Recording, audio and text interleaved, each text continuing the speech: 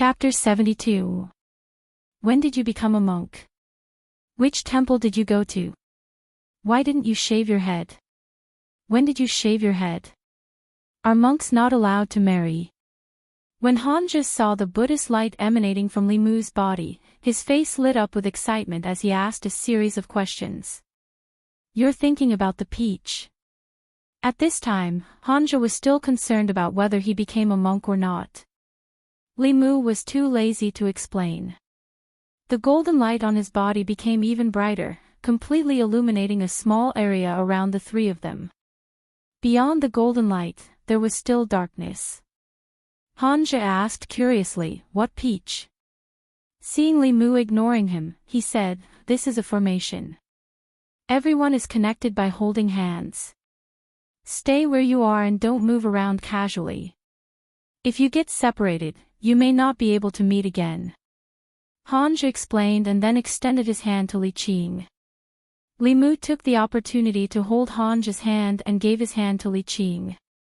This way, Hanja was on the left, Li Qing was on the right, and Li Mu was in the middle, holding two people. Hanja glared at him but didn't say anything. He took out a talisman and threw it into the air. Li Mu raised his head and saw that in the darkness outside the golden light, lightning flashed and crackled. Countless lightning bolts exploded and formed a lightning net. Lightning magic is a powerful magic that only cultivators in the middle realm can come into contact with. However, the Fugu school's specialty is to use the talisman to release magic that is far beyond the cultivator's current level.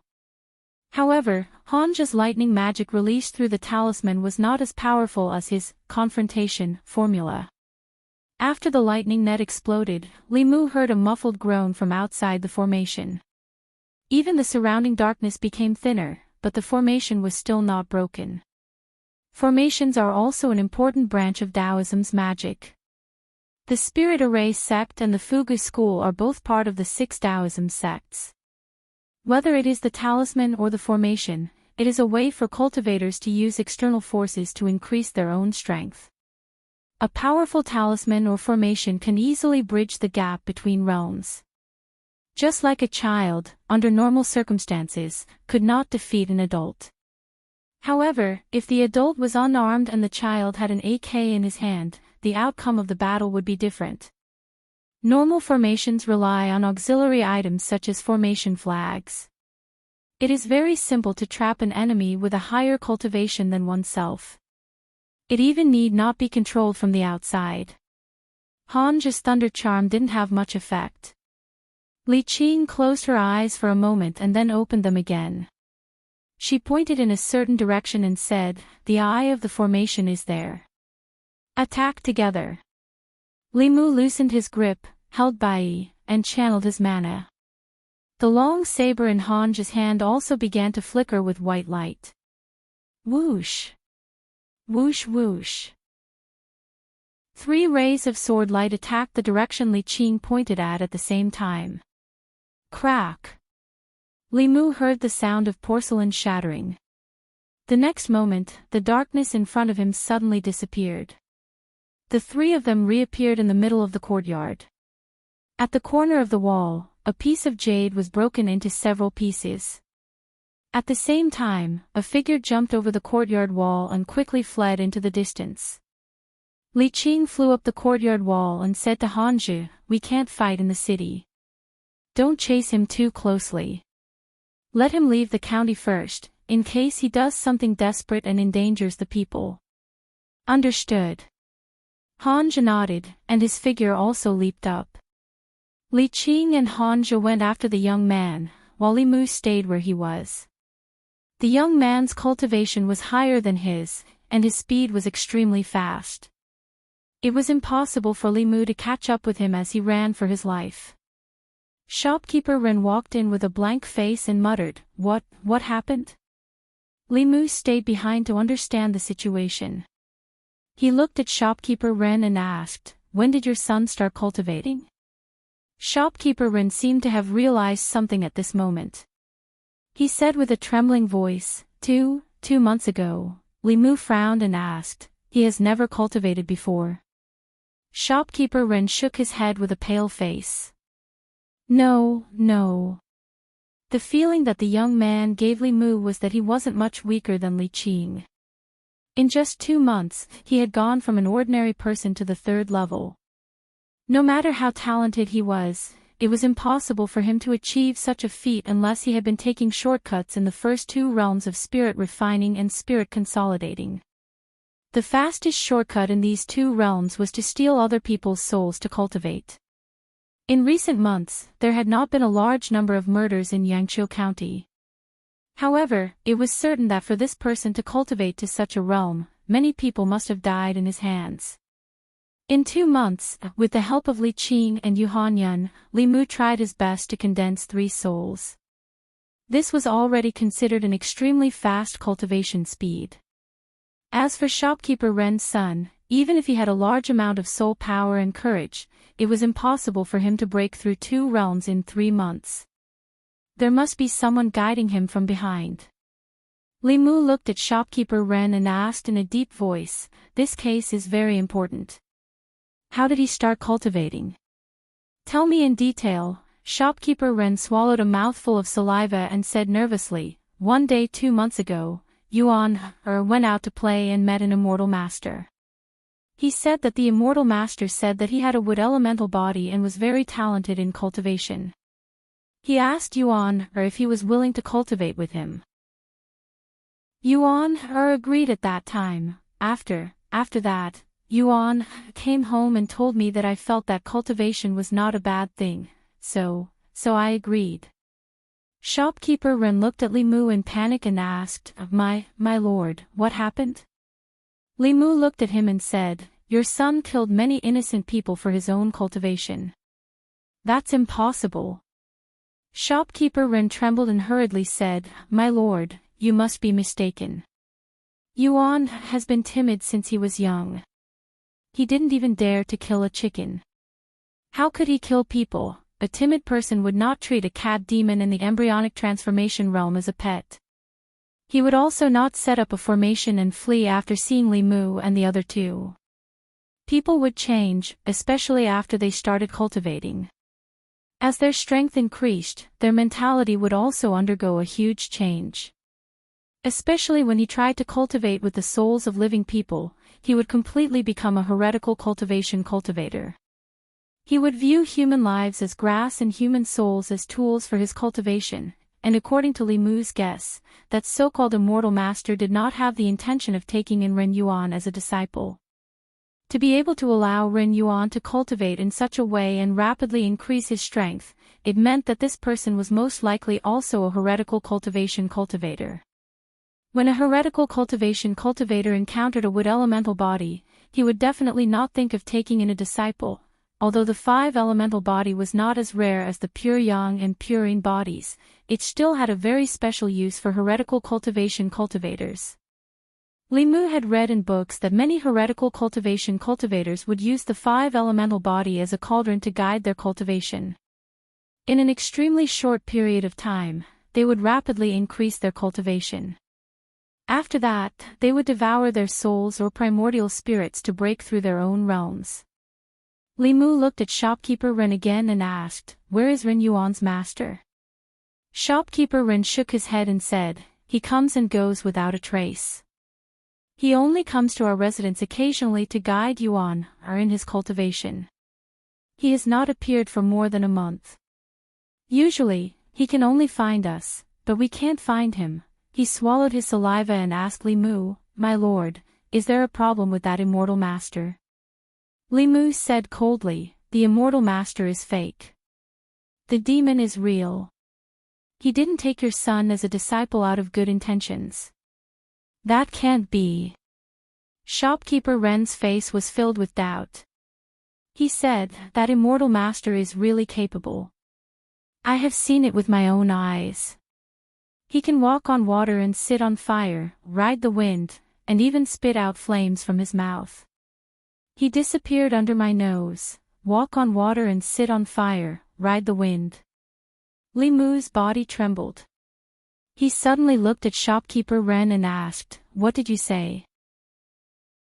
"Walk on water, sit on fire, ride the wind, spit out flames, invisibility. These were all techniques that only transcendent cultivators could learn. He thought that the heretical cultivation cultivator was at most in the spirit condensation realm. He did not expect that he had already entered the middle realm. Li Qing was only in the third realm of the spirit condensation realm, and Han Zhe was in the soul condensation realm. No matter what, they were no match for a middle realm cultivator. Chapter 73. Shopkeeper Ren was shocked by Li Mu. He nodded his head in a daze and said, "Not only me, when the immortal master demonstrated these supernatural powers, many servants were also there. If you don't believe me, you can ask them." Li Mu didn't have time to confirm. He picked up the paper crane on the ground and disappeared on the spot. He chased after Li Qing and Han Zhe. Ren Yuan had a supernatural realm master who had already entered the middle three realms. He was a master who could practice dozens of high-level supernatural powers. Even if they didn't meet Ren Yuan's master, Ren Yuan wouldn't be able to handle some of the things a cultivator in the middle three realms casually gave him. He had to remind them to be careful, outside Yangqiu County, in the wilderness. After running for a long time, Ren Yuan stopped. He turned around and looked at Li Qing and Han Zhe who were chasing after him. He said coldly, "How long do you plan to chase me?" Han Zhe breathed heavily. He bent down and pointed at him. He said loudly, "Everyone has the right to kill evil spirits and demons. Even if you run to the ends of the earth, you won't be able to escape."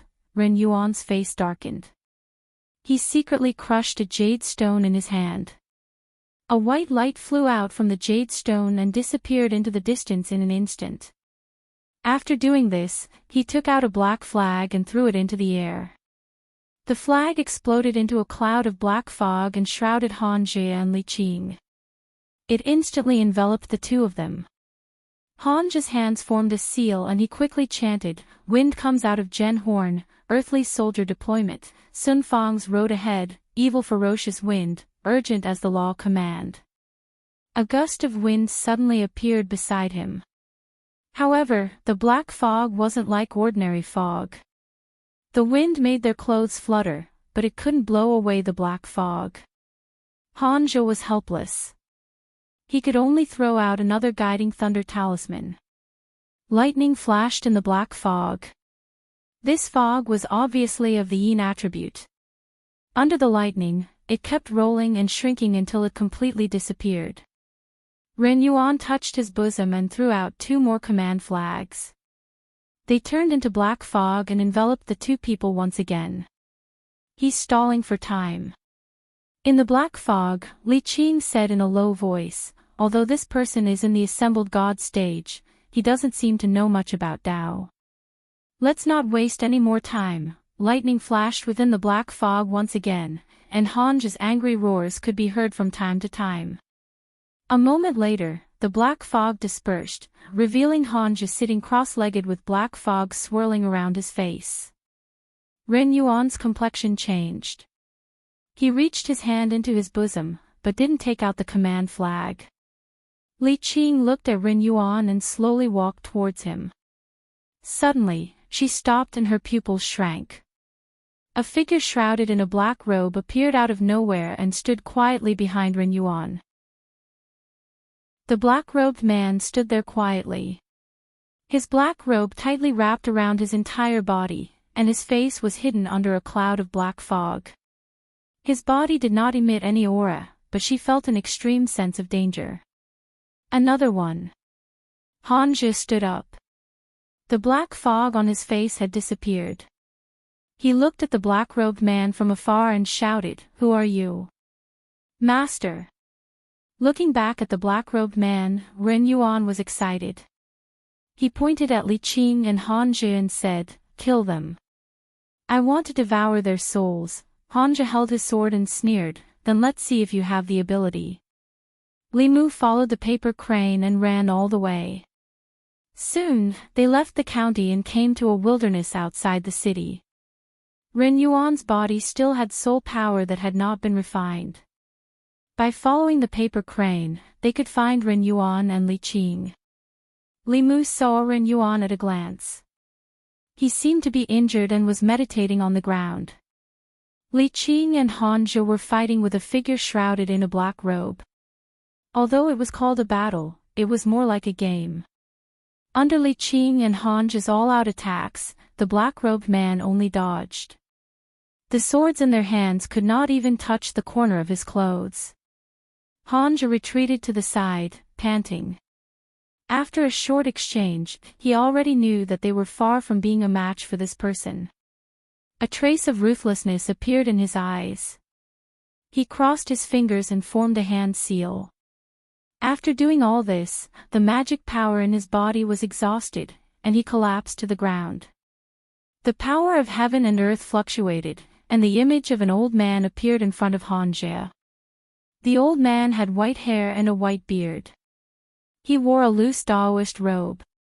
After forming a sword seal with one hand, he waved his hand at the black-robed man, and an invisible sword chi slashed out. Clang! The black-robed man crossed his arms and resisted the invisible sword chi. His body retreated more than 10 feet before stopping. His sleeves were torn apart, and a faint bloodstain appeared on his withered arms, which were exposed to the air, but it quickly disappeared. The black-robed man stood where he was and said in a hoarse voice, "The Fulu school's foundation is indeed deep. This abhijna has already touched the edge of Daoist techniques." Han Zhe's expression was ugly. His heart had already sunk. This abhijna was his strongest killing move. It was enough to kill a third-realm demonic ghost.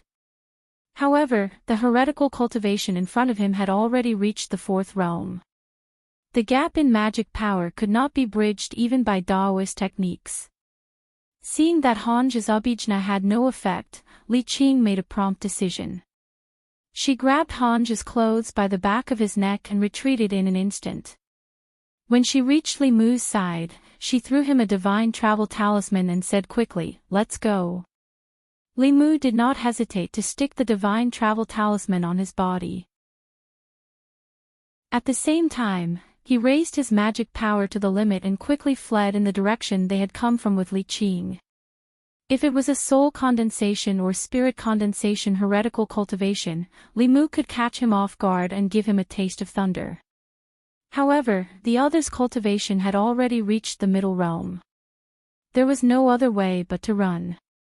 Under normal circumstances, even if these heretical cultivation cultivators were full of evil, they would not easily kill cultivators of the Yamen.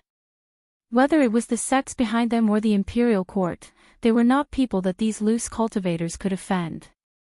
Li Mu stuck the divine travel talisman on his body. As he ran, he looked back. This glance made his heart skip a beat. His heart, which had just calmed down, was raised again. He saw that the black-robed man carrying Ren Yuan was actually chasing closely behind them. His speed was even faster than when they were using the divine travel talisman. At this speed, they would probably be caught before they could run back to the city. Li Mu made a prompt decision and said in a low voice, "This won't do. Split up and run." With his back to Li Qing, he formed a seal with his hand. With a boom, a bolt of thunder fell from the sky and struck the black-robed man in front of him.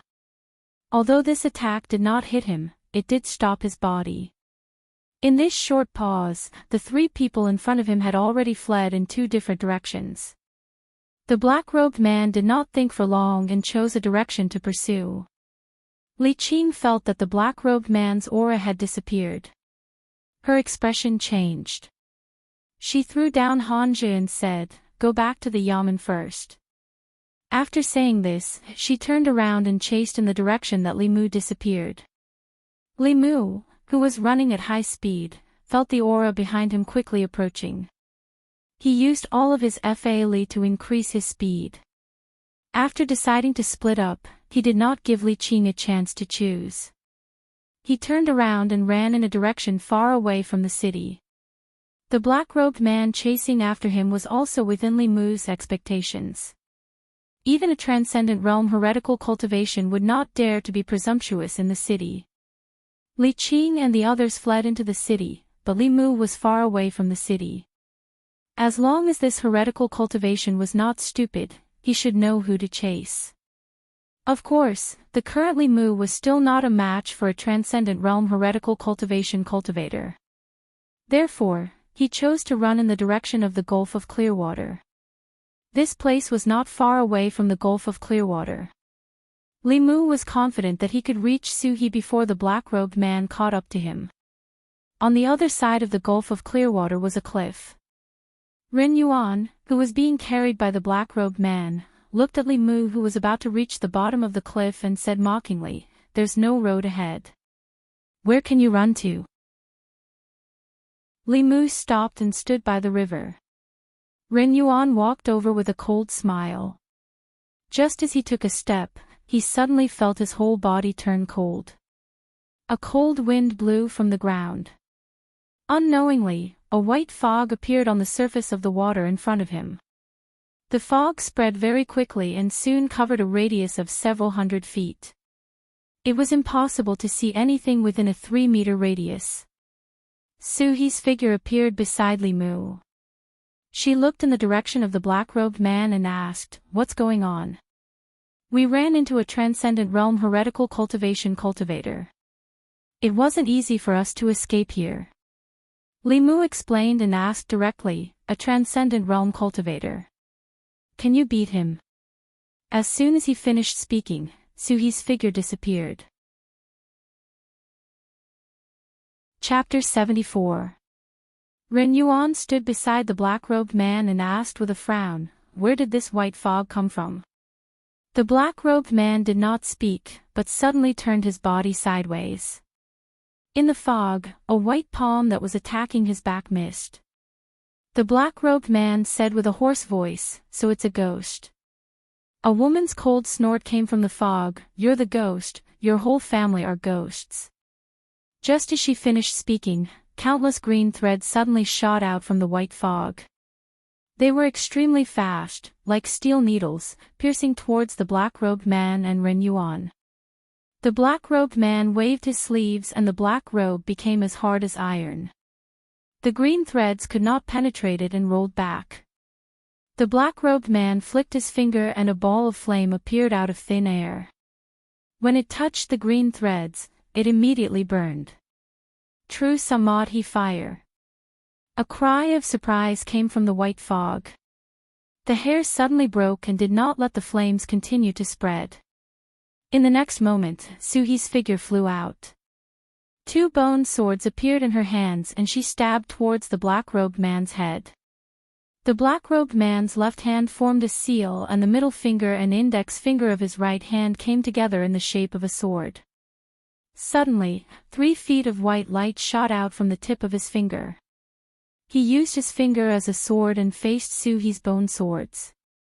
The white light was extremely sharp. After a few collisions with the bone swords, a few cracks appeared on the 2 bone swords. The black-robed man played it down from the beginning. Su He's expression became extremely serious. She put away the bone swords and retreated into the white fog. The white fog became thicker and thicker. 1 step away, nothing could be seen clearly. Li Mu stood where he was and only saw the white fog in front of him rolling violently. Occasionally, the sound of metal clashing could be heard, as well as waves of powerful mana fluctuations. After a while, the fog in front of him suddenly disappeared. Li Mu saw the black-robed man and Su He's palm collide. The black-robed man's body swayed and Su He's figure flew back. After landing, she kept retreating. Li Mu hurriedly went forward to support her, asking, "Are you okay?" Su He looked up at the black-robed man and her expression became unprecedentedly serious. She said in a low voice, "He's not an ordinary transcendent. He's much stronger than that monk and has many abilities to restrain me." Li Mu did not expect this heretical cultivation to be so powerful. His expression changed. He asked, "What do we do?" "I'm a soul, so I'll be restrained by him." Su He thought for a moment and said, "Let me borrow your body." Li Mu was stunned for a moment and asked, "How do I borrow it?" As soon as he finished speaking, he saw Su He's figure move and directly enter his body. At the same time, Su He's voice sounded in his mind, "Give your body to me first. Don't resist." Only then did Li Mu realize that he had been possessed by Su He. Ghosts were spiritual bodies. Those with high cultivation did not fear the 7 souls of humans. They could invade a person's body and control their actions. This was what people often called ghost possession. However, unlike ordinary ghost possession, Su He had only entered his body in order to borrow his body to unleash a remarkable ability that she, as a spirit, could not unleash. After being possessed by Su He, other than feeling a little strange, Li Mu did not feel any other discomfort. On the contrary, he had never felt that he was as strong as he was now. Because she did not possess Li Mu's body but shared it. She could borrow Li Mu's body, and Li Mu could also borrow her spiritual power. Li Mu could clearly feel the surging dermic powers in his body. If the lizard spirit and the zombie appeared before him again, he would be able to kill them easily with just a thought. However, at this moment, he could not fight with Su He for control of his body. His consciousness returned to his mind and he completely handed over his body to Su He. This feeling was very strange. He was clearly awake, but he felt like a bystander watching his body perform actions that he had never thought of doing. Su He controlled Li Mu's body and formed a complicated seal. Suddenly, a bolt of lightning fell from the top of the black-robed man's head. She was a soul body. Even if she cultivated Daoist techniques, she still needed to borrow Li Mu's body to release these orthodox techniques that could restrain demons and ghosts. The lightning was extremely fast. The black-robed man did not dodge, but after the lightning fell, his body did not change at all. However, a tree in the distance suddenly exploded, emitting black smoke. Substitute. Li Mu watched with a heavy heart. The difference between the middle realm and the lower realm was like heaven and earth. They were 2 completely different realms. The lower realm's spiritual power was weak. Other than Fulu and formations, one could only use some basic techniques. However, after reaching the middle realm, one could cultivate all kinds of mystical Daoist techniques. Treading on water, riding on fire, riding on water, riding on wind, swallowing blades, and spitting flames, concealment, and when one was attacked, one could even use substitute techniques to deflect the damage. The gap between the upper and lower realms was almost impossible to bridge. The lightning technique missed. Su He held Bai in her hand and flew forward to fight the black-robed man. Her bone sword was a ghost item. Cultivators in the divinity realm had all kinds of Daoist techniques to slay demons and ghosts. They were very effective against ghosts. Bai was a proper immortal treasure, so it could prevent her from being restrained by immortal treasures. However, whether it was Daoist techniques, or close combat, the black-robed man was at ease. It was obvious that he still had a lot of energy left. This made Li Mu wonder if he was really in the divinity realm. Perhaps his cultivation was even higher. After a short exchange, Li Mu's body, which was controlled by Su He, was once again forced to retreat. Li Mu's shoulder was bleeding. He had been accidentally injured by the black-robed man's sword chi. If Su He had not retreated, his arm would have followed in Yongguo's footsteps. At the same time, Su He's voice rang out in Li Mu's mind again. Although this person's cultivation is in the divinity realm, he is definitely not a divinity cultivator. Perhaps he is only a step away from the creation realm. Or perhaps he was originally in the 5th creation realm, but his cultivation level has dropped. We cannot defeat this person. I can only do my best to protect you. Li Mu understood what Su He meant. Su He could not defeat the black-robed man, but the other party could not win either. A battle of this level could not be easily decided in a short period of time. And this black-robed man, from the start, was only defending when he fought Li Qing and Han Jia. Later on, although he chased after Li Mu, he did not use any Daoist techniques. When he fought with Su He, he was also only defending and did not take the initiative to attack. Li Mu could not guess what this person was thinking, just like how he could not see his face under the black robe. He used his all-seeing eye with his current dermic powers. He could see that Ren Yuan was surrounded by resentment and evil aura, while the black-robed man was as calm as a pool of water. There were no ripples in the old well, but it was bottomless. Li Mu was even more shocked. The dermic powers in his body were Su He's dermic powers. Although Li Mu could not borrow all of it, it was enough to make his abilities infinitely close to the fourth realm. Even so, he could not see through this black-robed man. Wait! Li Mu was suddenly stunned. The dermic powers that he could use now were no weaker than the third realm of the congregate realm. If Su He let go of her dermic powers and let Li Mu use them, wouldn't his current cultivation be at the fourth realm of the divinity realm? Wouldn't he not be much weaker than the black-robed man?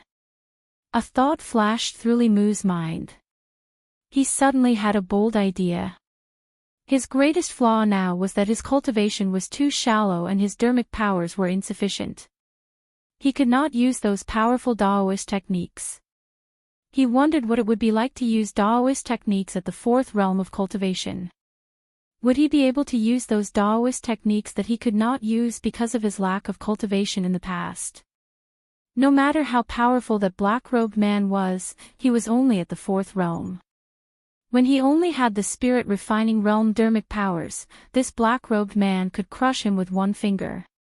Li Mu could only accept it.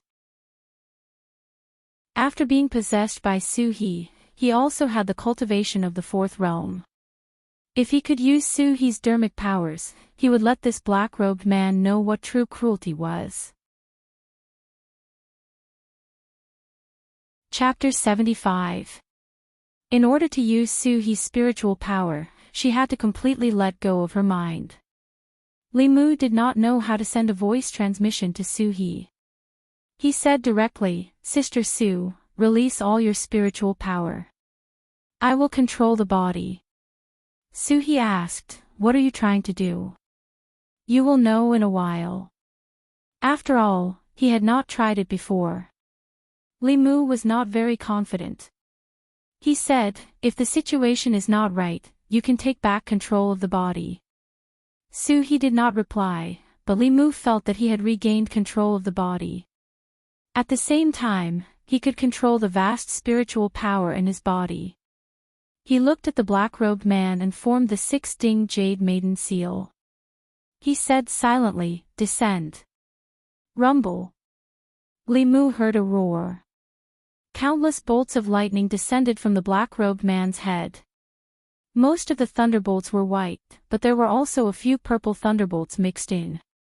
In the blink of an eye, the black-robed man was submerged. Dust flew everywhere on the ground, and the thunderbolts blasted out a large charred pit. Ren Yuan was sent flying by the aftermath and fainted. The lightning dissipated. At the bottom of the pit, the black-robed man stood up shakily. The black robe on his body had been reduced to strips of cloth, sticking to his body. Some parts were still burning. A ball of black fog exploded from his body, completely enveloping his body. Only then did the lightning and fire on his body gradually dissipate. Li Mu could clearly feel that after one attack, the black-robed man's aura had weakened significantly. He changed his hand seal and said silently, "Army." Clang! The Bai sword was automatically unsheathed. It turned into a stream of light and instantly appeared above the black fog. The sword hummed and countless sword radiances intersected in the air, slashing towards the ball of black fog. With Li Mu's cultivation of the three spirits, he could only barely control the Bai sword from a distance. It was extremely slow and could not be maintained for long. However, Su He's mana was more than 1,000 times more profound than his. At this moment, Li Mu controlled his sword with his will. He controlled his sword from a distance and streaks of sharp sword chi slashed into the black fog. The sound of metal clashing could be heard from the black fog. A moment later, the black fog dispersed, and the figure of the black-robed man appeared again. His clothes were ragged, and although he looked a little disheveled, when the sword chi slashed on his body, it only caused sparks to fly. It couldn't hurt him at all. Chi restriction. Li Mu's expression froze. He finally realized how difficult it was to deal with this black-robed man. The chi restriction technique was also a profound Daoist divine ability. After mastering it, one's physical body would be able to restrict water, fire, evil, and ghosts. If one cultivated it to a high level, they would be invulnerable to Dharma treasures. This physical divine ability was comparable to the golden body of the Buddhists. However, the chi restriction technique was the same as the body substitution technique. Even in the middle realm, it was a relatively powerful technique. It was difficult for ordinary cultivators to learn it. This little ability is still not enough. The black-robed man stood there, letting the sword chi slash at him. Although his voice was hoarse, it was quite calm. He didn't even have the intention to attack Li Mu. He just stood there quietly, as if he wanted to test what other abilities he had. 2 of the 9 syllables mantra had been used. Li Mu hadn't mastered the third fighting formula yet, so he couldn't use it rashly at this moment. He looked at the black-robed man, and the spell in his hands changed again. He chanted in a low voice, "Heaven and earth are boundless, borrow the power of the universe, the power is born from the heart and it grows endlessly. Heavenly Lord Tai, as the law commands." When the last word was chanted, Li Mu was slightly stunned. In the past, he couldn't finish the incantation, but this time, he actually finished it successfully. At the same time, he suddenly had a mysterious feeling in his heart. Li Mu stretched out his hand and waved. The Bai sword flew back and floated above his head. Clang! After the sound of the sword, the Bai sword split into 2, 2 into 4, 4 into 8. In the blink of an eye, it had turned into a sky full of sword shadows, neatly arranged behind Li Mu. Behind Li Mu, rows of swords flickered. Each of the swords exuded a terrifying power. This was not Li Mu's mana, but the power of heaven and earth. After Li Mu came back to his senses, he looked at the black-robed man, smiled, and asked, "Is it enough? Go." He stretched out his hand, and the countless sword shadows immediately shot toward the black-robed man with a power that could destroy heaven and earth. The black-robed man was no longer as calm as before. He turned into a ray of flowing light and retreated rapidly into the distance. However, no matter how fast he was, he couldn't be faster than the sword light. Countless sword light passed through his body, and his physical body was instantly destroyed. Just as his nascent spirit escaped, the sword shadows behind him arrived. He immediately followed in the footsteps of his physical body, turning into a ball of light and slowly dissipating. Is he dead? The battle ended in an instant. Li Mu stood where he was, lowering his head to look at his hand in a daze.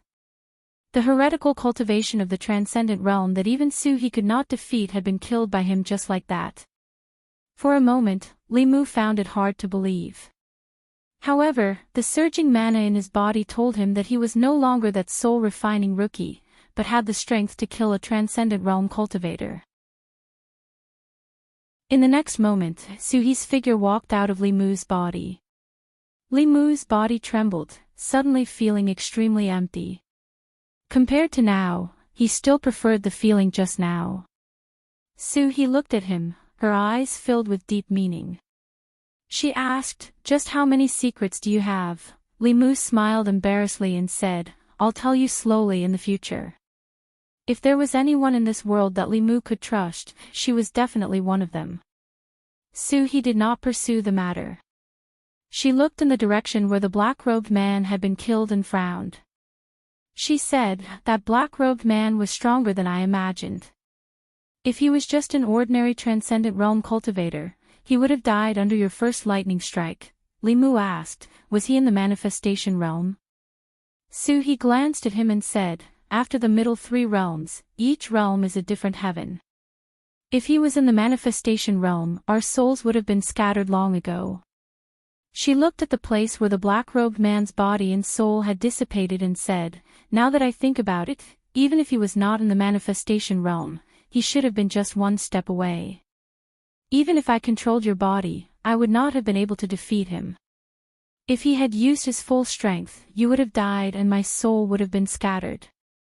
This time, we were truly friends in life and death. Li Mu smiled and said, no matter what realm he was in, he's already dead. Su He thought for a moment and said, there's something else that's very strange. Li Mu asked, what is it?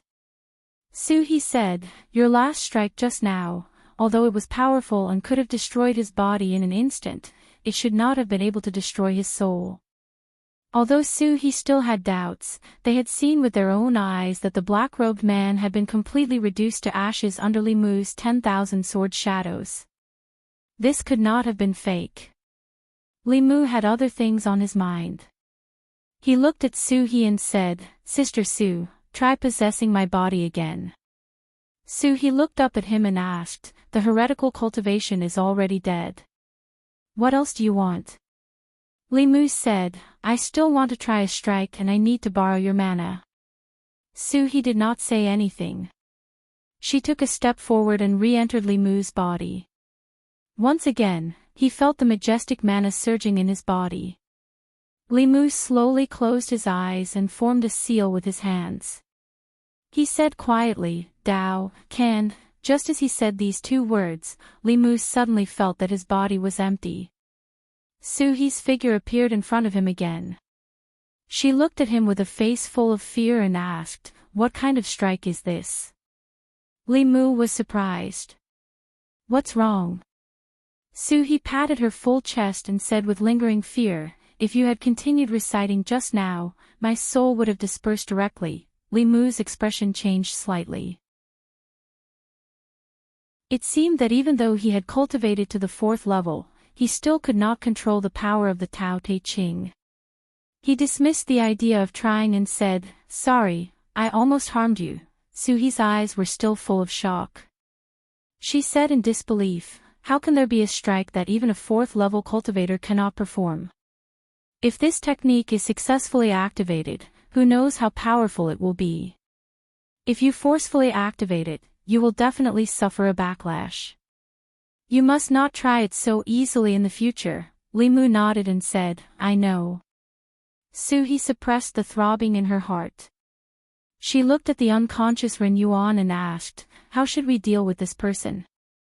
Li Mu thought for a while and said, first destroy his cultivation, then bring him back to the yamen.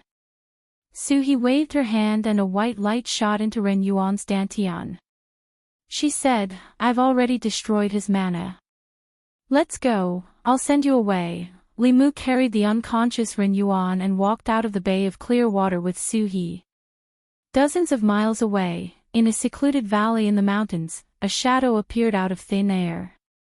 Under the black robe, the shadow smiled and said, interesting. Chapter 76. At the shore of the Bay of Clear Water, Li Mu carried the unconscious Ren Yuan and said to Su He, why don't you come back with me? I can cook for you every day, and you don't have to be here alone. He made this suggestion not because he had any thoughts about Su He, but because after they merged, Li Mu could not stop thinking about that powerful strength.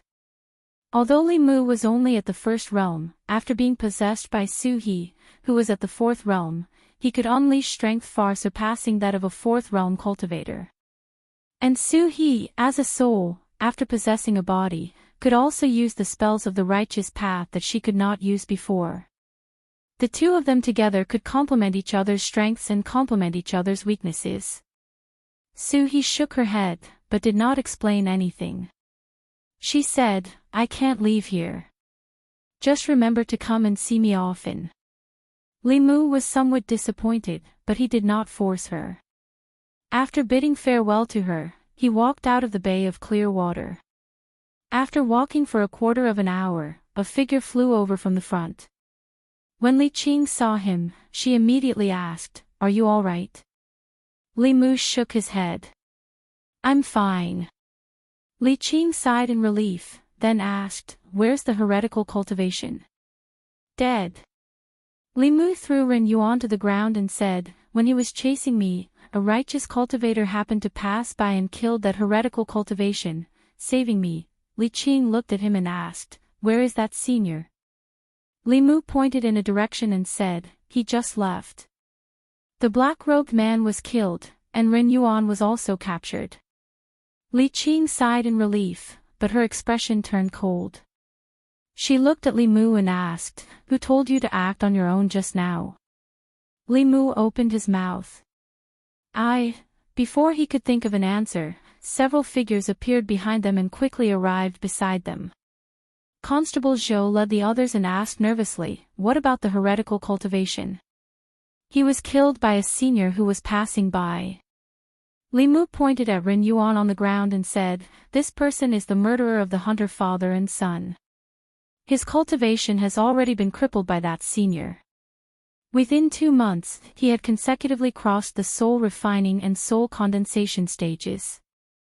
"I'm afraid that the innocent people who died in his hands were not only the hunter father and son," Constable Zhou said with a sullen face. "Take him back to the yamen first and interrogate him carefully." After arranging everything, he looked at Li Mu and asked, "Are you okay?" "I'm fine." Li Mu smiled and said, "It's all thanks to that senior." Li Mu did not intend to tell Constable Zhou the truth about Su He, but he did not ask. The heretical cultivation did not walk the right path and defied the heavens. Everyone had the right to punish them. Although Li Mu's reason was a bit coincidental, he had to believe it. Otherwise, he could not explain how Li Mu, with his insignificant cultivation, could escape from the hands of that heretical cultivation practitioner with the divine ability.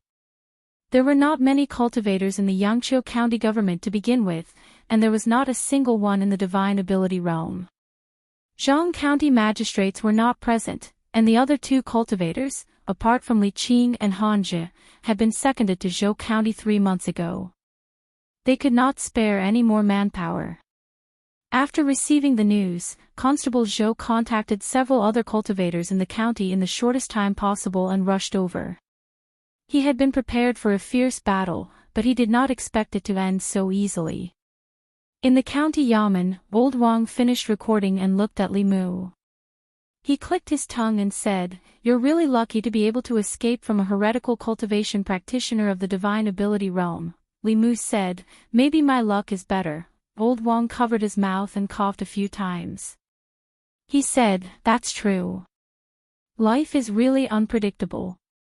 However, you can escape one trouble, but you can't escape the other." Li Mu was surprised. "What other trouble do I have?" Old Wang glanced outside. Li Mu looked over and saw Li Qing standing there with her sword in her arms. Her face was cold, like a piece of 1,000-year-old ice. On the way back, she did not say a word to Li Mu. Li Mu knew that she was angry. He walked out of the duty room and came to Li Qing. He lowered his head and said, "Boss, I was wrong." Li Qing did not look at him. She said coldly, "What did you do wrong?" Li Mu said honestly, "I shouldn't have acted on my own and run away without your permission." Li Qing finally looked at him, her voice still cold. "Do you think that just because you've condensed 3 souls, you're very powerful and can fight a heretical cultivation practitioner of the divine ability realm?" Li Mu shook his head. "No." Li Qing's voice was filled with anger. "Then why did you lure him away?" Li Mu did not answer directly. Instead, he asked, "If I were the boss, what would you do?" Li Qing's lips moved. She found that she could not refute Li Mu. She said coldly, "Are you the boss or am I the boss? When did it become your turn to ask me?" Li Mu sighed. "You are." Li Si was right about one thing.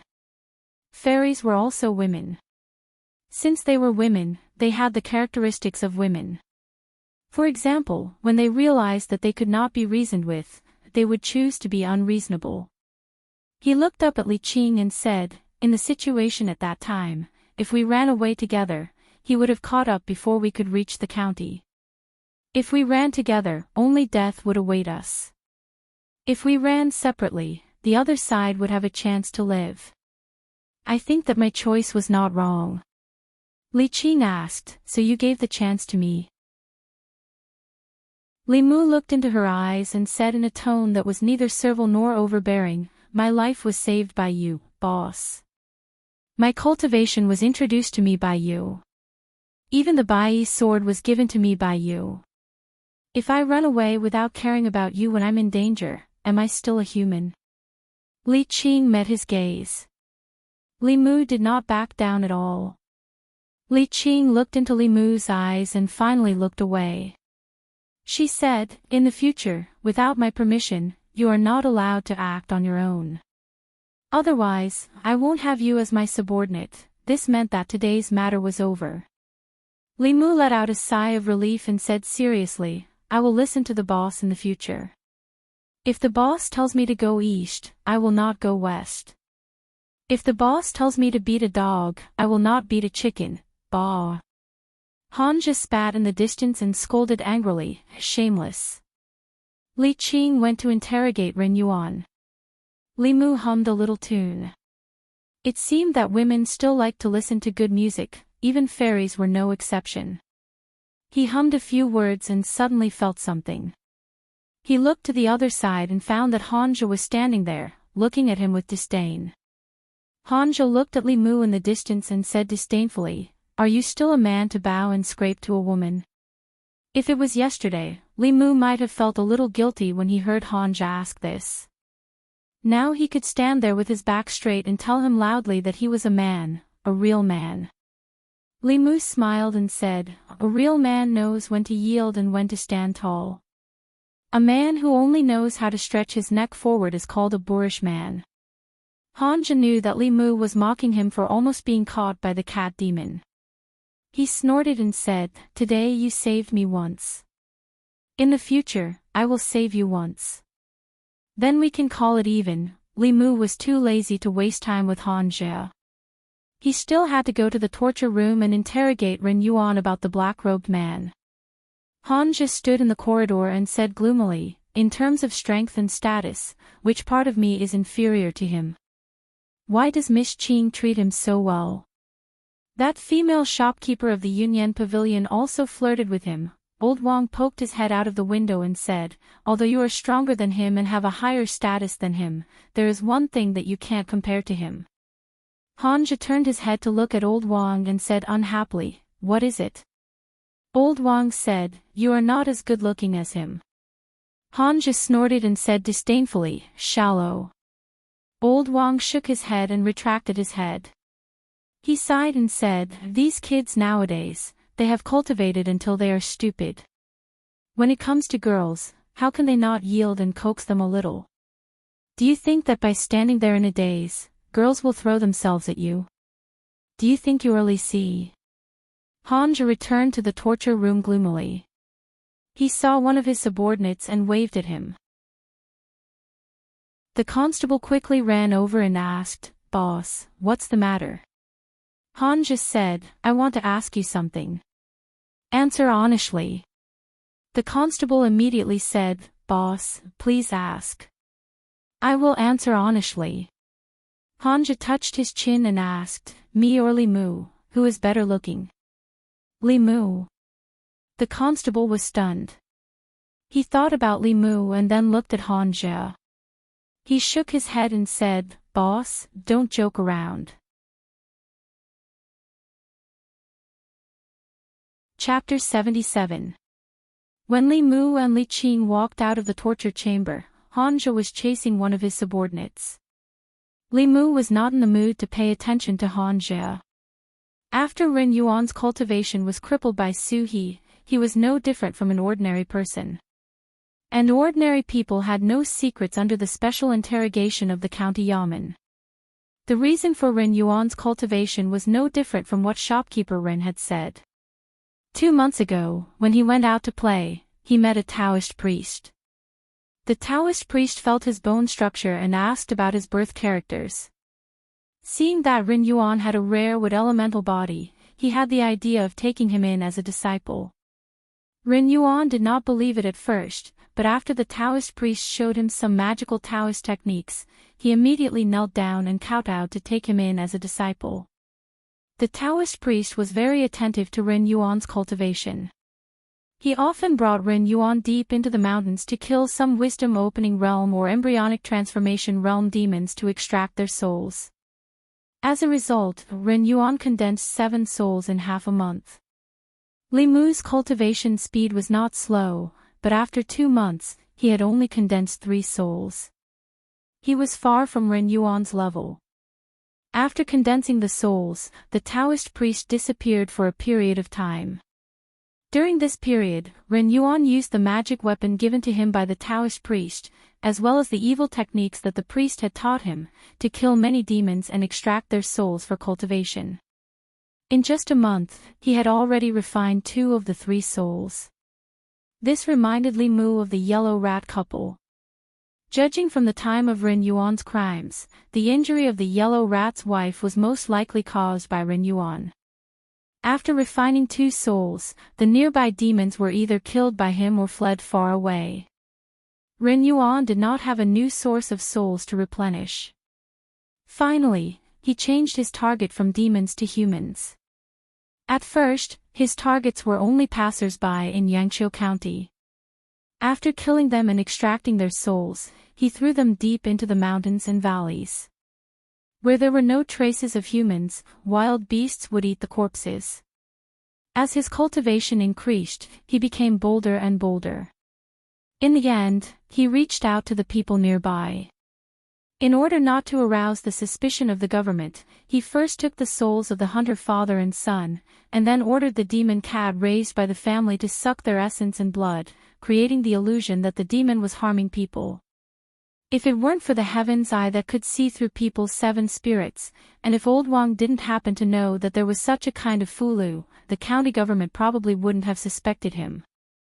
Ren Yuan had cultivated to such a level in such a short period of time, yet more than 10 innocent people had died in his hands. This made Li Mu sigh in his heart.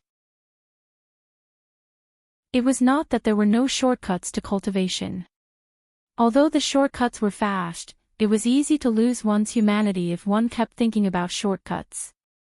The case had been closed. Old Wang was sorting out the case files related to the case in the guard room. When the Zhang County magistrates came back, they would submit the files to the county town. After the county magistrates approved, Ren Yuan would definitely end up like Zhao Yong, dead in body and soul. Thinking about how Zhao Yong was chosen by the county magistrates because of the so-called fire elemental body, he finally did such an outrageous thing. If it weren't for the wood elemental body, Ren Yuan would never have come into contact with cultivation and would not have ended up like this in the end. Li Mu even thought of himself. However, he was different from Zhao Yong and Ren Yuan. Although he had a pure yang body, he did not do anything to harm people. However, he still suffered an unexpected disaster. He began to understand what Lu Hanyan meant when she said that he was a jinx. This kind of special body bestowed by the heavens was both a blessing and a curse for them. It was the same for the people around them. Old Wang shook his head and said, "Things in the world have always been like this. Blessings and misfortunes, misfortunes and blessings. Who can say for sure?"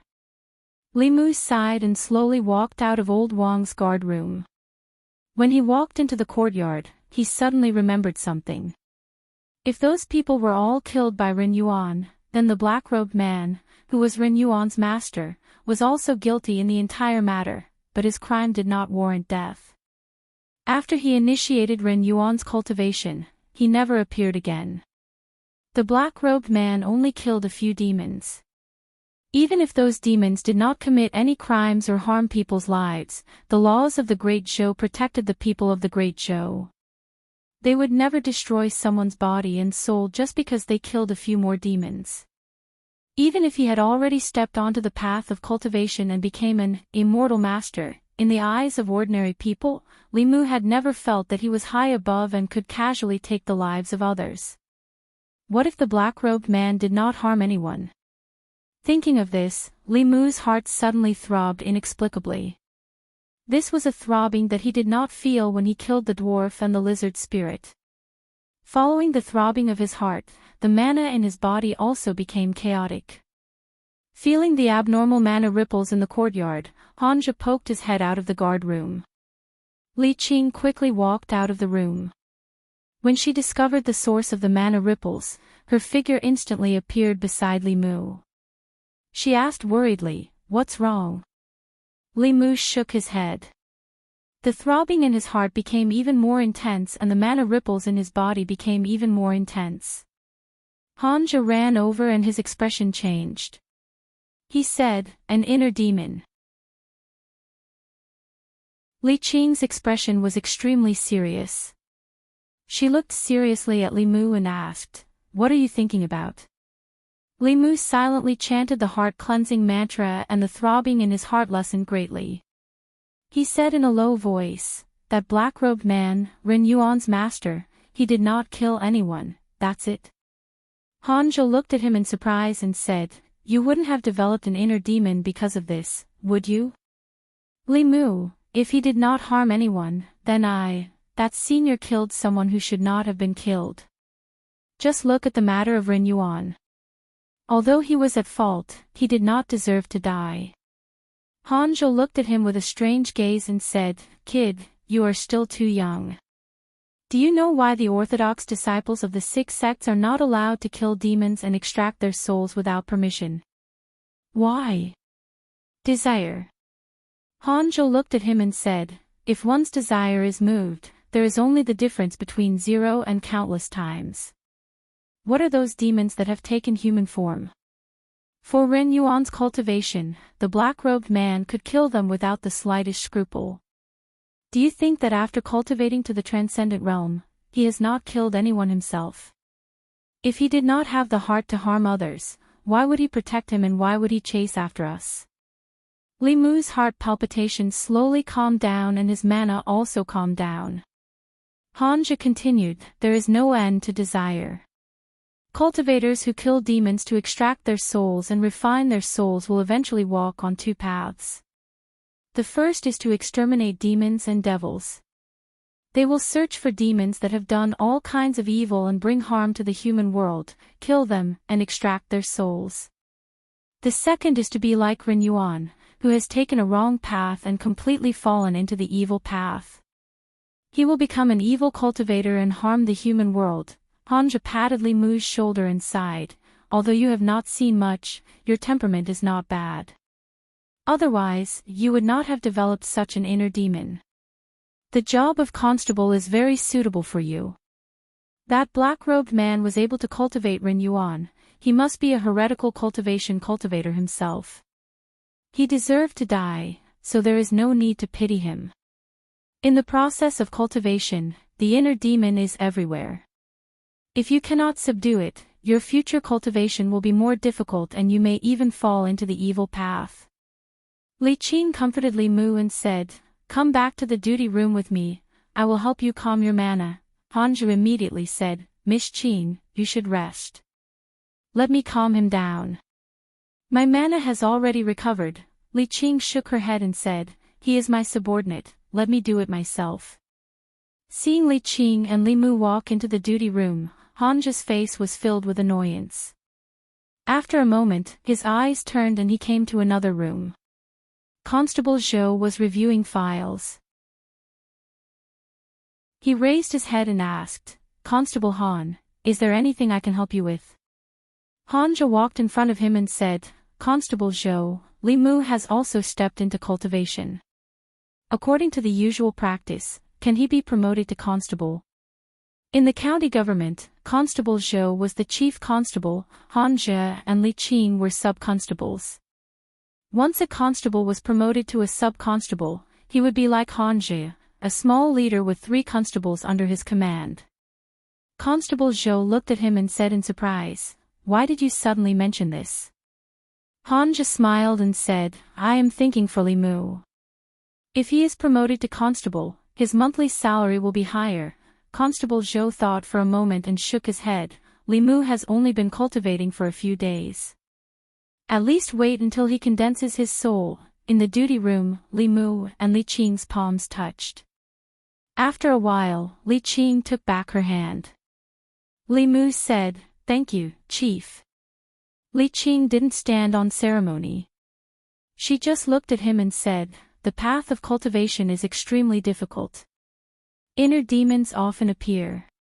You have to recite the mind-clearing formula you taught me often." Li Mu nodded and said, "I know." It was also the first time he had experienced the horror of inner demons. Li Mu only had a trace of doubt in his heart, but it was infinitely magnified and even affected his basic judgment. If it weren't for Han Jie and Li Qing, Li Mu's cultivation in the future would be very difficult. At this time, Han Jie came in from outside and threw a jade stone to Li Mu, saying, "This is for you." Li Mu took the jade stone and asked, "What is this?" Han Jie said, "In the past few months, I have collected courage from killing demons. You saved me once. Take it as a return of the favor." Since Han Jie said so, Li Mu couldn't refuse. He took the jade stone and said, "Thank you, you are welcome." Han Jie's face showed a trace of pain. He gritted his teeth and waved his hand, telling Li Mu, "Cultivate well and try to condense your soul as soon as possible." Chapter 78. Pure soul power and courage were extremely attractive to cultivators. Cultivators in the soul refining and soul condensing realms could use them to quickly break through realms. High-level cultivators could also use them to strengthen their bodies, souls, and primordial spirits. Jade was a spiritual object that could be used to store soul power, courage, and even mana. It was also one of the materials for setting up formations. Li Mu still had 4 souls that had not been condensed. 2 of them were the following souls and the other 2 were the reverse souls. When refining fear and evil emotions, he needed a large amount of courage. This was also the reason why he did not reject Han Jie. After a fierce battle and almost being invaded by the heart demon, Li Mu spent the entire afternoon in the duty room to adjust his breathing. He only returned when the yamen was closed. Today was another day outside. He did not know what Wanwan ate for lunch. Li Mu walked on the street.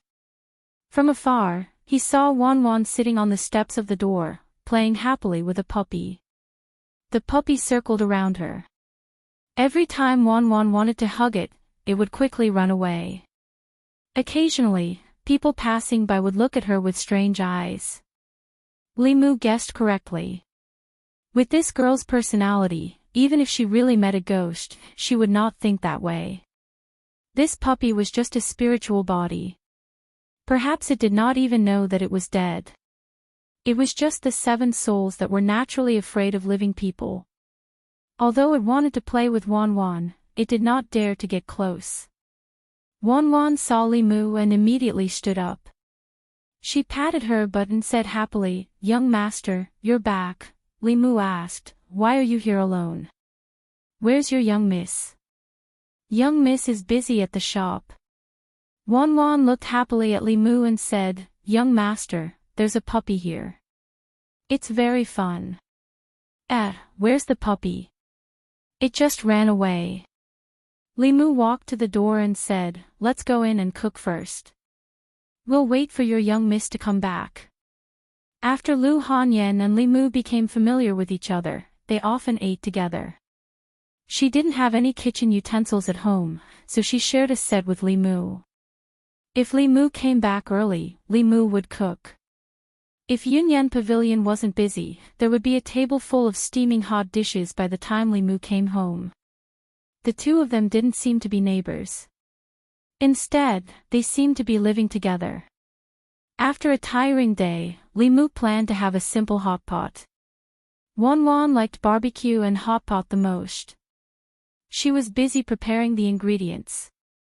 After preparing the ingredients, Lu Hanyan still hadn't returned. She probably wouldn't come back for dinner. Li Mu wasn't worried that he wouldn't be able to finish the dishes. With Wanwan around, not even a single vegetable or bean sprout would be left. Wan Wan squatted by the stove and waited for the water to boil. Li Mu walked into the study and waved at her. Wan Wan, come here. Wan Wan glanced at the pot that was about to boil. She reluctantly ran over and asked, Young master, is something the matter? Innate spiritual eyes were the dream of cultivators. As one's cultivation increased, that pair of spiritual eyes would evolve into a terrifying innate ability. However, for the current Wan Wan, it wasn't a good thing. The North County wasn't like the Middle County. Demons and ghosts were more common here. It was fine if ordinary people couldn't see them. However, if they could see them and attracted their attention, it would cause trouble. In the book that old Wang gave him, there was a method to temporarily block spiritual eyes. Li Mu looked at her and said, Close your eyes. Wan Wan froze for a moment, and a hint of red flashed across her little face. Then, she obediently closed her eyes, tiptoed, and raised her head slightly. Li Mu made a few gestures with his right hand. He put his index finger and thumb together and used his mana.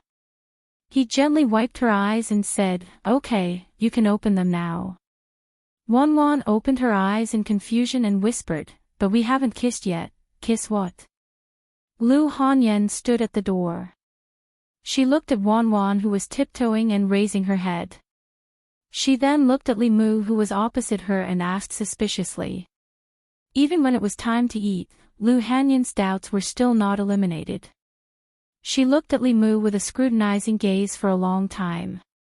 Wan Wan put the cooked meat into Li Mu's and Lu Hanyan's bowls. As she did so, she whispered, One for Miss, one for me, one for Sir, one for me, one for myself. Li Mu gave all the meat in his bowl to her. He shook his head and said, I'll give it all to you. I like to eat tofu. Li Mu liked to eat meat roasted. He ate hot pot mainly for the vegetables. Lu Hanyan did the same as him. She gave all the meat in her bowl to Wan Wan and fought with Li Mu for the cooked tofu in the pot. Seeing that Wan Wan hadn't finished eating yet and was reaching for the pot with her chopsticks, Lu Hanyan couldn't help but remind her, Eat less meat. Be careful that you don't become fat and can't get married in the future.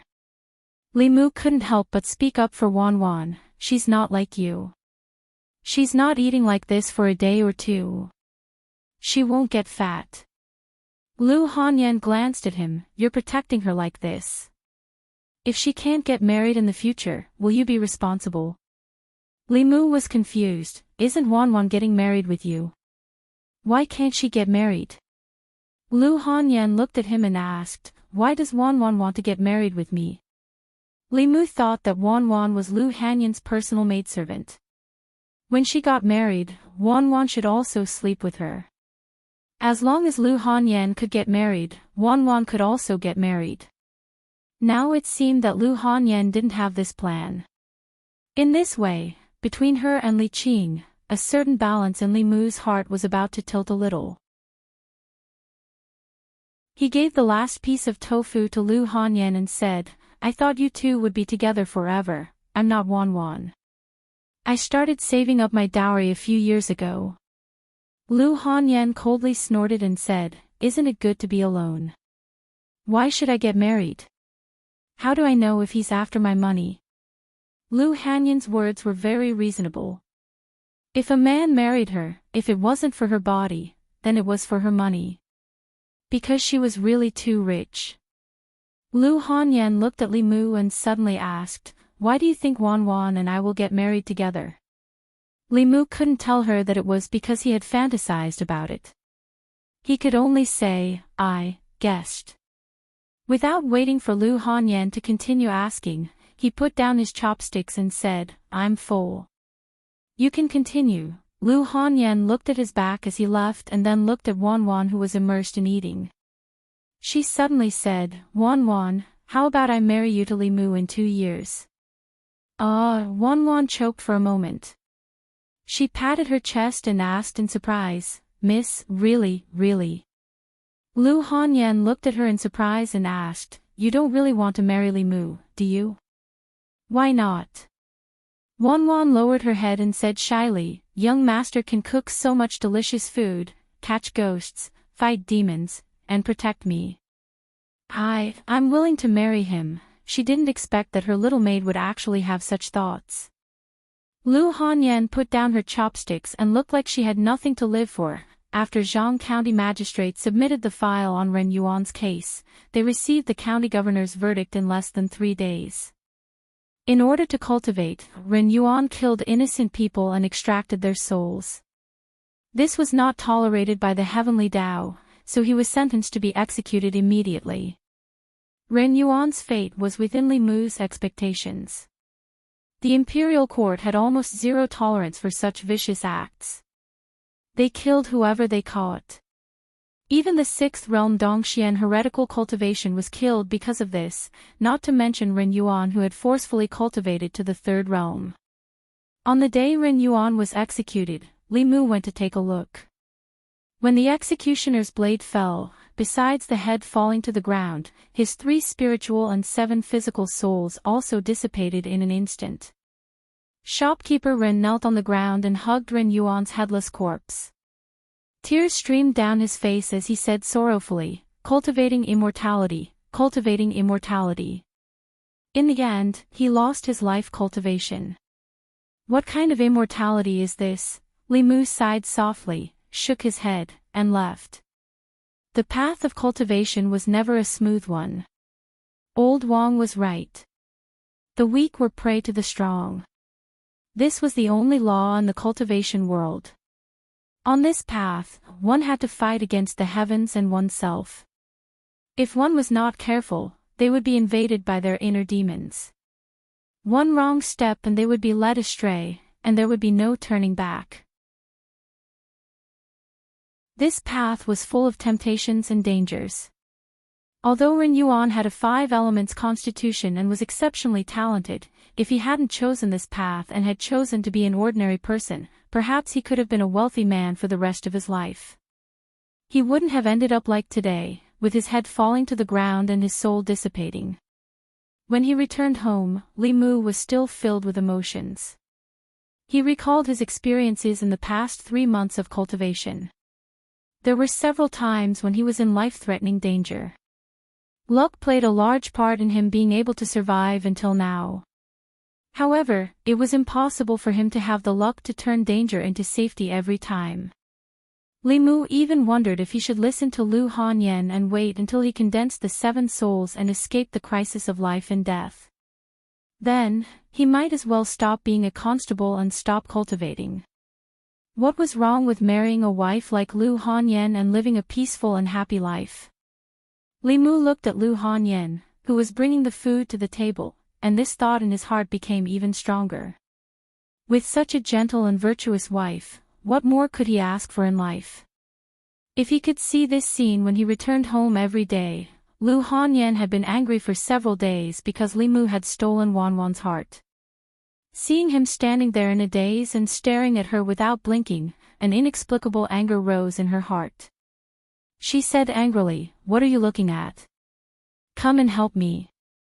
If you look again, I'll dig out your eyeballs." Li Mu was stunned. "Ah." Lu Hanyan slammed the plates on the table and said angrily, "What are you, for? Hurry up and bring the food. It's a break today and you don't have to go to the yamen. Why are you back so late? Don't you know there's someone waiting for you to eat at home?" Li Mu looked at Lu Hanyan and secretly swallowed a mouthful of saliva.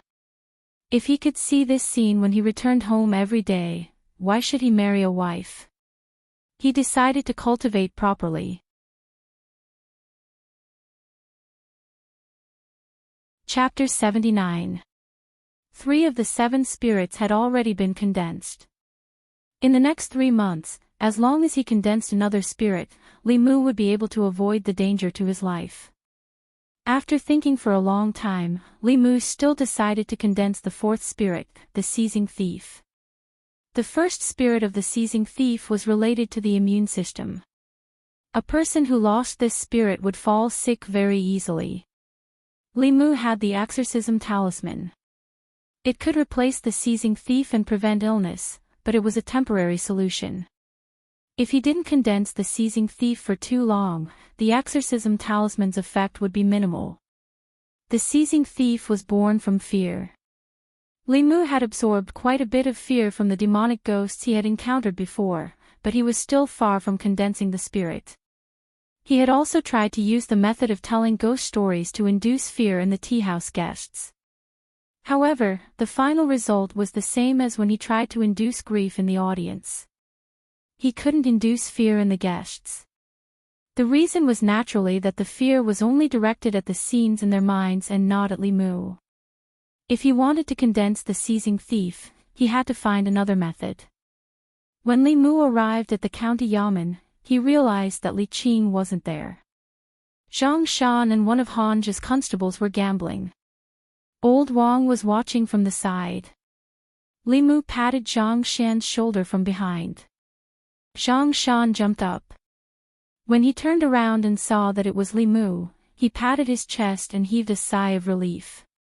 "It's you, Li Mu. I thought it was the boss. You scared me to death." Naturally, Li Mu didn't waste all his effort in inducing Zhang Shan's fear. The attraction of emotions had to be like this, face to face, and it had to be directed at Li Mu. However, after thinking for a long time, Li Mu couldn't think of any profession that could make it convenient to scare people. Since there was nothing he could use as a reference, he might as well create one himself. A thought flashed through Li Mu's mind. He suddenly had an idea. He was about to walk out of the duty room and go back to discuss it with Lu Hanyan.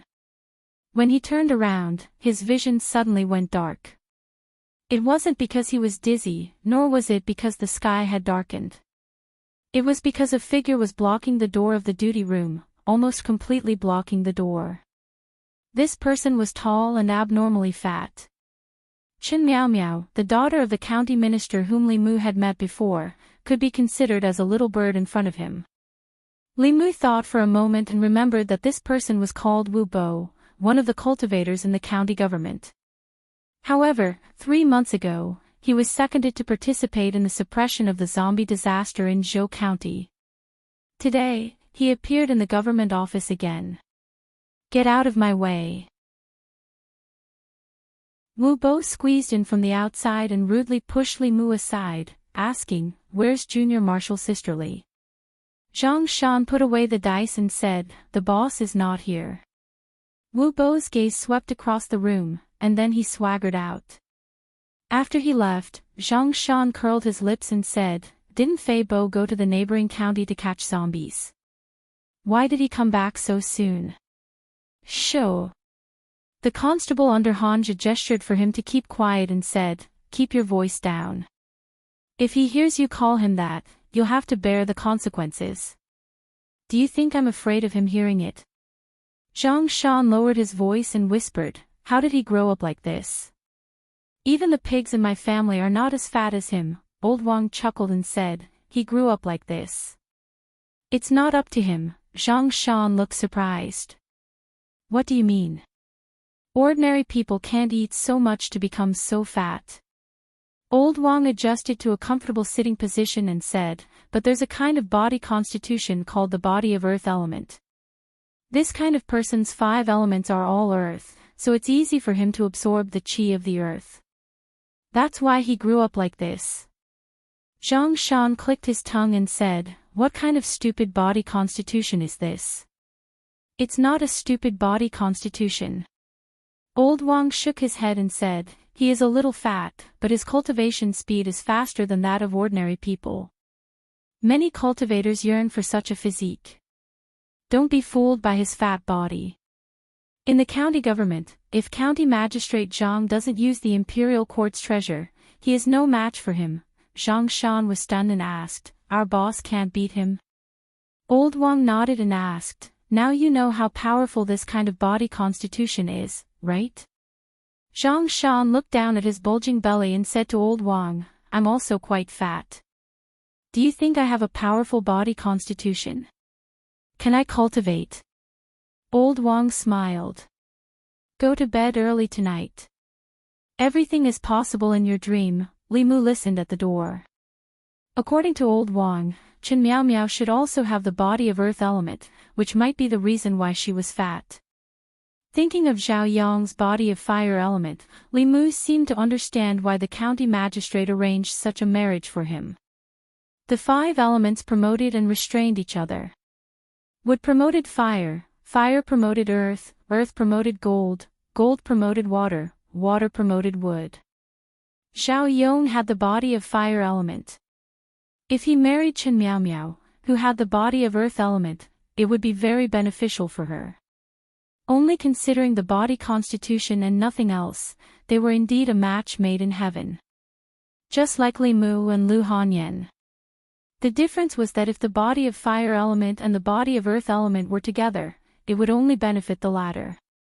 If Li Mu and Lu Hanyan were to cultivate together, it would be the true combination of yin and yang. It would be very beneficial for both of them. From Li Mu's experience in the past few months, although the body of 5 elements was rare, it was not to the extent of being scarce. First, there was Zhao Yong, Rin Yuan, and then there was Wu Bo.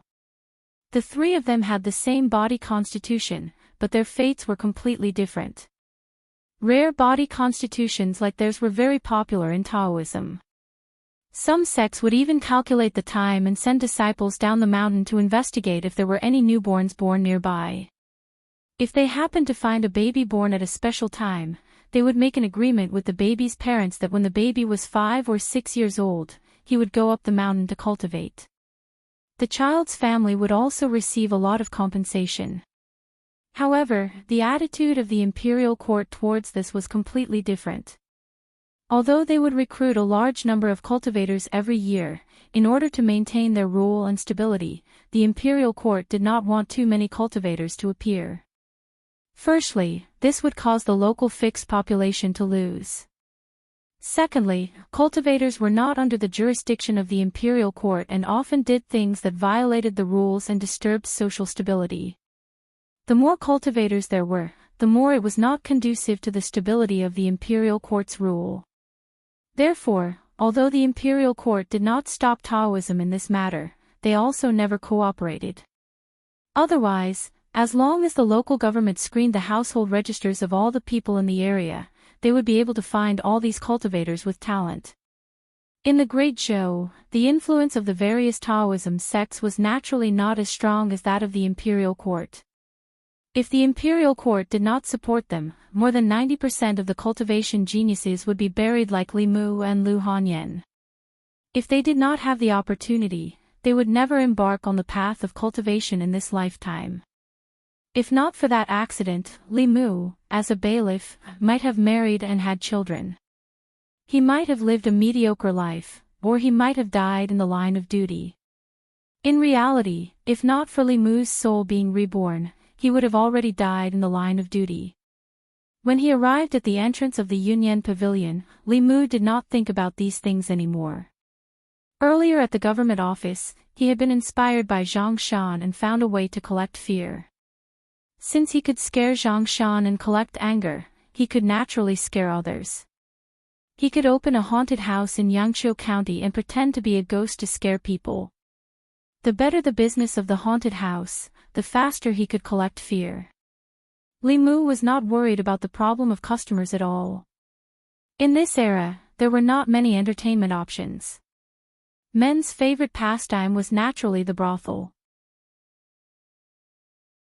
However, not everyone had an invulnerable kidney like Li Si and could treat the brothel as their own home. At the very least, even if their bodies were made of iron, they could not afford to go there every day. After all, they were different from Li Si. They could not let the women in the brothel fall for them. It was precisely because there were no bars, KTVs, cinemas, bookstores, tea houses, theaters, and music halls that the business of the haunted house was so good.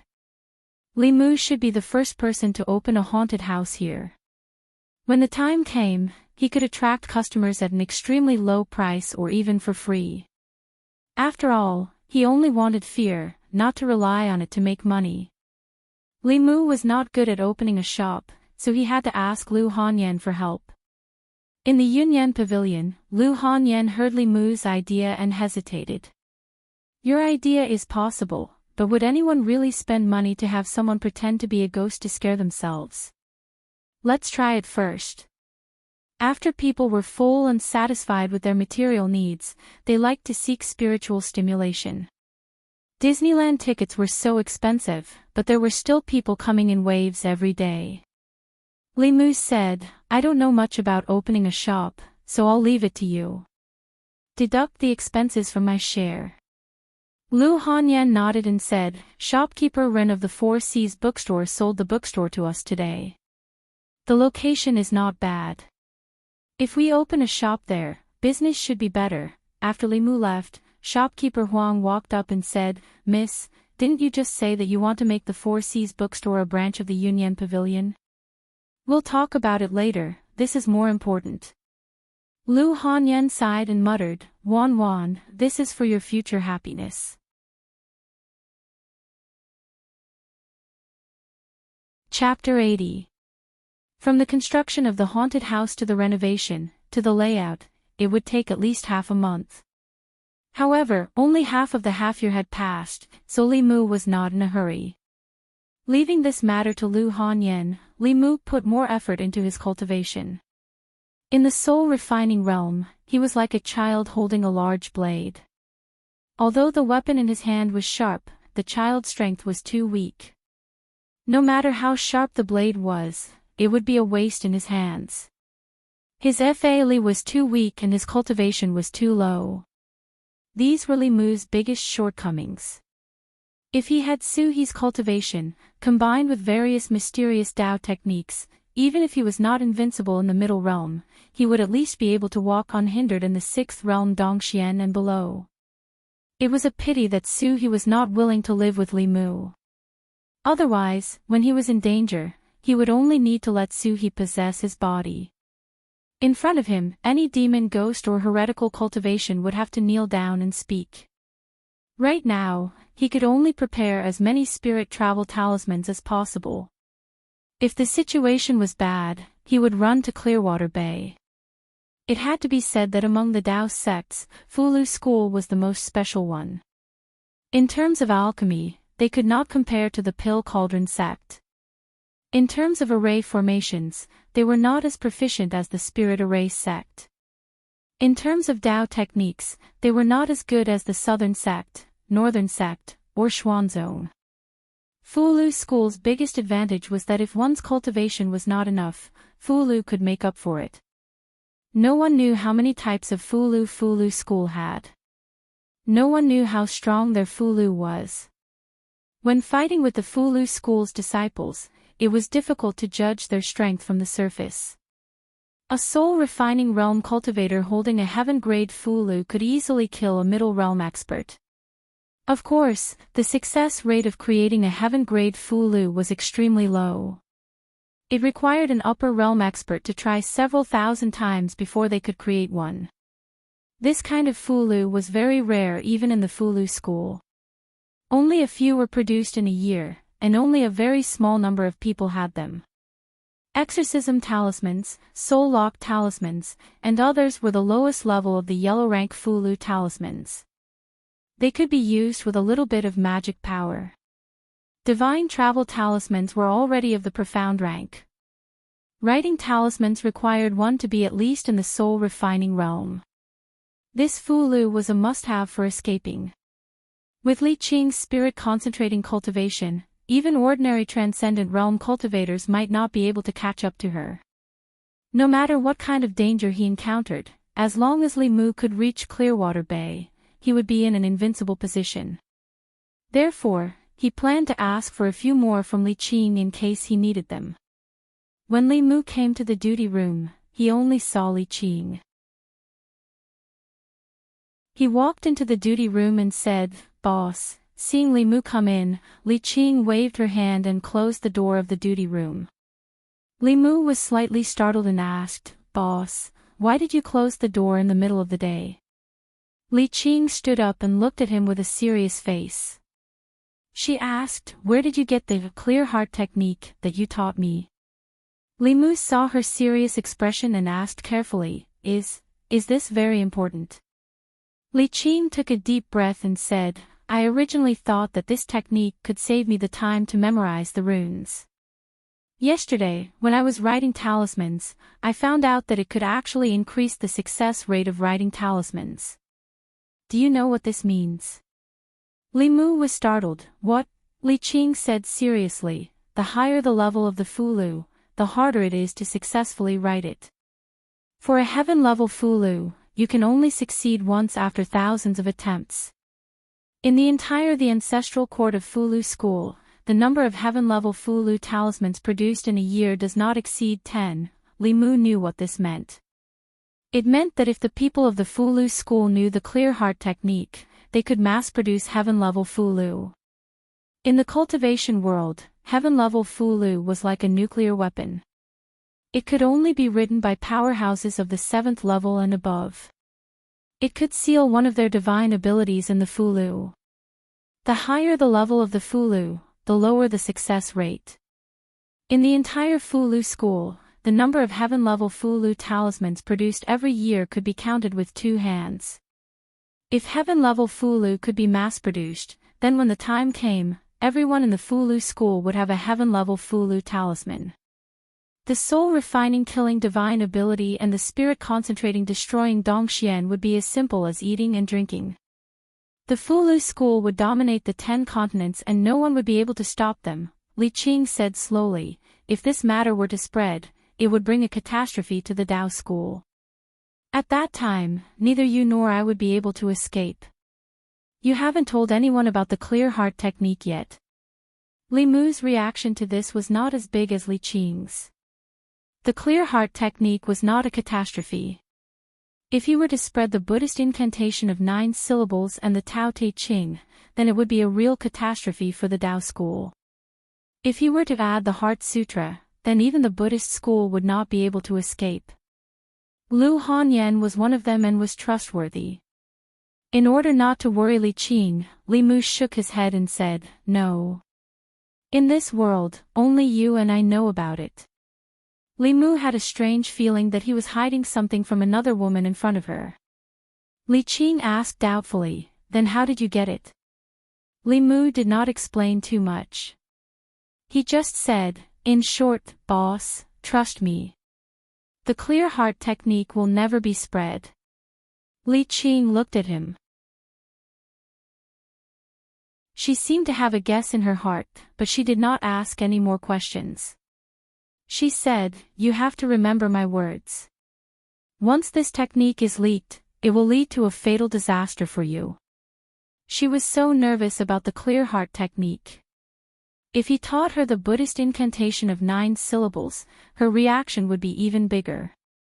Li Mu put aside his original idea for the time being and said, Boss, can you draw a few talismans for me? For Li Qing, the spirit-traveling talisman and the soul-searching talisman were not difficult at all. She directly drew a stack of talismans for Li Mu. Li Mu put away the soul-searching talisman and carried the spirit-traveling talisman with him. Li Mu could only write these 2 Fulu talismans when he reached the soul-condensing realm. He and Li Qing walked out of the duty room and met a mountain of meat. Seeing Li Qing, Wu Bo's huge face revealed a smile. Junior sister Li, long time no see, Li Qing said lightly. Senior brother Wu, long time no see. Wu Bo smiled and said, It's almost noon. Junior sister Li, do you want to have lunch with me? No need. Li Qing rejected Wu Bo and said, I still have to patrol. Senior brother Wu can eat by himself. Wu Bo sighed and said, Junior sister Li, we are of the same origin. Why do you have to reject me every time? You know that I have the earth element body. If you and I can dual cultivate, within 5 years, you will definitely be able to enter the middle realm. Li Qing's face was cold and said, Sorry senior brother Wu, I like to cultivate alone. After that, she ignored Wu Bo and walked straight out. Li Mu sneered in his heart. What was so great about the earth element body? Whether it was the speed of cultivation or the benefits of dual cultivation, it couldn't be compared with the pure yang body. If Li Qing was really a person who coveted the benefits of dual cultivation, Li Mu would have been ruined by her long ago. How could this fat man have a chance? Except for weight, how could he be better than him? Li Qing walked out of the county government. Li Mu was about to leave when Wu Bo suddenly said, "Stop." Li Mu stopped, looked at him and asked, "Constable Wu, what's the matter?" Wu Bo looked at Bai in his hand and said, "Where did you get your sword?" "I remember that this sword was used by Junior Sisterly before." Li Mu said, "The boss gave it to me." "It seems that Junior Sisterly thinks highly of you." Wu Bo patted Li Mu's shoulder with a smile and said, "That's right. If Junior Sisterly thinks highly of you, you must have something special about you." Wu Bo left with a smile. Li Mu stood at the door of the county government, but his face was gloomy. Just now, when Wu Bo patted his shoulder, he sent a trace of evil yin qi into his body. Ordinary people, or even cultivators in the soul-refining realm, might only feel a trace of coldness in their body. However, Li Mu had the Dharma power of Buddhism and was extremely sensitive to evil yin qi. Even though Wu Bo did it secretly and hid this trace of evil yin qi very deeply, it still couldn't escape Li Mu's perception. Although Wu Bo was a cultivator, his heart was extremely vicious. If Li Mu was only an ordinary constable, he would fall seriously ill in the next few days after being invaded by the strand of baleful yin qi. If he only had the cultivation to refine the three souls, the strand of baleful yin qi hidden in his body would become an obstacle to his future cultivation. It would be very easy for it to erupt when he was about to break through, causing him to fall short of success. Li Mu's body flashed with a golden light and the trace of evil yin qi was expelled from his body. After doing all this, Li Mu didn't go home, but returned to the county government office. Hanja was reading a book on duty. When he saw Li Mu walk in, he hurriedly hid the book, A Curtain of Spring Dreams, under the table and looked up to ask, "What are you doing here?" Since he had already formed a grudge with Wu Bo, Li Mu naturally had to inquire about his background in advance. Although he and Hanja didn't get along well, they were comrades who had fought zombies together and pursued heretical cultivation. Li Qing, Hanja, and Wu Bo all came from the ancestral court of Fu Lu school. Li Mu couldn't ask Li Qing, so Hanja was a very good breakthrough point. He looked at Hanja and asked, "Do you know much about Constable Wu?"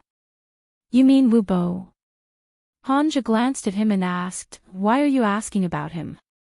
Li Mu said, "I'm just curious." Hanja didn't continue to ask. He said, "We all come from the ancestral court of Fu Lu school. He and Miss Qing are brothers and sisters of the same branch. His grandfather is an elder of that branch and has the cultivation of the blessed realm."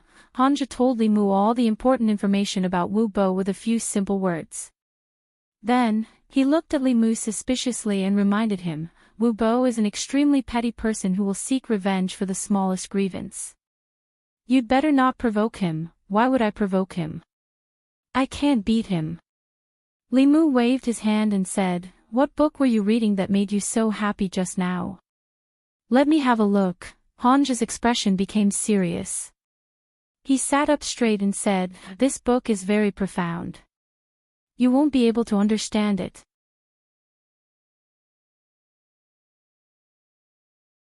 Chapter 81. After leaving Hanja's place, Li Mu went to Old Wang's room. Old Wang wasn't in the room. Li Mu looked around and finally found him in the household. Old Wang was sorting out the household registration information. Li Mu walked in and asked, "Old Wang, is there any book that talks about the five elements body?" Li Mu didn't know enough about himself. In the Cultivation Foundation book that Li Qing gave him, although it mentioned the pure yin, pure yang, and the five elements body, it only mentioned a few words and didn't explain in depth. Old Wang's head was buried in the high pile of documents. He didn't raise his head and said, "Go look for it yourself." Li Mu went to Old Wang's room. His collection of books was very rich. Li Mu searched the bookshelves one by one.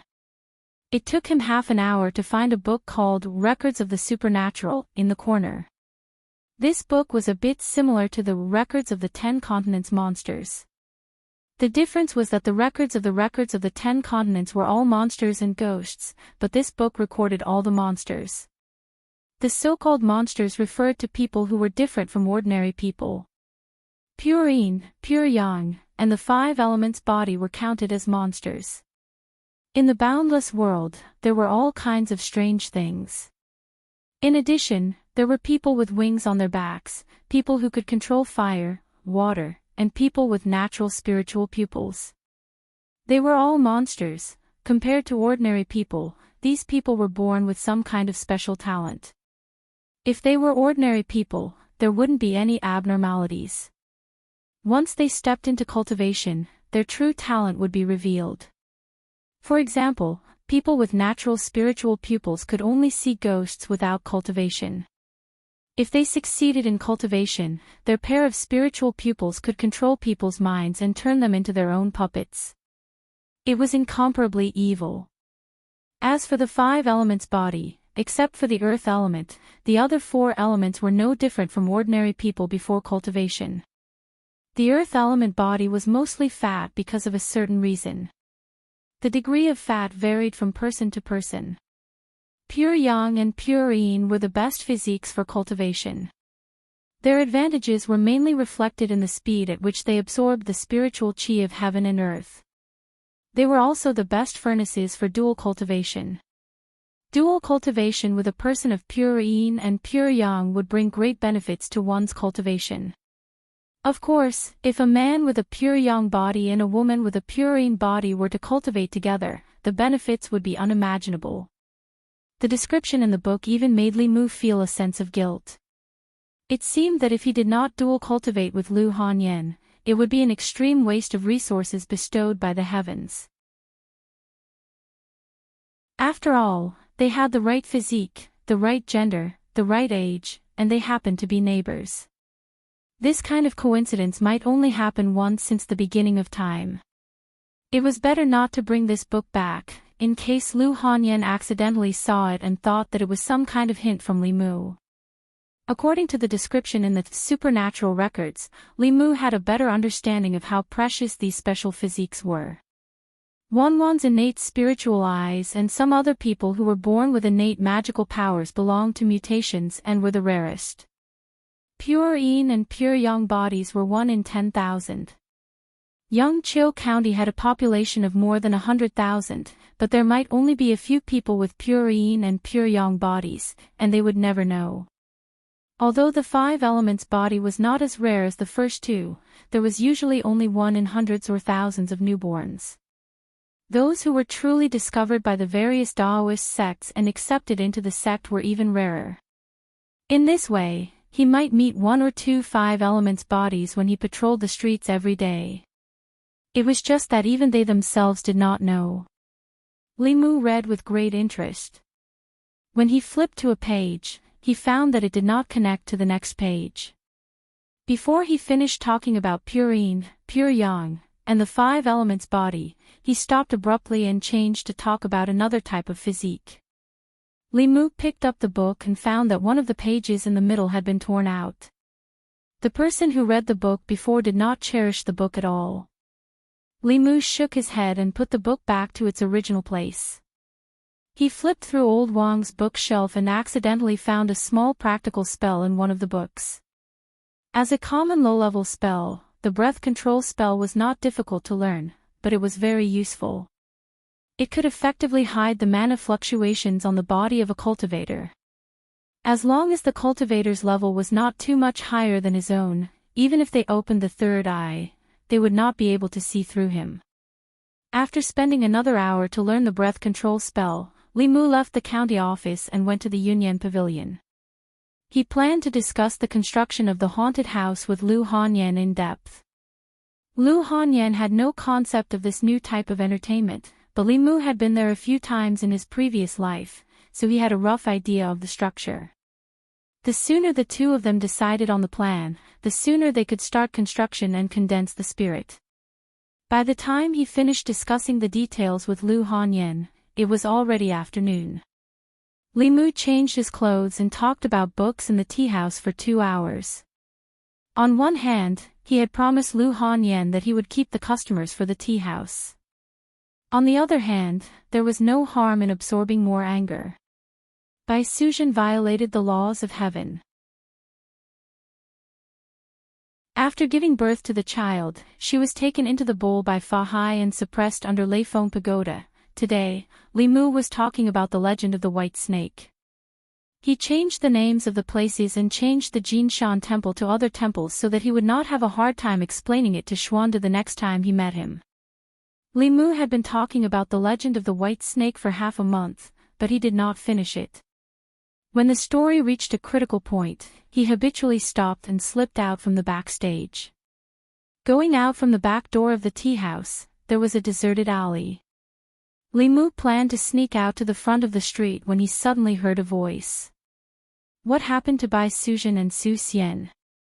Li Mu raised his head and looked in the direction of the voice. He saw a 15 or 16-year-old girl in white sitting on the wall, swinging her legs and looking at him with her head tilted. Li Mu said, "Today's story is finished. If you still want to hear it, please come earlier next time." The girl shook her head and looked at Li Mu with dissatisfaction. "No, I want to hear it now." As she spoke, her clear and bright eyes suddenly turned into a pair of green vertical pupils. A shape-shifting monster. Li Mu's heart tightened. He immediately used Heaven's Eye and saw through the girl's body. The white-clothed girl sitting on the wall was a snake demon. Li Mu was definitely not a match for a shape-shifting monster. He was silent for a moment. After weighing the pros and cons in his heart, he said, "Since you want to hear it, I'll tell you." The girl said, "Start from the beginning." I didn't listen to the beginning. Li Mu did not expect that there would be a day when he would be caught on the spot by an audience for cutting off a chapter. However, he was not a match for this snake demon. He could only clear his throat and slowly speak. Bai Suzhen was a snake demon that cultivated for 1,000 years. In order to repay the scholar Su Xian for saving her life in her previous life, she turned into a human and married Su Xian. Fa Hai told Su Xian that Bai Suzhen was a snake demon. Su Xian was skeptical. Later, Su Xian followed Fa Hai's method and made Bai Suzhen drink realgar wine during the Dragon Boat Festival. Bai Suzhen had no choice but to turn into her original form. However, Su Xian was scared to death.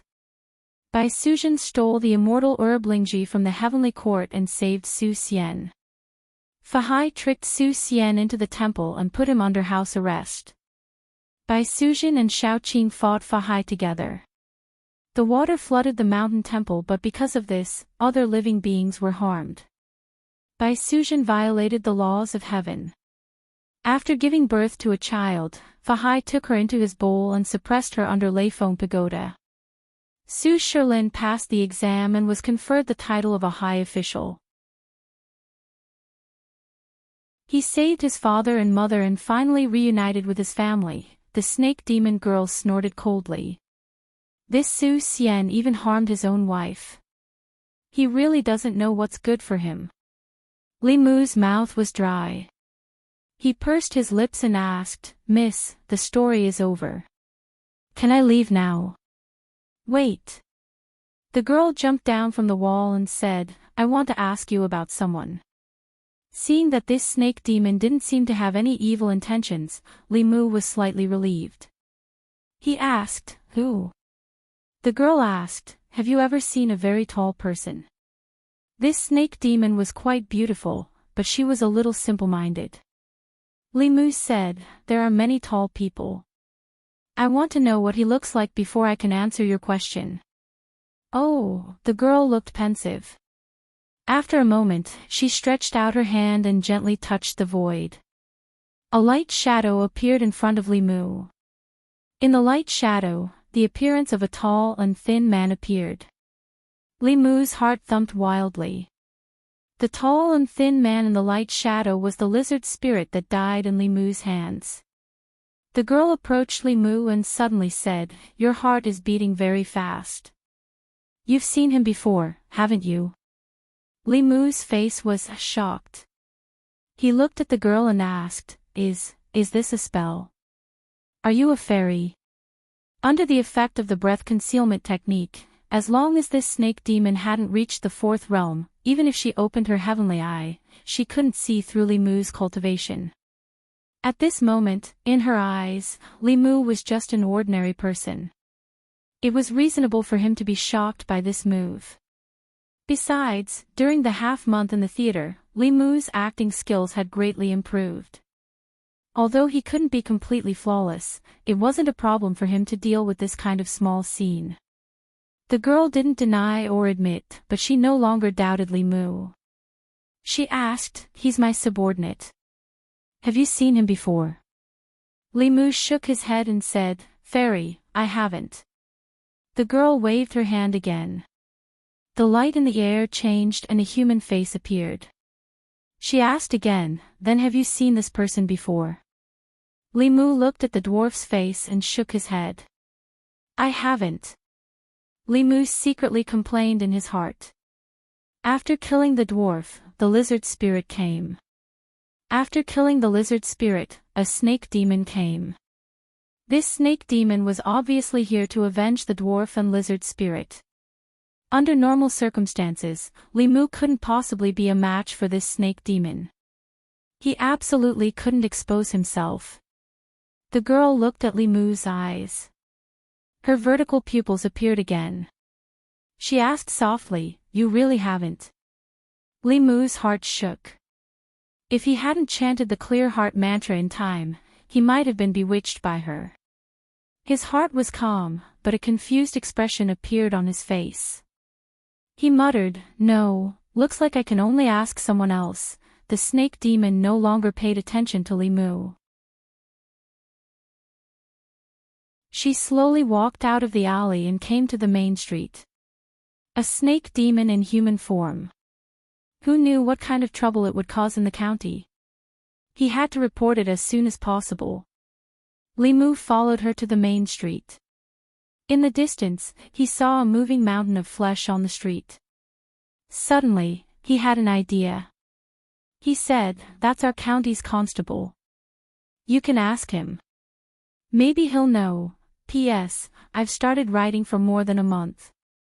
I haven't had much interaction with the readers.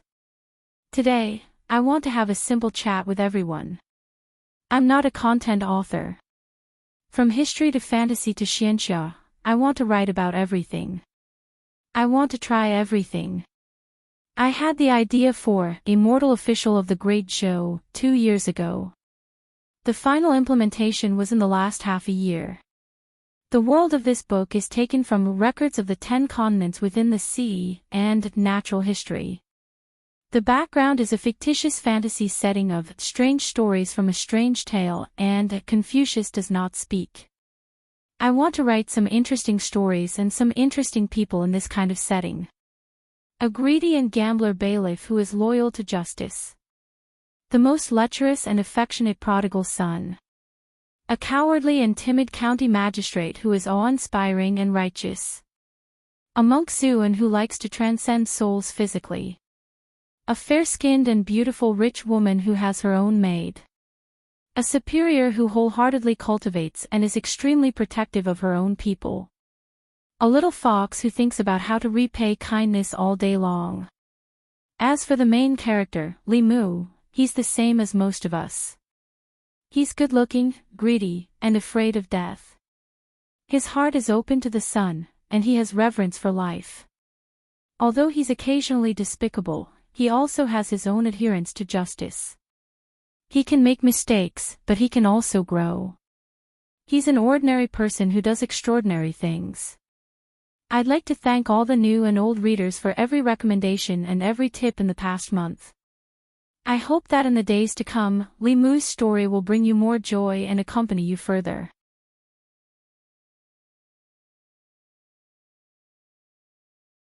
Chapter 82. After hearing Li Mu's words, the girl indeed walked towards Wu Bo. Li Mu took this opportunity to slip away quickly. From afar, he could feel two strong waves of mana coming from behind him. Then, a white shadow flew over Li Mu's head and headed out of the city. Demon, where do you think you're going? Wu Bo's body was fat, but his movements were not slow at all. He followed closely behind the snake demon and chased out of the city. Although Wu Bo was also at the third realm, he was the grandson of an elder of the Fulu school. He definitely knew a few Dao techniques and had a few powerful Fulu cards. Even a fourth realm demon cultivator might not be able to gain much of an advantage against him. Li Mu was looking forward to it. It would be best if Wu Bo could subdue that demon, so that she would not find trouble with him in the future. The dwarf who helped the Zhao family commit evil, as well as the lizard spirit, were all up to no good. That snake demon was on the same side as them, so she was definitely not a good demon. Li Mu would not show any mercy to the fairer sex. Li Mu returned to the county office. An hour later, he saw Wu Bo return with a gloomy face. His clothes were somewhat tattered, and he was limping. Half of his face was purple, obviously poisoned. As he walked, he cursed angrily, "Damned snake demon, don't let me see you again. Otherwise, I'll skin you and take your meat to make soup." A gentleman takes his revenge from morning till night. Seeing Wu Bo's miserable state, Li Mu felt much better. This damned fatty dared to use underhanded means against him, and even dared to snatch from him. Li Mu coughed and hurriedly threw those thoughts to the back of his mind. Constable Zhou walked out of his room. When he saw Wu Bo, he was shocked and asked, "What happened? How did you end up in such a sorry state?" Wu Bo's face was gloomy as he said, "I met a transformed snake demon. I chased her out of the city and fought with her for a long time. In the end, I still let her escape." Constable Zhou was aware of Wu Bo's strength and could not help but ask in surprise, "What's so formidable about that snake demon, to actually be able to escape from your hands?" "Let's not talk about this for now." Wu Bo looked at Constable Zhou and said, "The snake demon's venom is extraordinary. Even I can't resist it directly. There are no pills in the yamen that can dispel poison and heal wounds. The snake demon has been severely injured by me and can't run far. It must be hiding somewhere to heal its wounds. After I dispel the snake venom in my body, I'll go look for it. When I find it, I'll personally extract its soul and refine it." The fact that the snake demon was able to escape from Wu Bo's grasp was somewhat out of Li Mu's expectations. He returned to the duty room and carefully analyzed the possibility that the snake demon had found out about him. Although only Su he knew that he had killed the lizard demon, if the lizard demon was able to find out about him through the Zhao family's matter, the snake demon might be able to do the same. Li Mu did not have Wu Bo's ability. Without Su He by his side, he was no match for the transformed snake demon. As the saying goes, take her life when she's sick. The snake demon had been injured by Wu Bo and was at its weakest. If Li Mu could find her, he could not only get rid of the scourge for the people, but also get rid of the hidden danger for himself. He could also take her spirit to cultivate. It was simply killing 3 birds with 1 stone. When Wu Bo fought, Li Mu would take advantage of the situation. This was to prevent him from benefiting when Wu Bo's injuries were healed. Li Mu was naturally no match for the snake demon in its peak condition. However, the same could not be said for a severely injured snake demon. Even if he could not defeat it, Li Mu could still run away. After checking his inventory of spirit travel talismans, Li Mu slipped out of the yamen. He followed the direction that the snake demon had fled and chased it out of the county. The demon hunting talisman in his hand emitted a faint light and guided Li Mu to a forest outside the city. The forest was a mess. There were fallen trees everywhere. There were countless large pits on the ground, with wisps of black smoke still rising from them. It was obvious that a fierce battle had taken place here not long ago. The demon hunting talisman was useless here. If he continued forward, he would be deep in the mountains that stretched for hundreds of miles. There were countless low-level demons in the mountains. An ordinary demon hunting talisman could not accurately find the injured snake demon. Li Mu searched the ground and finally found a white scale. The scale was very small. Li Mu wrapped the snake scale in the demon hunting talisman. He folded the fulu into the shape of a paper crane and threw it into the air.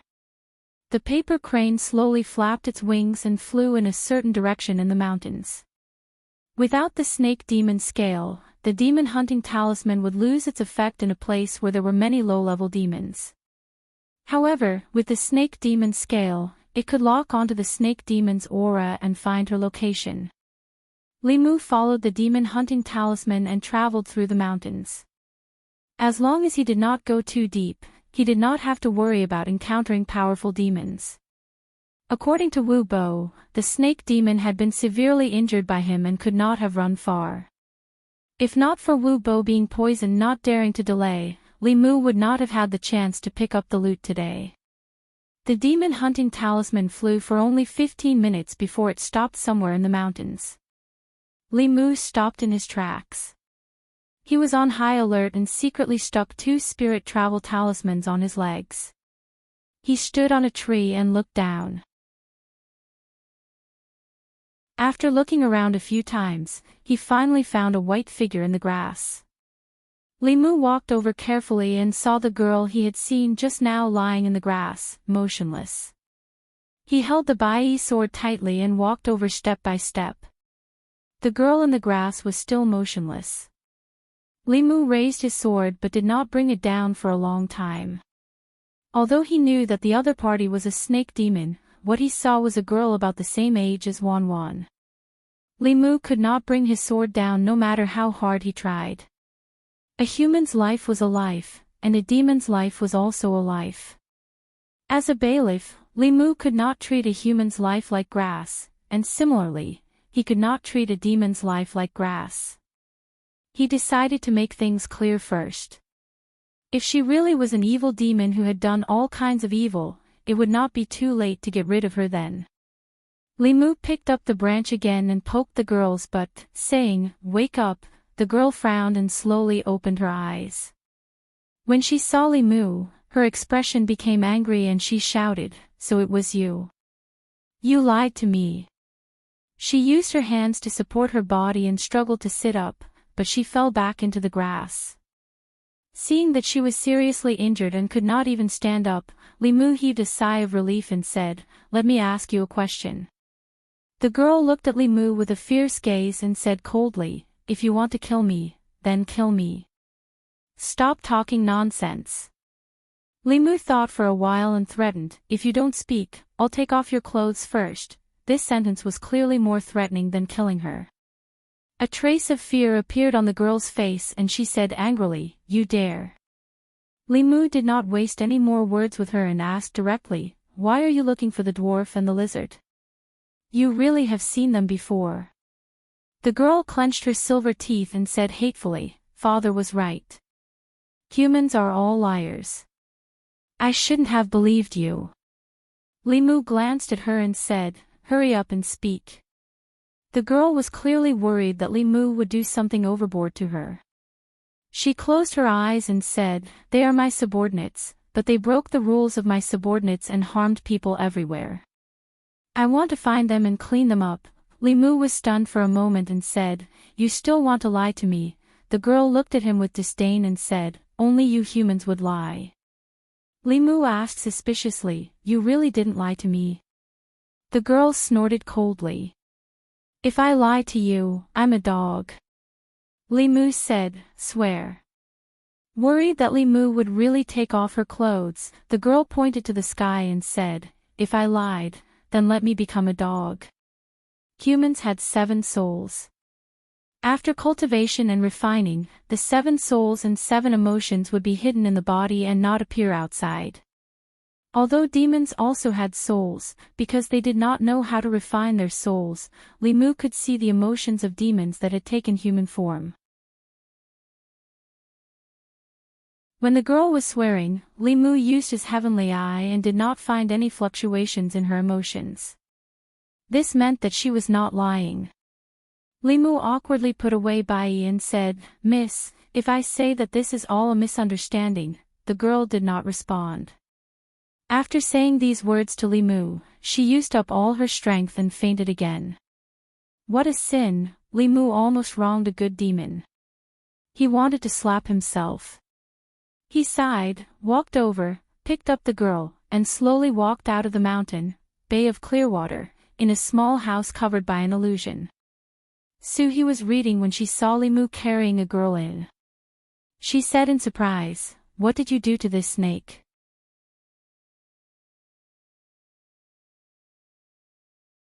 Chapter 83.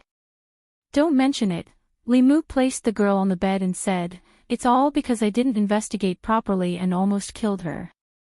Suhi walked over and glanced at the girl, saying, "She's heavily injured." Li Mu held the girl's hand and silently chanted the Heart Sutra, transferring the Buddha's light into her body. The Buddha's light from the Heart Sutra was different from other sutras, it had a miraculous effect on healing injuries. As the Buddha's light poured into her body, the girl's brows gradually relaxed. After her eyelashes trembled, she slowly opened her eyes. The moment she opened her eyes, she saw Li Mu and was shocked. She curled up her body and retreated to the corner. She covered her chest with her hands and looked at him in horror. "What are you doing?" Li Mu retreated and waved his hand, saying, "Don't worry, I'm not Su Xian, I'm not interested in snakes." The girl still did not let down her guard. She clenched her teeth and said, "You humans are all liars." Li Mu sighed. This time, he had indeed embarrassed the humans. The black-robed man's matter was because he was too cautious and worried about accidentally killing people. He was almost invaded by his inner demon and fell into a trap. This time, the snake demon was not cautious enough and almost killed a good demon by mistake. He even made her misunderstand the entire human race because of him. Li Mu stood by the bed and looked at her, explaining, "The dwarf wanted to kill me and was killed by me. The lizard spirit wanted to avenge the dwarf and also died by my hands. I thought you were an evil demon like the lizard spirit, so I tricked you into provoking that person. This was all a misunderstanding." The trust between the two had already collapsed. The girl was still wary of Li Mu. "I don't believe you." Li Mu formed a seal with one hand and pointed to the sky, saying, "I can swear a Dao oath. If what I said just now was false, let me become a dog." The girl stared at him in a daze, the wariness in her eyes dissipating a little. Although she was a demon, she also knew that human cultivators did not dare to violate a Dao oath. Moreover, he had made such a heavy oath, he should not be lying to her. Li Mu saw that she believed him, so he struck while the iron was hot and said, "Give me your hand, I'll help you heal first." The girl thought for a moment and recalled the feeling just now. She tentatively stretched out her hand. Li Mu held her hand again. Her hand was very cold. Li Mu once again drew out the Buddhist light and continued to send it into her body. A satisfied expression appeared on the girl's face, and she found that her injuries were slowly recovering. A moment later, Li Mu released his hand and said, "Now you should believe that I'm not trying to harm you, right? If you want me to believe." The girl rolled her eyes and said, "You have to continue healing me." Li Mu didn't have much Buddhist magic left. He had already used up more than half of it, and was a bit tired. However, since the young woman had spoken, he reached out again. After all, he was the one who caused all this trouble and almost caused her to lose her life. Li Mu owed her too much. Even if he had to squeeze out the last of his spiritual energy, he had to satisfy her. So comfortable. So warm, continue, don't stop. A moment later, the girl bathed in the Buddhist light and fell into a sweet sleep. Li Mu wiped the sweat from his forehead. When he stood up, his legs gave way and he almost fell. Suhi caught him in time and said, "You're just too kind." I have to take responsibility for the trouble I caused. Li Mu sighed and looked at Su He. He asked, is it convenient for her to heal here? Su He waved her hand. What's inconvenient about it? I've been alone for too long, and I'm looking for a companion. Li Mu asked again, no one will find her with the demon-seeking talisman, right? Su He said, don't worry, this illusion has the effect of concealing one's aura. Even if there's something on her body, they won't be able to find here. With Su He around, Li Mu was completely relieved. It was already late. He bid farewell to Su He and used the spirit-traveling talisman to return home before it was dark. The events of the past 2 days gave Li Mu a lot of warnings. If power was not restrained, it would be equivalent to a scourge. As an official of the great Zhou dynasty, he could indirectly control the life and death of others. He had to be cautious at all times and maintain reverence for all life. Doing this was not only to protect the law, but also to protect Li Mu's heart. Ren Yuan's example was in front of him. When a cultivator no longer feared life, it was very easy for them to walk the same path as him. No matter if it was a human life or a demon life. The next morning, when Li Mu woke up, he unexpectedly discovered that the mana in his body had increased slightly. It was almost equivalent to a month of his hard work. In the morning, he routinely patrolled the streets before returning to the county office. As soon as Li Mu entered the front office, he saw Wu Bo standing in the front office's courtyard like a mountain of flesh. Below his feet was a pile of colorful snake corpses. In a corner further away, there was a dead giant python. Han Zhou was right. This guy was indeed vengeful. Obviously, he did not find the snake demon, so he caught some ordinary snakes to vent his anger. He picked up a snake, took out its gallbladder and threw it into his mouth. He cursed, damn it, that snake demon was heavily injured by me. It couldn't have escaped. Did someone take advantage of me? Li Mu silently returned to the duty room. There was no one there. He strolled around and came to Lao Wang's place. Lao Wang's erudition told Li Mu that there was no harm in reading more. There was a large collection of books in his duty room. Although most of them were useless, Li Mu could occasionally find something good. Cultivation methods were as vast as the sea. No one knew everything. Cultivation methods existed between heaven and earth. Today's cultivators were just following the path of their predecessors. The more they knew their own ignorance. Li Mu read at Lao Wang's place until he went to the county office. He cooked a table of food and left a portion for Wan Wan to eat. He put the rest in a food box and left the city for the Gulf of Clearwater.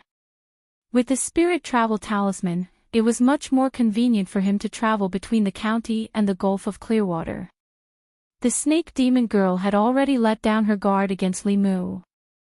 Yesterday, Li Mu overdrew his mana to heal her. Today, she was able to get out of bed. She used her hands to grab the food in the food box and raised her head to stuff it into her mouth. Li Mu looked at her and asked, "How is the taste? If it's not to your taste, do you want me to catch some toads, frogs, mice, and the like?" Bah! The snake demon girl glared at him fiercely and said, "You're the one who eats those disgusting things." Li Mu took out the dish she grabbed with her hands and put the other dishes on the table. The girl finished her own dish in a short time. She climbed to the side of the low table and reached out to grab the other dishes. Li Mu patted the back of her hand and handed her a pair of chopsticks. She used one hand to grab the chopsticks, but didn't know how to use them. She copied Li Mu and Su He, but still didn't take a bite. She angrily threw the chopsticks to the side and said angrily, "Humans are so troublesome." Li Mu put a portion of the food into her bowl and let her use her hands to grab it. Then he said, "Hurry up and eat. After you finish eating, I'll treat your injuries. After you're healed, you can leave here." Her injuries were caused by Li Mu. Li Mu had the obligation and responsibility to treat her injuries. After her injuries were healed, Li Mu would go his way and she would cross her single-plank bridge. One human and one demon would no longer be involved.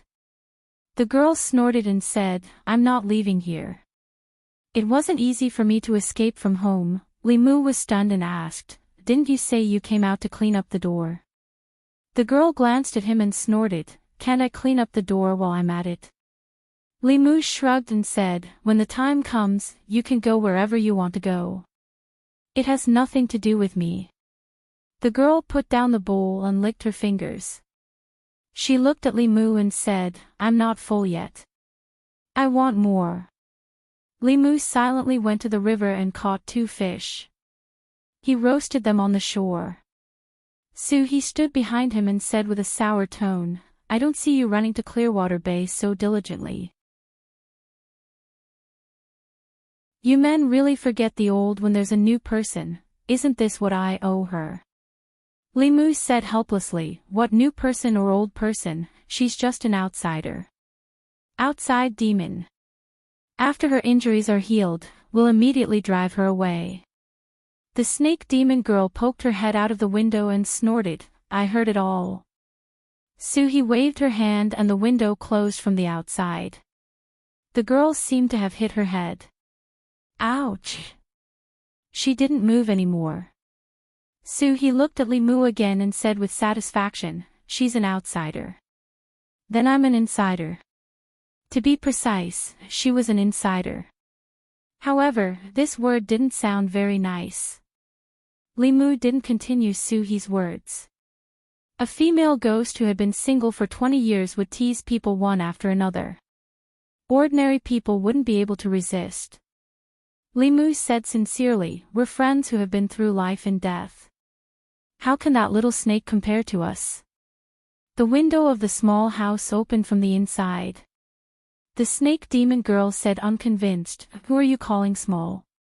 When I turn into my original form, I'm bigger than you."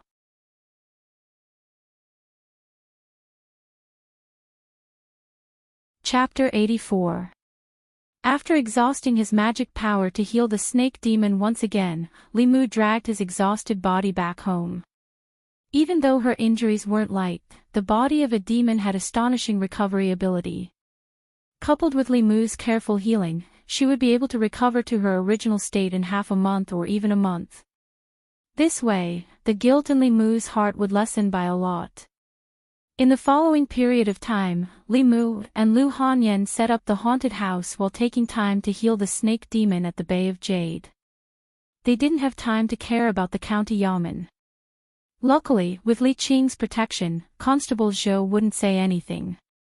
Under Li Mu and Lu Hanyan's busy day and night, the preparations for the haunted house were completed after half a month. The signboard of Foresee's bookstore had been taken down and replaced with the 2 large words Yudu. The 2 words Yudu were specially hired by Lu Hanyan. The handwriting was demonic and demonic, making people's hair stand on end when they saw it. It also made many people stop in their tracks. Most of the people were familiar with the 2 words Yudu. After all, in the stories of gods and monsters that they had heard since they were young, Yudu Ghost Region was a place that appeared very frequently. It was rumored that in the northwest direction of Ancestral State, 3,600 miles away, where the sun set, there was a dark and gloomy place called Yudu. Yudu was 200,000 miles wide and was shrouded in ghost fog all year round. It was a country of ghosts. Regarding the description of Yudu, whether it was the ghost stories passed down from generation to generation or the ghost novels circulating in the streets, they all mentioned it. Inside the open door of the shop was pitch black, as if it really led to the land of evil ghosts. Coupled with the 2 strange words Yudu, many people would feel apprehensive when they saw it. It was human nature to watch a commotion. A strange shop that opened on the street naturally attracted a lot of attention. Many people gathered at the entrance of the shop, looking inside while discussing softly. "What shop is this? Why haven't I seen it before? Why would such a good shop have such a strange name? I remember that this used to be a bookstore." Later, the bookstore owner's son died, so he sold the bookstore. Does anyone know what this shop is for? While the crowd was discussing, a few workers brought out a table from inside and placed a silver ingot on the table. They said to the crowd, "Whoever dares to walk around the store, this silver ingot is yours." As soon as he said that, the crowd was in an uproar again. Really? Really? I'm afraid there's at least 10 taels of silver here. 10 taels of silver just to walk around the shop? What is this shopkeeper trying to sell? 10 taels of silver was not a small amount of money. It was more than enough to cover the expenses of an ordinary citizen for a year. Many people immediately became envious. However, although they were tempted, everyone knew that this money was not so easy to take. No one would give away such a large sum of money for no reason. There must be something fishy going on. The shiny silver ingot attracted many people, causing more and more people to gather around, but still, no one dared to enter. "I'll do it." At a certain moment, a burly man walked out from the crowd and asked the worker at the door, "If I walk around the store, these 10 taels of silver will be mine?" The worker nodded and said, "This is what our shopkeeper said." The burly man turned around and said to the crowd, "This is what he said himself. As long as I walk out of the store, these 10 taels of silver will be mine. Everyone, please be my witness. Go in, go in. Let's see what's inside." Amidst the crowd's cheers, the burly man strode into the store. It was pitch black inside the store. The crowd could not see anything from the outside. They could only hear the burly man's screams from time to time, which made their hearts tighten. Although they knew that these 10 taels of silver were not easy to earn, they were curious about what was inside that could make the burly man scream. However, no one dared to go in and take a look. After a while, the burly man walked out shakily. His face was extremely pale and he had to hold onto the table to stand firm. He looked at the worker weakly and asked, "Can I take these 10 taels of silver?" The worker shrugged his shoulders and said, "It's yours." The burly man took the silver and was immediately surrounded by the excited crowd. "What's inside? Tell us, what did you scream just now?" "What's inside?" The burly man was surrounded by the crowd. He straightened his back and said, "Nothing much, just a few workers pretending to be ghosts to scare people." "It's only to scare those who are timid." Someone asked in disbelief, "Is there really nothing to scare people?" The burly man shook his head and said, "No. If there's nothing, then why are your legs shaking?" The burly man took the silver and squeezed out of the crowd. When he walked to the pavilion of smoke, he looked around. Seeing that no one was paying attention, he immediately dashed in. At the entrance of Yudu, the crowd stayed in the same spot and sized up the store. Finally, a courageous person walked forward and asked the worker, "If I go in and walk around, will there be another 10 taels of silver?" The worker shook his head and said, "There's no 10 taels. If the first person to go in and walk out by himself, the reward will be 1 copper coin. TSK, only 1 copper coin. Who are you looking down on? Let's go, let's go." Hearing that there wasn't a reward of 10 taels of silver, most of the people dispersed. The burly man had screamed so miserably that they were also afraid. 10 taels of silver was worth the risk, but 1 copper coin was too much. Most of the commoners had dispersed, but there was still a small portion that stayed behind.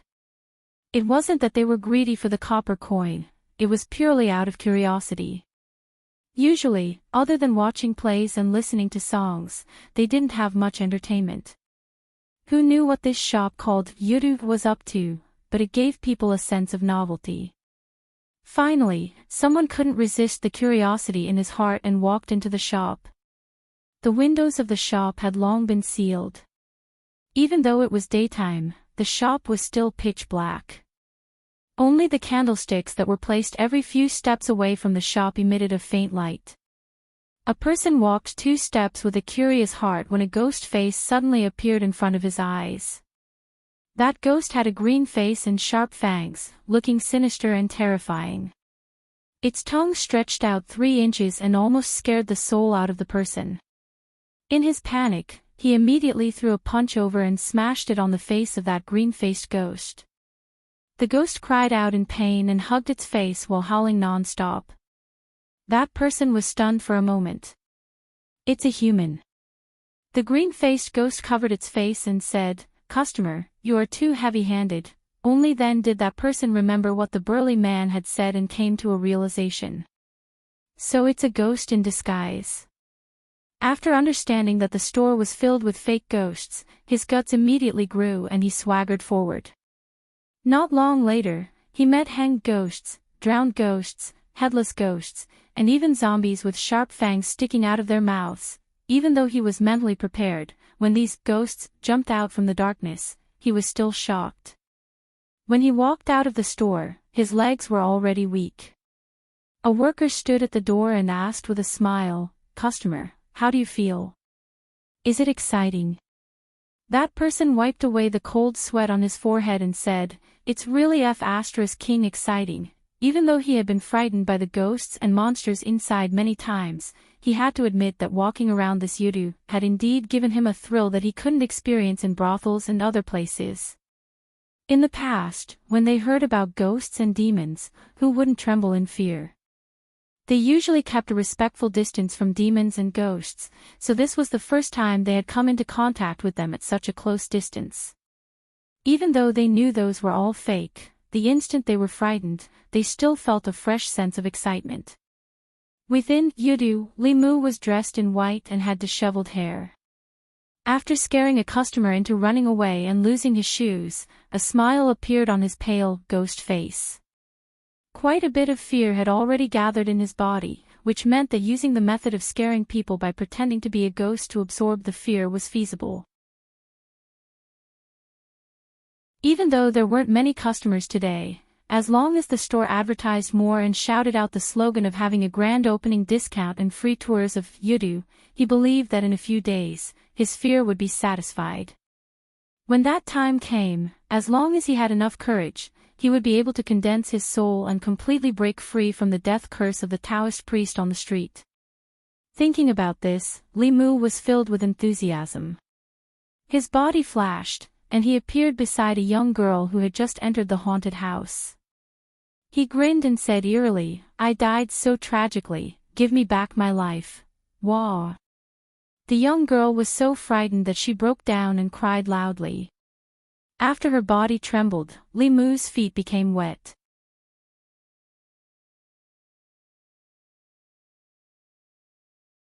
Chapter 85. The business of yudu was much better than what Lu Hanyan had expected. She couldn't understand why there were so many people who liked to seek excitement and were willing to let others act as ghosts to scare them. She and Wanwan had only gone in once and never went near that place again. Even if she was given money, she wasn't willing to try walking in that kind of terrifying place. The sound of Limu practicing his sword came from next door, and Lu Hanyan tapped her feet lightly. She floated up and jumped over the courtyard wall, landing steadily in Limu's courtyard. After Limu had taught her rock leap technique, she didn't like to walk through the door anymore. Lu Hanyan stood in the courtyard and looked at Limu to ask, "How's your collection of fear feelings going?" Limu put away his sword and said, "It's almost done." The opening of yudu was free for 10 days, and there was an endless stream of customers every day. Even though the emotional power of ordinary people was weak, they won in numbers. Limu had already accumulated enough fear feelings in his body. If it wasn't for the fact that the courage Hanja had given him wasn't enough to refine the fear feelings he had collected, he would have been able to condense the fourth spirit right now. In that case, can I collect money now? Lu Hanyan raised her eyebrows and said, "These few days, the business of the shop looks good, but it's actually been losing money." Limu had already achieved his goal of collecting emotions, so he didn't care about it and said, "You are the lady boss, you decide." He went back to his room to change his clothes and said to Lu Hanyan, "I have something to do and will be going out, don't wait for me for dinner tonight." Lu Hanyan watched him walk out the door and curled her lips. She said, "Men are all heartless. The shop doesn't belong to me alone." He ran away after absorbing enough fear. He didn't even say thank you. Wanwan stood beside her and said softly, "That's because young master didn't treat Miss as an outsider. I'm not anyone to him, so what right does he have to not treat me as an outsider?" Lu Hanyan snorted and said, "Let's go to the shop and have a look." Men are all the same. Money is still the most reliable, Wanwan said, "It's different." Young master is reliable. Lu Hanyan gently patted her head and reminded her, "Even if you marry him in the future, you have to be careful. You're so stupid. Even if you're sold, you'll still help others count the money. Young master won't sell me." "You wretched girl, you're hopeless." Li Mu left his home and exited the city. He stuck on a spirit travel talisman and headed for Clearwater Bay as usual. For the past few days, he had to act as a ghost in the haunted house and come to the Gulf of Clearwater to treat the snake demon. When he returned home at night, his magic power was completely depleted. He was so exhausted that he did not want to move at all. Fortunately, hard work paid off. The snake demon recovered very quickly. In 2 or 3 days at most, he could drive her away. Li Mu quickly approached the Gulf of Clearwater. From afar, he could feel 3 powerful magic power fluctuations. Li Mu was very familiar with one of them. It belonged to Su He. The other 2 were on par with Su He in terms of aura. They were emitting a monstrous aura that soared to the sky. 4th-level monsters. Li Mu's expression changed. He increased his speed again. A moment later, 3 figures appeared in front of him. Su He held 2 bone swords in her hands and was fighting with the other 2. The 2 of them were tall and sturdy men. One of them held 2 steel rings while the other held a large knife. When they clashed with Su He's bone swords, the sound of metal clashing rang out. Clearly, they were not ordinary weapons.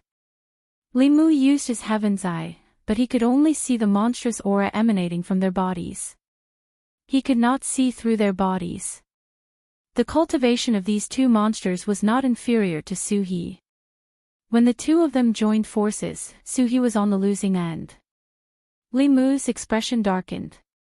He rushed in the direction of Su He and shouted, "Sister Su, over here." Su He threw out 2 bone swords and temporarily repelled the 2 monsters. She quickly retreated. When she reached Li Mu's side, she quickly merged with him. At this moment, Li Mu once again felt that abundant power. Boom! The 2 monsters were stunned. Before they could recover, countless thunderbolts suddenly exploded above their heads. The thunderbolts were purple and emitted a terrifying aura. One of the burly men did not hesitate. He threw the steel ring in his hand above his head. The steel ring formed a shield, protecting the 2 monsters. Rumble! Bolts of thunderbolts descended. The surroundings of the 2 monsters were completely turned into a sea of thunderbolts. Shock flashed in the eyes of the 2 monsters. This thunder technique made them feel fear from the bottom of their hearts. Especially the purple thunderbolts. The aura was even more shocking. If they were hit by it, they would be severely injured even if they did not die. The steel ring was actually a decent defensive Dharma treasure. Li Mu withdrew his thunder technique. With a thought, the Bai sword buzzed and slashed at the 2 monsters. The 2 monsters hurriedly raised their weapons to block. However, they could not keep up with the speed of Li Mu's sword. A few wounds were instantly cut on their bodies. However, the wounds healed at a speed visible to the naked eye. The bodies of 4th realm monsters were indeed tough. A Dharma treasure like the Bai sword could only scratch their skin. The 2 monsters looked at each other and roared at the same time. Their bodies rapidly changed. Li Mu focused and saw that the burly man with the steel ring had transformed into a huge green ox. The other man had transformed into a colorful tiger. His aura was much stronger than the one that Xuandu had killed. Li Mu asked, "What are they doing?" Su He snorted and said telepathically, "I don't know. They came here and attacked me directly. Don't talk nonsense with them. Let's beat them into submission first." Li Mu did not say anything else. He silently recited a spell. The Bai sword turned into thousands of shadows and surrounded the two monsters. All the escape routes of the two monsters were sealed. Feeling the powerful aura of the sword's shadows, despair finally appeared in their huge monster eyes. Without a doubt, the female ghost had the ability to kill them after combining with the young man who had suddenly appeared. "Stop fighting." A white figure ran out from the forest. When she saw the two monsters, she was surprised and said, "Uncles, why are you here?" Seeing that the snake monster seemed to recognize the two monsters, Li Mu stopped his spell. The two monsters transformed back into their human forms. They looked at the snake monster and said happily, "Young mistress, you're fine." "Of course I'm fine." The girl looked at them and asked, "Did father ask you to find me?" The ox monster nodded and said, "Your father was very worried when you suddenly left home this time. You don't understand the outside world. Humans have the most sinister intentions. They can easily be deceived by them. What if something happened to you?" The snake monster girl glanced at Li Mu and said in agreement, "Humans are the worst." Su He came out of Li Mu's body.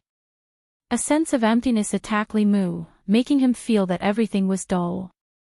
The snake monster girl ran to Su He and introduced, "Sister Su, these two are my uncles." She said to the two monsters, "This is Sister Su. I've been recuperating at her place for the past few days." The two monsters cupped their hands and bowed to Su He. The tiger monster said apologetically, "We were reckless just now and offended madam. Please don't take offense." Su He's face turned cold and ignored him. The green ox monster stared at the tiger monster and said with a smile, "Young mistress is recuperating at young mistress's place. We've disturbed you. If we've offended you in any way, please forgive us." Li Mu clicked his tongue in wonder as he watched from the side. Demons were really different from each other.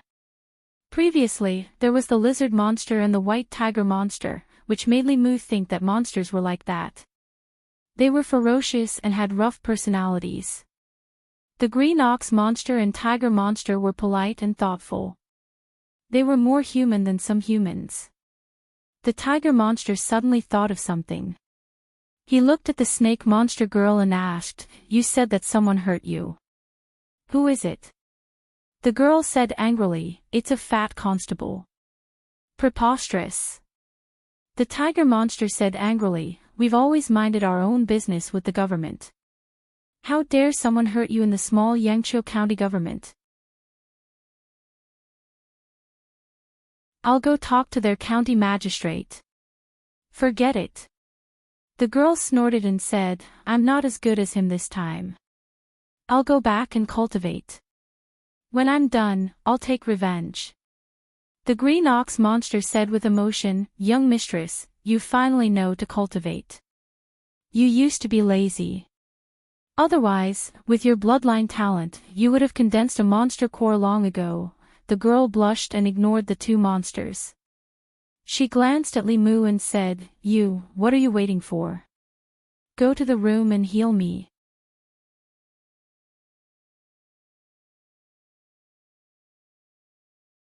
Chapter 86. In the hut by the water, Li Mu held the hand of the snake demon girl and guided the light of Buddha into her body. The girl was lying comfortably on the bed with a satisfied and happy expression on her face. She was even humming an unknown tune. Li Mu seriously suspected that her injury had healed and she was now freeloading. The light of Buddha triggered by the Heart Sutra seemed to be good for the demons and ghosts. The demons and ghosts of the Jinshan temple followed Xuandu and cultivated Buddhism all year round. The demon and ghost aura in their bodies were completely purified. Some of the supernatural powers and spells that could restrain the demons and ghosts were useless against them. Li Mu looked at the snake demon girl and asked, "Are you comfortable?" The girl nodded. "Yes. Your injury has healed, right?" "It has long been healed." Li Mu withdrew his hand and felt the numbness in her body. The warm feeling suddenly disappeared. The girl opened her eyes and frowned. "Why did you stop?" Li Mu wiped the sweat on his forehead and said, "I did this to help you heal. Since you have recovered, I don't have to do this anymore." She had been used to this comfortable feeling. When she thought that she would never be able to experience it again, she felt irritable. She rolled her eyes and suddenly had an idea. She suddenly said, "Why don't you be my husband, just like Su Xian and Bai Suzhen? Then you can help me every day." After more than 10 days of getting along, Li Mu already knew her very well. Although the little snake demon's cultivation was not shallow, her social experience was basically zero. She might not even know what it meant to be her husband. No. Li Mu didn't even think about it and decisively refused. "Why?" The girl frowned and asked. "Because I don't like you. Why don't you like me? I'm a human, you're a demon. Then why can Su Xian and Bai Suzhen?" The green bull demon had been waiting outside for a long time. He couldn't help but poke his head in and said, "Miss, we should go." The girl pointed at Li Mu and said, "If you want me to go back, I can, but you have to capture him as well."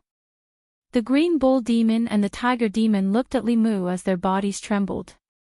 Just now, when they were surrounded by the 10,000 sword lights, they almost thought that their souls would be scattered, and their 100 years of cultivation would be destroyed in an instant. Even now, when they saw that young man, they still felt a little scared. The green bull demon said helplessly, "Young miss, stop fooling around." After realizing that she could not bring Li Mu back, the snake demon girl finally accepted the reality. She looked at Li Mu again and said, "I want to eat what I ate last time, the kind where many dishes are cooked in a pot."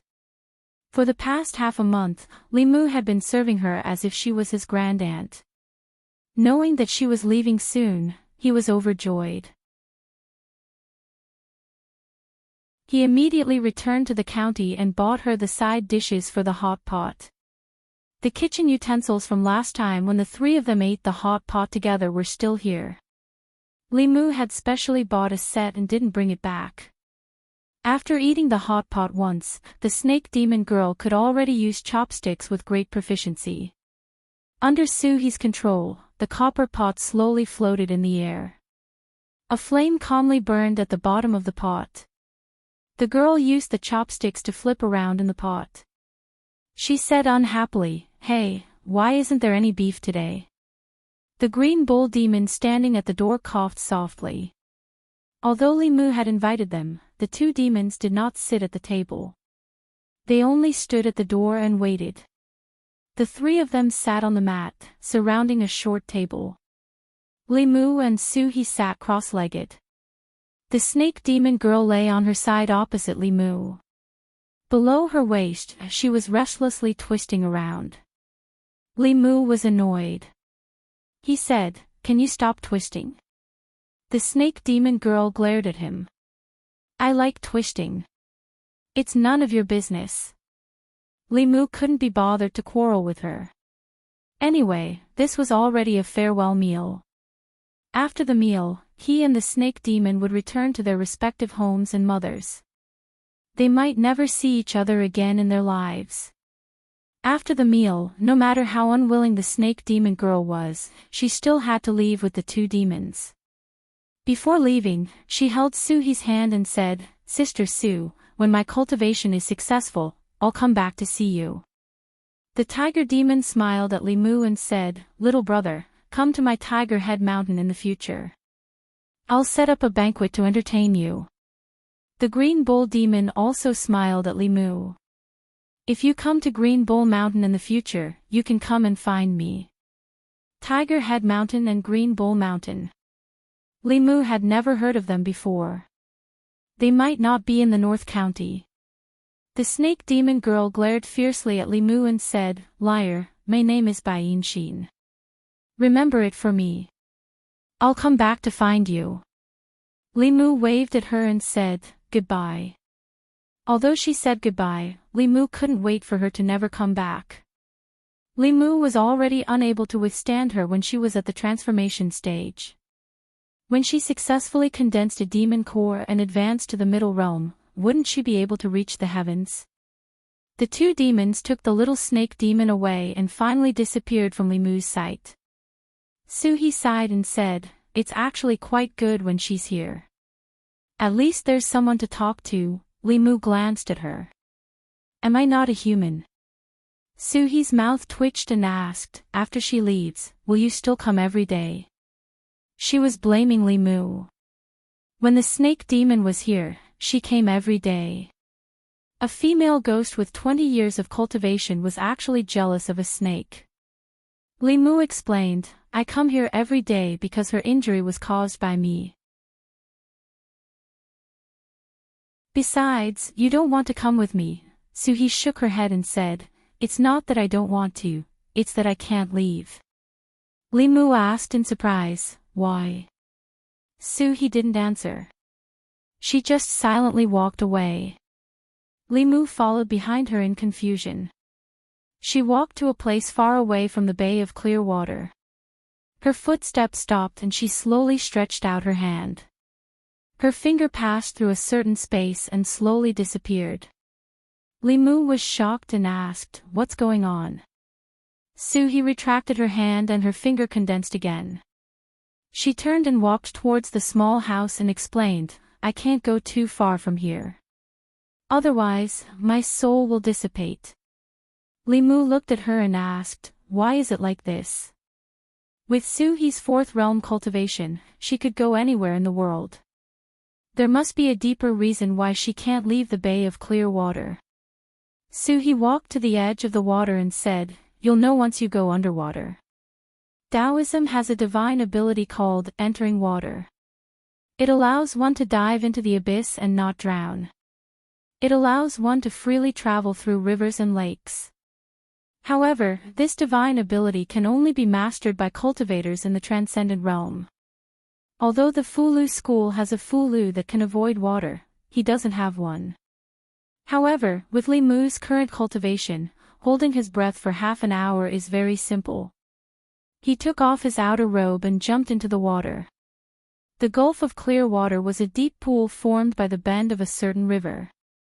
The pool water was dark green and the deepest part of the pool was more than 100 feet deep. Li Mu dived into the pool water and discovered that the water here was bone-piercing cold. He had to circulate his mana to resist the cold. The pool water is clear but visibility is not high. Li Mu dived towards the center of the pool and discovered that there is a strange building at the bottom of the pool. It seems to be a high platform about a few feet in radius. Most of it is buried in the mud and sand at the bottom of the pool. Only a small part of it is exposed. On the high platform, there are crisscrossing gullies that look like some kind of runes. Rays of light flowed through the gullies.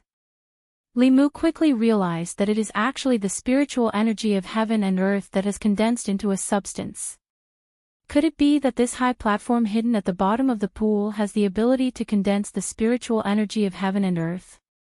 Although it is called a stone platform, it is actually more like a sacrificial altar.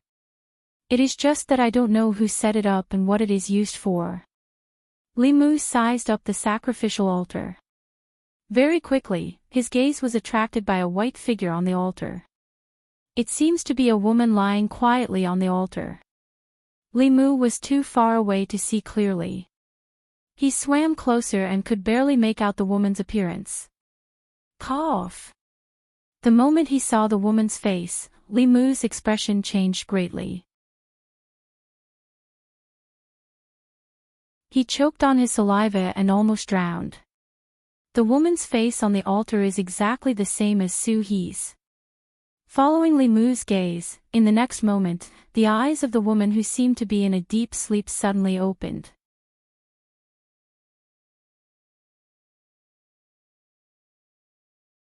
Chapter 87. On the underwater altar, the woman with the same face as Su He suddenly opened her eyes. She looked at Li Mu and gently sniffed. Li Mu's mind was in chaos. He felt that his blood, his soul, and the three spirits that he had just condensed were about to be sucked out of his body. In the next moment, a suction force came from above. His body quickly rose up. The moment he rushed out of the water, Li Mu saw the woman on the altar slowly close her eyes again. Li Mu landed on the ground in a sorry state. He looked at Su He and said in disbelief, "It's me." Su He glanced at the water and said indifferently, "To be exact, it's my physical body. The one standing in front of you now is my soul." Li Mu thought that Su He was only left with her soul. He did not expect that her physical body was still there. Moreover, it had strangely appeared on the underwater altar. That terrifying gaze just now seemed to have sucked away all of his blood essence and soul. Li Mu still had lingering fears when he thought about it. He could not help but recall the records of zombies in the monster records of the 10 continents. Jumping zombies could suck a person's blood essence and soul by biting them. Once a jumping zombie evolved into a flying stiff, it would be able to suck a person's blood essence and soul from a distance. The Su He under the water was definitely a mature flying zombie. After a person died, their soul would dissipate. Under a certain probability, the corpse would become a zombie. Low-level zombies did not have intelligence. However, when they evolved into a flying stiff, they could develop their own intelligence. Zombies that developed intelligence were no longer related to their original bodies. They were independent entities. For example, although Su He and the female corpse under the water came from the same source, one had inherited Su He's spirit and will, as well as all of her memories and emotions. The other had only inherited her physical body. Of course, according to common belief, the one standing in front of Li Mu was the real Su He. The one under the water was just an inhumane evil creature. He looked at Su He and asked, "Has she already gained sentience?" Su He nodded her head and said, 20 years ago, when I died, my body sank into the river and was attracted by that strange stone platform. My soul was lucky enough to escape, but since then, I couldn't go too far from the bay of clear water. My body, in these 20 years, was constantly nourished by the spiritual energy contained within the stone platform and gradually gained sentience. If it wasn't for the fact that she couldn't leave the stone platform, I would have already been devoured by her. Li Mu wrinkled his brows. The reason why Su He couldn't go too far away from the clear water bay should be because of this stone platform. He looked at Su He and asked, "Do you still remember the grooves on the stone platform?" Su He nodded. "I'll draw it for you." When Li Mu left the bay of clear water, it was already very late. He planned to ask Old Wang when he went to the yamen tomorrow. Perhaps he would know the mysteries of this altar. If he couldn't resolve internal matters, he would ask Li Si. If he couldn't resolve external matters, he would ask Old Wang. This was the experience that Li Mu had after getting familiar with them. When it came to matters of the heart, Li Si always had a unique view. And Old Wang was very knowledgeable. Whether it was the postpartum care of a sow, or the problems that one needed to pay attention to in the process of cultivation, he could talk tirelessly about them. Thinking about Su He's matter, Li Mu went to the yamen early the next morning to find Old Wang. Old Wang was in the middle of organizing the household register. Li Mu handed him a piece of paper with all kinds of crisscrossing talisman characters. He asked, "Old Wang, can you tell what this is?" Old Wang put down the household register and took the piece of paper. He looked it up and down, left and right. After a long time, he looked at Li Mu and asked, "Where did you get this?" "You don't have to worry about that." Li Mu stood by his side and said, "Can you tell what it is?" Old Wang placed the piece of paper on the table and said, "This is a formation, an extremely complex formation. 5 different formations are nested together to form a great formation with many functions. The person who came up with this formation is extremely brilliant." Li Mu quickly asked, "What is this formation used for?" Old Wang said, "It's used to raise corpses." He stood up and walked to his own room. He wandered around a row of bookshelves for a moment and took out a book. He opened it and flipped through a few pages. He pointed at a strange symbol and circled an area on the paper.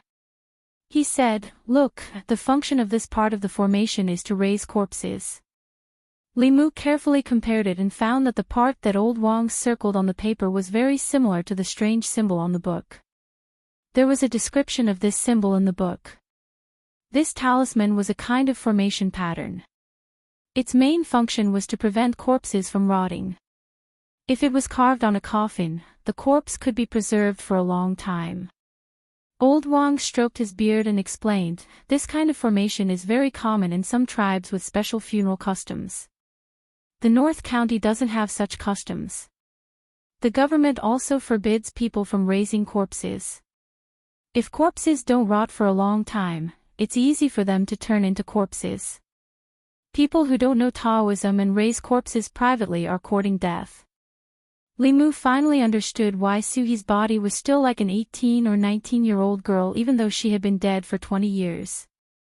It was most likely because of this formation.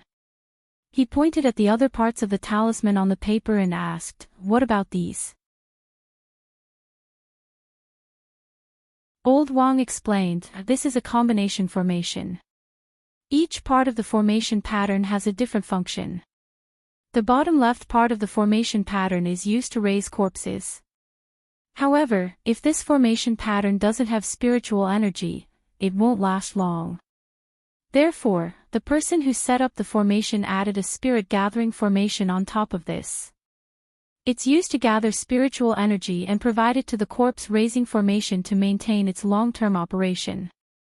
When Li Mu recalled the spiritual energy flowing on the altar, it was as if it had materialized. He was full of admiration for Lao Wang. He couldn't help but ask, "What about the 2 on the right?" "The one on the top right is a seal to prevent the raised corpse from escaping. As for the one on the bottom right..." Old Wang stroked his beard again and said, "If I'm not wrong, this formation should be set up at the bottom of the water." Li Mu was shocked, but his face didn't change. He asked, "Why?"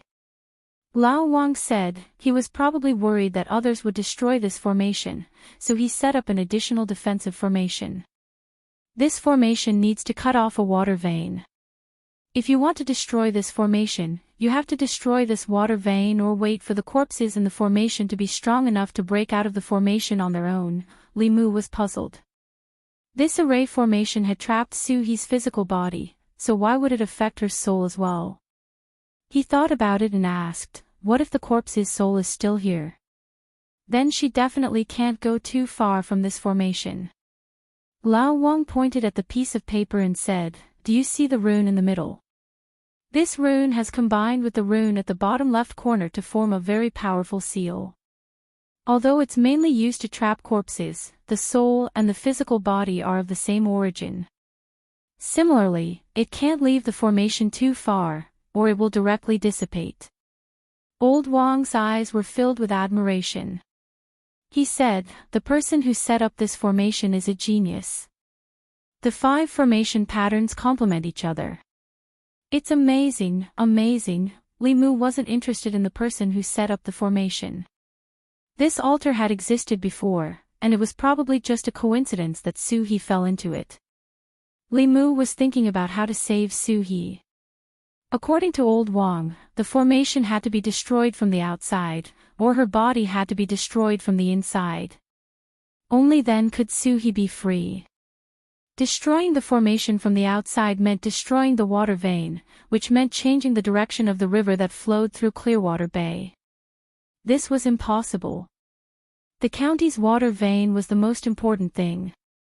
Li Mu would probably be caught by his colleagues and brought back to the yamen before he could excavate it. He didn't know how long it would take for her body to be strong enough to destroy the formation. Even if she could come out, it wouldn't be a good thing for Suhi. Putting all this aside, what was sealed in the altar was a flying stiff. It was a flying stiff that could suck a person's blood essence and soul from a distance. The zombie disaster in Zhou County was caused by a flying stiff, and it still hadn't subsided. If another flying stiff appeared in Yangzhou County, who knew how many more people would die? Li Mu walked out of old Wang's room with a heavy heart. He had to think about Suhi's matter at length. He walked to the corridor and raised his head to take a look. He saw a 15 or 16-year-old monk standing in the Yaman's courtyard, holding a Buddhist staff that was taller than him.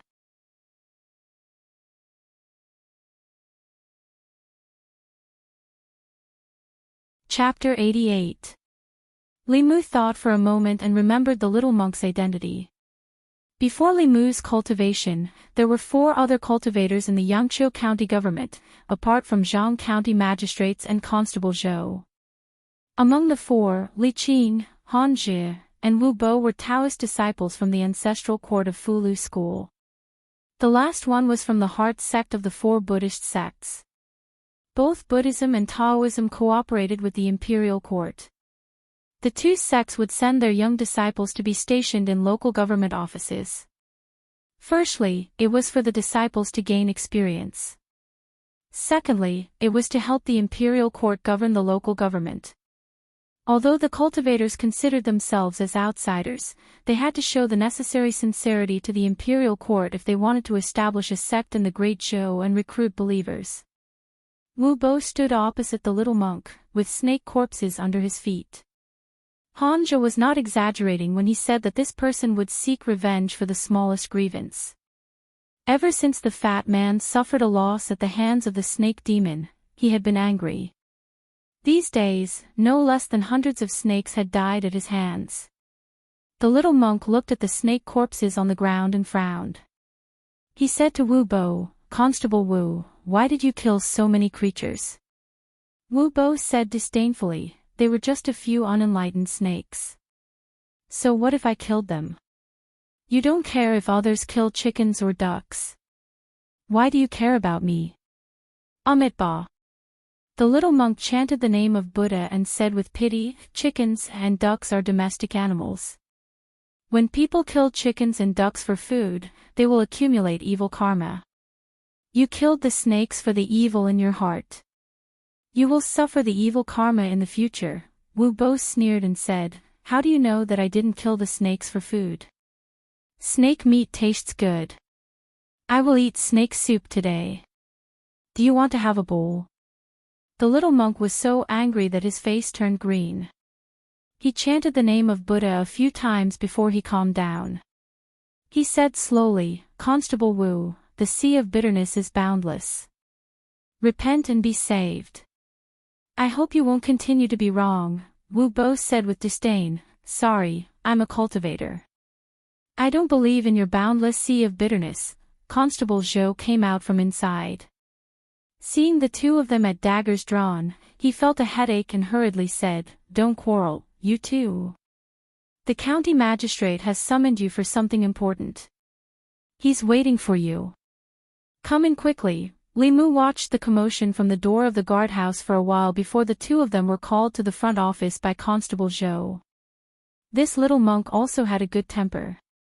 If it was Xuandu, Wu Bo would probably be kneeling on the ground and promising that he would never kill again. In Li Mu's memory, it was rare for the 4 cultivators of the Yamen to gather together. He did not know what had happened that made the 4 cultivators gather in the county Yamen. He walked back to the duty room and asked curiously, "Did something big happen in the Yamen?" "I don't know." Zhang Shan shook his head and said, "Boss was summoned by the county magistrate just now. We'll know what happened when she comes out." Old Wang came in and said, "I heard some news. It said that the zombies in Zhou County were not under control and the zombie disaster spread to our county. Last night, several people in the villages adjacent to Zhou County were bitten, Hearing Old Wang's words, Li Mu was shocked and asked, "The zombie disaster spread to our county?" Just one jumping zombie was enough to give the Yamen a headache. One could imagine what the consequences would be if zombies broke out in Yangqiu County. The zombie disaster in Zhou County had already killed hundreds and thousands of people. 3 months ago, the county magistrate came out in person and gathered countless masters, but he still could not control the situation. If Yangqiu County fell, the situation would probably be completely out of control. After all, zombies were different from ordinary monsters and ghosts. Without the intervention of the imperial court or cultivators, they could continuously turn ordinary people into their own kind. After a corpse was bitten by a jumping zombie, ordinary constables would no longer be able to subdue it. Flying zombies could create an unlimited number of jumping zombies. There was a record in the records of the monsters of the 10 prefectures that hundreds of years ago, the most serious zombie disaster was caused by a spirit corpse. This spiritual zombie directly turned a small country into a country of zombies. The flying stiff was just a general term. The strength of a zombie at this level was roughly equivalent to that of a cultivator in the middle 3 realms. The strength of a spiritual zombie was even above the flying stiff and was close to the upper 3 realms of cultivation. This type of zombie could be called a corpse cultivator. Their intelligence was not inferior to that of ordinary people. They knew spells and could use supernatural powers. Their bodies were made of copper and iron. Lightning could not penetrate them and magic treasures could not hurt them. They could compete with cultivators in the 7th realm. Back then, the spirit corpse had caused a huge commotion. In the end, the spirit array sect had to send out several elders to cover the entire small country with formations. Then, they had to send out countless high-level cultivators to quell the disaster. If the zombie disaster in North County was too big, the Imperial Court would probably use a similar method and give up on North County to solve the overall crisis. Our county is also plagued by zombies. When Zhang Shan heard this, his face turned pale. After the Zhang family village case, his fear of zombies still hadn't dissipated. Old Wang chuckled and said, "Don't worry. North County is where the ancestral court of F. Lu School is located. Now that things have gotten to this point, they won't ignore it. If F. Lu School is serious, let alone 1 or 2 flying stiff, even if a spiritual zombie comes, it won't be able to do anything." After a while, Li Qing walked in from outside. Seeing that everyone was there, she said, "There's an important matter that I need to inform you all of." She said with a serious expression, "The zombie disaster in Zhou County is spreading to Yangqiu County. The county magistrate ordered us to inform all the villages in the county and tell them not to go out at night. You also need to inform the people in your jurisdiction to be more vigilant." Li Mu's jurisdiction was in the county. If zombies appeared here, then the entire Yangqiu County would fall. Li Mu went door to door to inform the people on Weiyang Street. The threat of zombies was huge. After a day, a small number of shops along the street closed their doors. There were also fewer people on the street. The Yunyan Pavilion, which had a lot of customers, was also deserted. Lu Hanyan decided to close the shop. Under Li Mu's reminder, she stocked up on glutinous rice and stayed at home with Wan Wan. They didn't leave the house and didn't take a step out.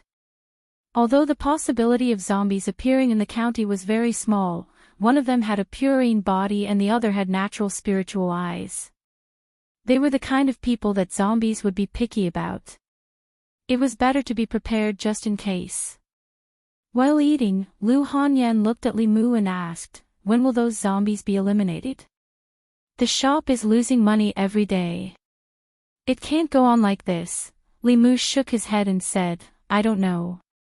Don't open the shop for now. I'll let you know when it's ready."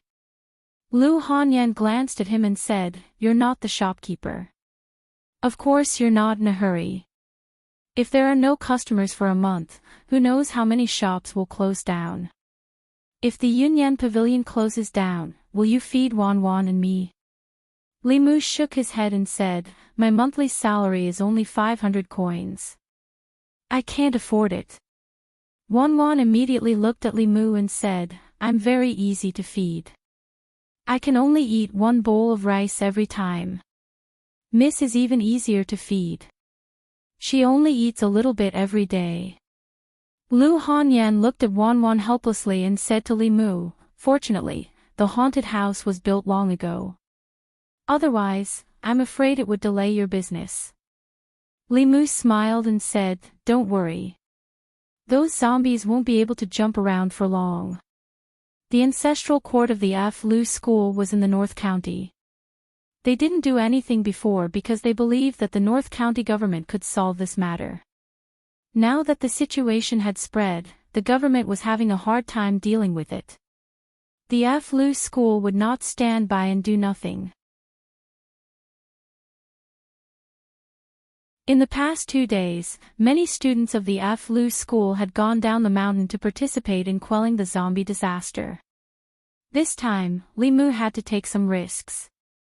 Fear was a rebellious emotion. It was difficult to refine and required a lot of courage. Li Mu originally planned to go to Zhou County to obtain the courage he needed from the zombies. After this disaster was quelled, he could directly condense his soul. Obtaining courage from zombies was different from extracting courage from monsters. Li Mu planned to go to Old Wang's place first to find a way to obtain courage from zombies.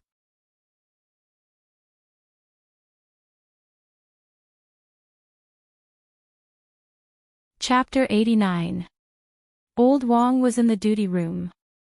He took out a book from the bookshelf and threw it to Li Mu, asking, "How many spirits have you refined?" Li Mu memorized the formula for extracting zombie spirit and said, "I've reached the 4th spirit." Old Wang shook his head and said, "With the cultivation of the 4th spirit, you can deal with white and black zombies, but it's too difficult to deal with jumping zombies.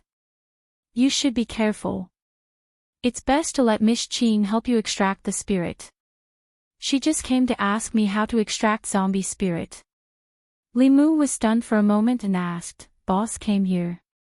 Old Wang clicked his tongue and said, "Miss Qing is really good to you. She doesn't necessarily only treat you as a subordinate.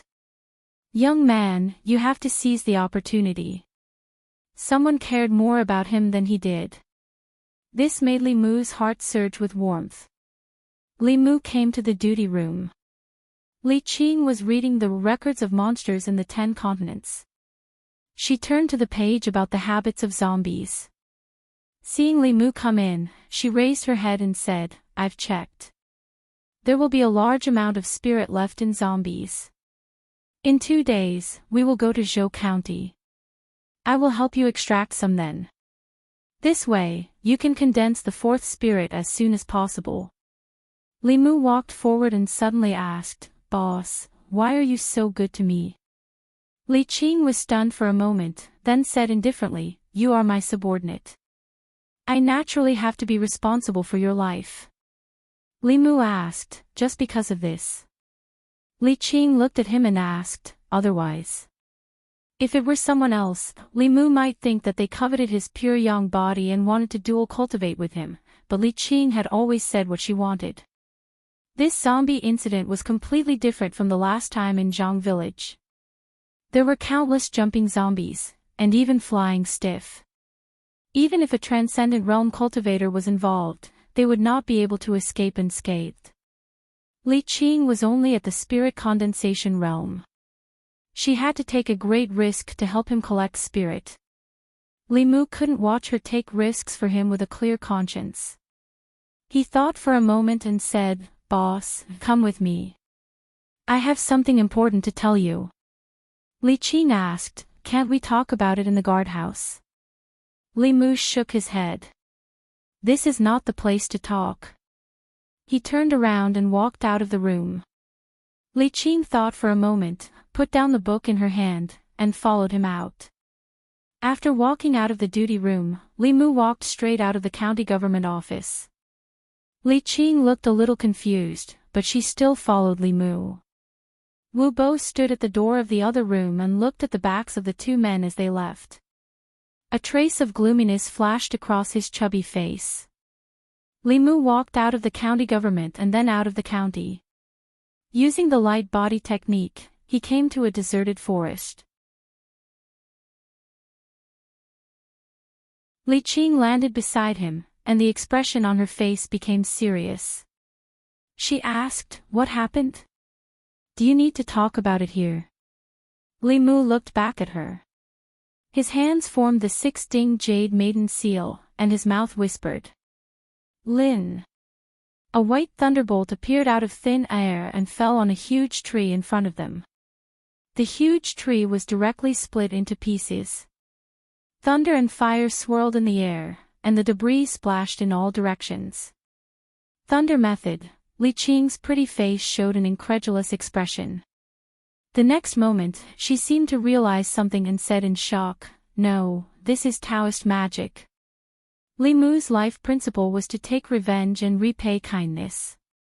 The kindness of saving his life, the kindness of teaching him, the kindness of giving him treasures, and the kindness of taking care of Li Mu in daily life.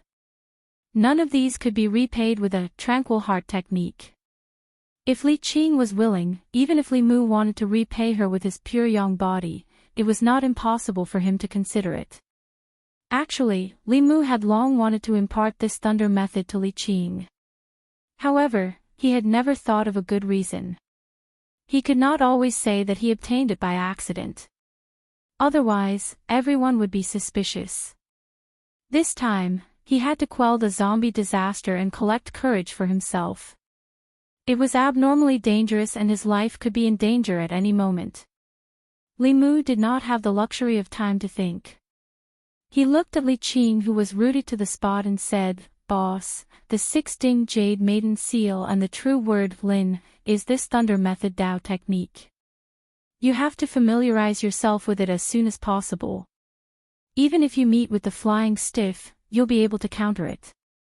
With his soul-refining realm cultivation, Li Mu could use this true word to instantly kill third-realm demon cultivators and ghosts. Although the fourth realm was already fundamentally different from the third realm, Li Qing's dermic powers were much thicker than Li Mu's.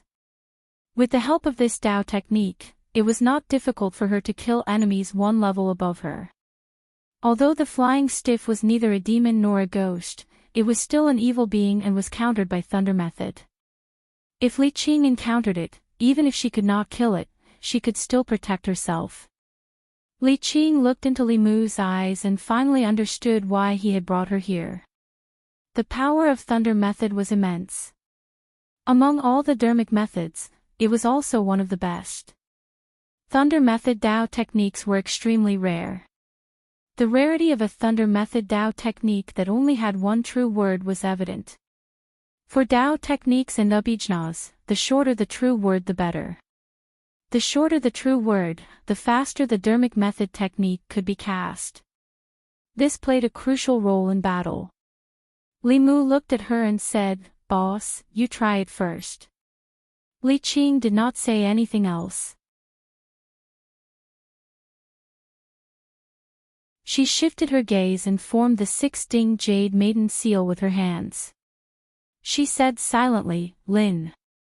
Another bolt of lightning appeared in front of them, blasting a charred hole in the ground. Unlike Li Mu's white lightning, the lightning that Li Qing released was purple. When he was possessed by Su He the previous 2 times, Li Mu also summoned purple lightning. Without a doubt, the power of the purple lightning was greater than that of the white lightning. Li Qing chanted the Lin word silently again. Dozens of white lightning bolts appeared in the sky, raising a small hill with a radius of around 10 feet to the ground.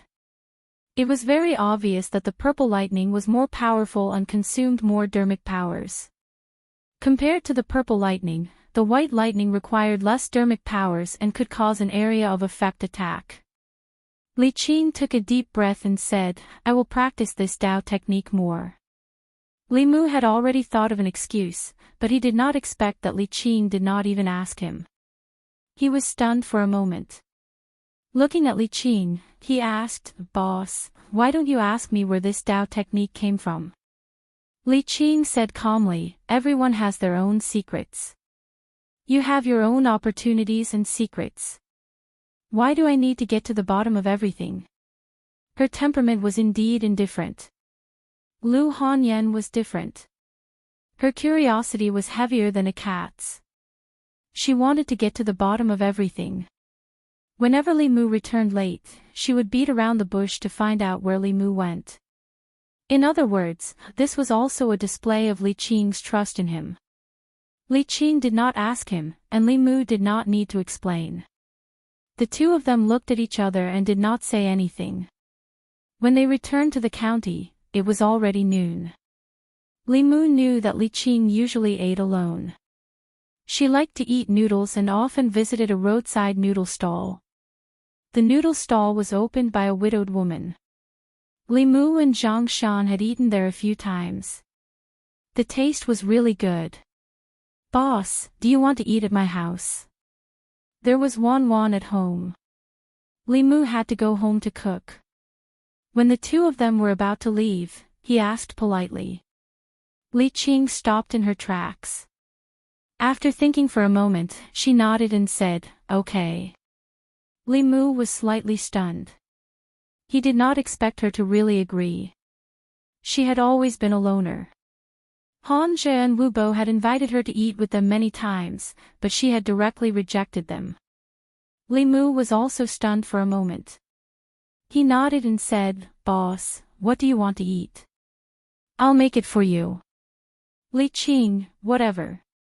When other women said whatever, there might be countless interpretations. If Li Qing said whatever, then it was really whatever. Li Mu thought for a moment. Considering Li Qing's preferences, he still made his best Yongchen noodles. Wan also liked to eat it very much. She could eat at least 3 bowls every time. If she ate more than usual, 5 bowls would not be a problem. At a noodle stall on Weiyang Street. Zhang Shan slurped a mouthful of noodles and almost scalded his mouth. He quickly took a few breaths and inadvertently looked at the street in front of him. He said, "Isn't that the boss?" Li Mu is also here. Li Si slowly ate his noodles. When he raised his head and saw Li Qing walk into Li Mu's house, his hand movements also paused. Zhang Shan put down his chopsticks and said in surprise, "The boss and Li Mu went home. Why did they even close the door?" Li Si glanced at him and said, "Don't make a fuss. Eat your food." Somewhere on the street, a very fat figure sat by the window on the second floor of a restaurant. He looked at the two figures walking on the street below. His eyes flashed, and no one knew what he was thinking. After returning home, Li Mu took Li Qing to the study and said, "Boss, take a seat first. I'll go and cook." After Li Mu left, Li Qing did not sit down. She stopped in front of a row of bookshelves. There were not many books on this bookshelf. Most of them were basic books on Taoism cultivation, as well as some miscellaneous books, such as Records of Supernatural Beings, and Records of Monsters in the 10 Continents. There was a stack of papers on the desk, and the words, "Strange Stories from a Chinese Studio," were at the top of the page. This, "Strange Stories from a Chinese Studio," had been popular in Yangqiu County for a month. Li Qing had heard of it, but she did not read these books usually. She only knew that this book was selling well in the bookstore, but she did not know the specific content. This was obviously a manuscript that had not been published yet. Li Qing walked to the table and saw a lot of such manuscripts stacked at the corner of the table. In addition, she also saw a golden hairpin on the table. This golden hairpin was extremely exquisite. The hairpin head was a lifelike phoenix. Obviously, it was a woman's item. Footsteps came from outside the study, followed by a woman's pleasant voice. "Have you finished the 5th volume of Strange Stories from a Chinese Studio? I seem to have left the hairpin here yesterday. Help me find it."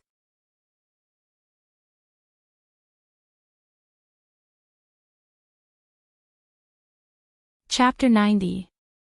Lu Hanyan stepped into the study but did not see Li Mu. Instead, she saw an unfamiliar woman. The woman's appearance was outstanding. She was tall and wore an official uniform similar to Li Mu's. She had a trace of masculinity. Lu Hanyan's eyes lit up at first sight. She was stunned for a moment, then asked, "You're here to see Li Mu?" Li Qing could tell at a glance that the woman in front of her was also a cultivator, but her cultivation was not high. She seemed to have only refined 2 souls. She looked at Lu Hanyan and nodded. "I'm Li Mu's colleague." Under his gaze, Lu Hanyan felt as if she had been seen through. She panicked for no reason and said, I am his neighbor. Is he not at home?" When Wan ran into the kitchen, Li Mu knew that Lu Hanyan should be here as well. He walked out of the kitchen and saw that she was not in the courtyard. When he walked to the door of the study, he saw her. When Lu Hanyan went to the county yamen for the case of the Yunyan Pavilion, Li Qing was not there. This was the first time the two met. Li Mu walked into the study and introduced her to Lu Hanyan. "This is Constable Li Qing, my superior." Then he said to Li Qing, "This is Lady Lu Hanyan, my neighbor." "Greetings, Constable Li," "Greetings, Lady Lu." After introducing them to each other, Li Mu returned to the kitchen. Wan helped Li Mu in the kitchen. Lu Hanyan and Li Qing walked into the courtyard. Li Qing had a cold personality. When she was with people she was familiar with, she rarely spoke. Although Lu Hanyan was smooth and slick, she did not know what to say at this moment. After a while, Wan ran out of the kitchen. When she saw Li Qing standing in the courtyard, she said in surprise, "Hey, Constable sister, are you also eating at our house today?" Lu Hanyan quickly explained, "Don't listen to her nonsense. She's been freeloading here all day. She already thinks of this place as her own home." Li Qing smiled faintly and did not say anything. She looked at Lu Hanyan and said, "Lady Lu is also a cultivator." "I'm not a cultivator." Lu Hanyan smiled and said, "I just learned a few things from Li Mu." Li Qing smiled and said, "Lady Lu's talent for cultivation is very good. She was able to condense her soul in such a short time. Her future achievements are limitless." Lu Hanyan still remembered Li Mu's warning not to mention her purine body and talent for cultivation to anyone. She did not continue this topic. She looked at Li Qing again and praised, "Constable Li is so beautiful and so powerful in cultivation. I'm so envious. Lady Lu is also very beautiful." When Li Mu came out with 2 bowls of noodles, he heard Lu Hanyan and Li Qing flattering each other. Before the meal, they seemed to be chatting well. But during the meal, they did not say anything. The atmosphere was a bit cold. One was a constable of the county government and the other was a shopkeeper. They did not have much in common. Li Mu wanted to liven up the atmosphere, but he did not know what to say. After thinking, he asked Li Qing, "Boss, are the cultivators from the county government going to Zhou County this time?" Li Qing nodded and said, "The county governor has ordered all the cultivators from the 13 counties in the North County to come to Zhou County within 3 days and help Zhou County quell the chaos this time." Li Mu thought for a moment and asked, "Should I go?" Li Qing said, "You haven't condensed your soul yet. You can stay in the county government." Usually, when the 3 of them ate together, it was very lively. Today, there was one more person, so it was a bit cold. Li Qing left after the meal. When there were outsiders, Wan was embarrassed to eat too much. She only ate 2 bowls. Now, she was eating her 3rd bowl. Lu Hanyan helped Li Mu clean up the dishes and asked, "What's Constable Li's realm?" Li Mu said, "The 3rd realm, spirit condensation." Lu Hanyan had just refined the 2nd soul. Hearing this, she said in surprise, "So high?" Li Mu nodded and said, "They have been cultivating since they were young. We have only cultivated for a few days. Of course, we can't compare." In terms of talent, Li Mu and Lu Hanyan were better than Li Qing. However, Li Qing had been cultivating in Fulu school since she was a child. After more than 10 years of hard work, Li Mu and Lu Hanyan, who had just started cultivating, could not catch up with her. Lu Hanyan said with envy, "God really favors Constable Li. She is so beautiful and her cultivation realm is so high. When can I be as powerful as her?" Li Mu glanced at her and said, "Others can say this, but what right do you have to say it? If one were to say that the heavens would take care of some people, then he would definitely take care of Lu Hanyan much more than Li Qing."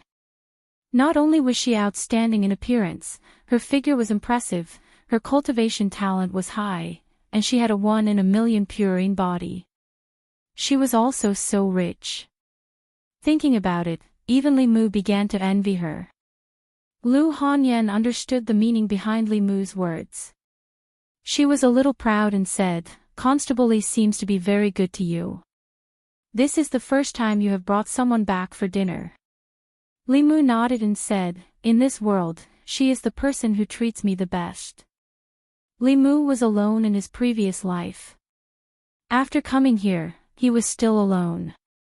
Because very few people were good to him, Li Mu kept in mind all the good things that others did to him.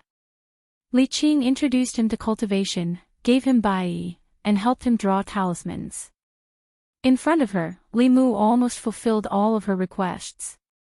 Lu Hanyan was not related to him. Just because they were neighbors, she stayed up for 3 days in a row to help him change the script of transforming into butterflies. In order to help Li Mu collect fear, she gave up the planned branch of the Yunyan Pavilion. She loved money the most, but she would rather give up the profits of the bookstore to help him prepare a haunted house. Li Mu remembered all of these. He put down the bowl and said, "The courage in the zombies is helpful for soul condensation. I will go to Zhou County this time to help you collect some. With your talent, you will soon reach the soul condensation realm. You don't have to envy anyone." After careful consideration, Li Mu still decided to go to Zhou County in person. Firstly, he was worried about Li Qing. Secondly, Li Mu also wanted to train himself through actual combat. A cultivator who only knew how to guide cultivation was no different from a flower in a greenhouse. When it came to fighting with people, it was just a show. Although Zhou County was dangerous, it was also a rare opportunity to train. To deal with evil creatures like zombies, Li Mu might not be able to beat them, but he could definitely run away from them. The last reason was that Li Mu also wanted to collect some courage for Lu Hanyan and Wan Wan. In terms of cultivation, besides Li Qing, he could also ask Old Wang for advice. Lu Hanyan and Wan Wan only had Li Mu behind them. Shopkeeper Lu was so nice to her, and Wan Wan was so obedient. Apart from cultivation, Li Mu did not have many opportunities to repay her. Lu Hanyan, who was beside him, did not respond. When Li Mu turned around, he realized that she had already left. 1 yard away, in Lu Hanyan's room, she snorted and said angrily, "Wan Wan, do you think I am good to him?" Wan Wan raised her head and asked in confusion, "Who?" Lu Hanyan said, "Who else? Of course, it's the young master you keep talking about every day." Wan Wan said, "Miss, you are very good to the young master. You have never been so good to anyone before." Lu Hanyan turned her head and snorted, "Humph, I'm not as good to him as Constable Li." Wan Wan pulled her sleeve and whispered, "Miss, don't be angry, I'm not angry." Lu Hanyan waved her hand and said, "Why would I be angry because of a man? Men are all pig trotters, pig trotters." Wan Wan's throat moved.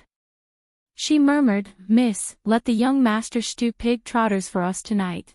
Lu Hanyan reached out and tapped her forehead. She said angrily, "Eat, eat, eat. You only know how to eat. You don't even know when your husband will be taken away." Wan Wan was shocked. She said nervously, "Who wants to take the young master away?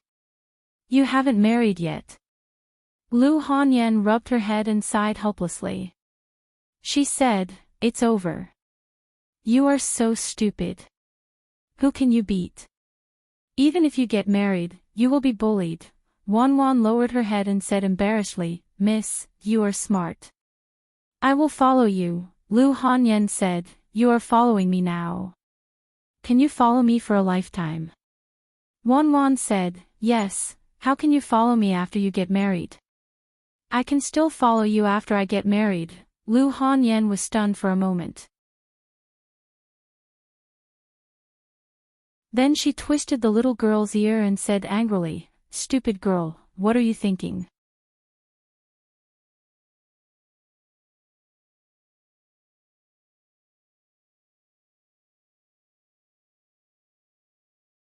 Li Mu looked at him and asked, "You're saying that boss is angry?" It was easy to tell if Lu Hanyan was angry. Her emotions were written on her face. When she was angry, it was like Li Mu owed her tens of thousands of taels of silver. Li Qing's emotions never showed. Li Mu found it difficult to judge her mood based on her expression and tone. Li Si knew more about this than Li Mu. If he said that Li Qing was angry, she was probably really angry. However, was she angry that Li Mu told Lu Hanyan the Qingxin secret art, or was she angry that he didn't tell her that he taught Lu Hanyan the Qingxin secret art? He really couldn't understand a woman's thoughts. Li Si patted him on the shoulder and said, "It's useless for me to tell you. You can slowly understand this kind of thing." Zhang Shan didn't know what had happened, but he heard that Li Mu was going to Zhou County. He said, "I heard that you're going to Zhou County. How long have you been cultivating? Why are you showing off? Is that a place you can go?" Li Mu said, "Don't worry. With boss there won't be any danger." Old Wang said leisurely, "There are unexpected changes in the sky, and people are unpredictable. Li Mu, don't let anything happen to you. I'm still waiting for you to send me off. Don't let me send you off, Ba." Zhang Shan spat fiercely and said, "Old man, can't you say something nice?" After that, he realized something. He looked at Old Wang and said angrily, "We'll send you off." "Damn Old Wang. I treat you as a friend, but you treat us as your sons." He pretended to strangle Old Wang's neck. Old Wang coughed twice and said, "Be careful. If you strangle me to death, you'll have to buy me a coffin with your hidden money. In your dreams." Zhang Shan let go of his hand and glanced at him. He said, "At most, I'll roll up 2 straw mats. I'll dig a hole for you in the mass grave and fill it with some soil." Old Wang shook his head in disappointment and said, "If you say so, all the money I've saved over the years will be given to Li Mu and Li Si." "You've saved money?" When Zhang Shan heard this, he immediately went up and said, "Do you like pine or fir wood for the coffin? Leave it to me. I promise that after you die, I'll arrange it properly for you." Old Wang thought for a moment and said, "Phoebe Jinan, if you really can't, sandalwood is also fine." Zhang Shan scolded angrily, "T. I can't afford that kind of wood even if I sell myself. You'd better dream. You have everything in your dreams." Li Mu walked out of Old Wang's room and saw Wu Bo carrying a huge snake corpse in from outside. The little monk Huiyuan followed behind him and said angrily, "Constable Wu, this snake has already developed intelligence and is 1 step away from forming a fetus. It hasn't done anything to harm people. Why did you kill it for no reason?" Wu Bo sneered and said, "How do you know that it hasn't harmed anyone? Snakes don't eat grass. This snake has grown to such a large size, and who knows how many creatures have lost their lives in its mouth. Killing it is also an act of justice on behalf of the heavens." The little monk said angrily, "You're twisting words and forcing logic." Wu Bo mocked, "Am I wrong?" Ba. Huiyuan took a deep breath and said, "The heavens are watching what people do. Those who are unjust are doomed to destruction. Constable Wu, you're on your own." Zhang Shan looked over and whispered, this guy surnamed Wu even dares to bully a monk. He'll suffer retribution sooner or later. There's no such thing as retribution in this world. Old Wang sat in the room and shook his head. Only good people have short lives and evil people live for 1,000 years. Those who kill and burn, eat and drink well, and those who build bridges and pave roads, don't even have skeletons left. Zhang Shan shook his head and said, Wu Bo ate so many snakes. Maybe one day he'll be eaten by a more powerful snake demon. Old Wang opened a book and said with a smile, look at what's written in the book. There's no such thing as a demon eating a human. It's all about humans eating humans. If you don't want to be eaten, you can only eat others. Since the last meal, Li Mu hadn't seen Lu Hanyan for 2 days. Only Wan Wan came twice. However, she was usually busy. She had to arrange music and rehearse.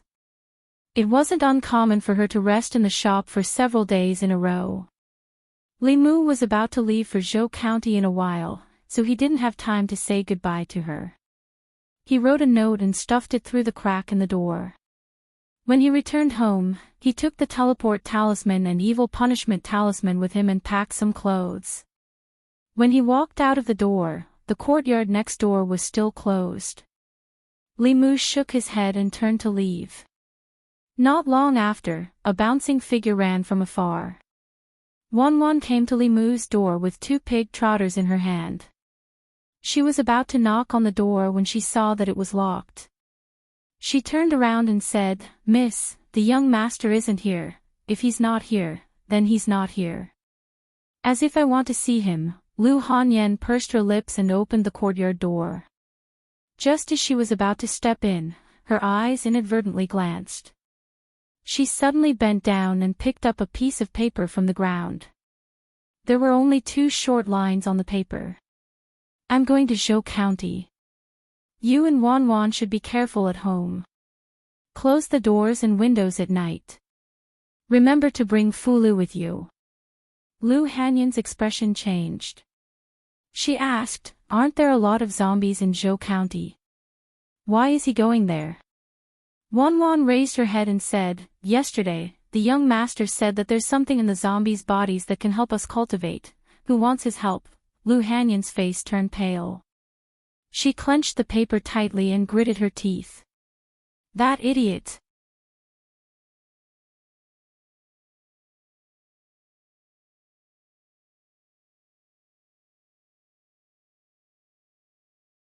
For example, the first 3 realms of Buddhist cultivation were enlightenment, clairvoyance, and karma. The corresponding realms of Taoism were soul refining, soul concentrating, and spirit concentrating. In the lower 3 realms of cultivation, Taoism refined the 7 souls and Buddhism cultivated the 6 roots. They were actually somewhat similar. Huiyuan's current realm was the 2nd realm, clairvoyance. Li Mu could barely be considered to have just entered the enlightenment realm. Other than revealing a few Buddhist auras, he did not know any other Buddhist superpowers. The 2 of them chatted along the way. Before the sun set, they finally arrived at Zhou County. There was a small village adjacent to Zhou County and Yangqiu County. Many people gathered there. Most of these people were people in ragged clothes and looked haggard. There was also a portion of them who were cultivators. Their cultivation was not very high. Most of the people in the small village were injured. From the wounds on their bodies, it was obvious that they had been poisoned. Li Mu saw a cultivator grab a handful of glutinous rice from the cloth bag he carried with him and apply it to the wound on his arm. Black smoke immediately rose from the wound. The cultivator clenched his teeth and his expression was ferocious. He fainted from the pain. Amitabha. Huiyuan looked away and could not help but recite the name of Buddha. As soon as they entered the village, they were welcomed in by an old official. As the old official walked, he asked, "Are you colleagues from Yangqiu County?" Hanja nodded and asked, "How's the situation in Zhou County?" "Much better." A smile appeared on the old man's face as he said, "Reinforcements from the various counties have arrived. Many immortal masters from the Talisman sect also came down and killed a flying zombie. The few towns in front are no longer in danger. Those who are here now are those who were injured earlier. From the old official's words, Li Mu and the others understood the general situation in Zhou County. A few days ago, the zombie disaster in Zhou County was on the verge of going out of control and spreading to the surrounding counties. The county governor had no choice but to gather the forces of the entire North County to suppress the zombies in Zhou County. He also asked for help from Fulu School. In just a few days, the situation was under control. There were countless experts in Fulu School. As soon as they arrived in Zhou County, they killed a flying stiff. If it were not for the birth of a few more flying stiff in the zombie horde in the past 3 months, the zombie disaster this time would have been mostly resolved. However, with this unprecedented power, it was only a matter of time before this disaster was resolved.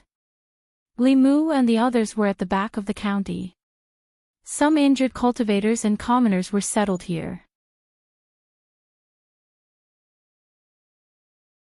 Further ahead were the villages that were most seriously affected by the disaster. The commoners gathered in villages. Those who lived outside were also asked to move to the nearest village. The zombies that wreaked havoc in Zhou County were not naturally formed white zombies and black zombies. After being bitten by flying zombies and jumping zombies, the people who turned into zombies were more dangerous than white zombies and black zombies. They hid in dark places during the day and came out to cause harm at night. Zhou County's geology was strange. There were many underground karst caves. In the past, they were rare sights. This time, they became the hiding places of the zombies. Daytime was the best time to exterminate these zombies. However, the underground karst caves were very complicated. Even if the cultivators found the entrance, they would not dare to go deep. They could only wait for the zombies to come out at night. The old official took them to a yard and said, "It's dangerous at night. I'll have to trouble you to rest here for the night. If you want to continue, you'd better wait until tomorrow morning." When zombies moved in groups at night, even cultivators in the realm of assembled spirit would find it difficult to resist. The cultivators in Zhou County usually moved in groups. The yard was very shabby. There were only 3 rooms. Li Qing was the only woman, so she naturally took one room. Wu Bo and Hanja stayed in one room, while Li Mu and the little monk Huiyuan stayed in the other room. Li Mu and Li Mu's room only had a wooden bed. After he put down the luggage, he found that Huiyuan was not in the room. Li Mu went outside and saw Huiyuan squatting beside an injured commoner. His hands were glowing with Buddha's light, which was slowly flowing into the man's wound. As the golden Buddha's light flowed into the man's wound, wisps of black qi came out. That was the corpse qi in his body. If the corpse qi was not removed, it would spread throughout the body and eventually make them lose their intelligence, turning them into zombies. This was also the trouble of zombies. As long as someone was scratched or bitten by them, even if they did not die at the time, they would eventually become one of them if the corpse poison was not removed in time. Although glutinous rice was effective in removing the corpse poison, the process was too painful. On the other hand, Buddha's manna had a miraculous effect on healing and removing poison. Li Mu walked to Huiyuan's side and squatted down.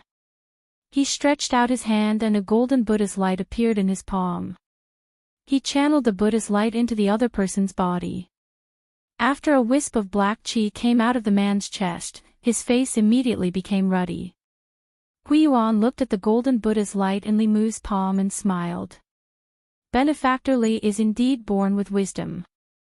You've only cultivated for a few months and you already have such abilities.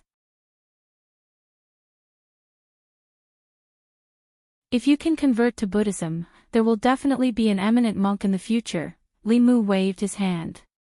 Let's talk about this in the future. Whether it was the old monk or the young monk, they all wanted him to become a monk.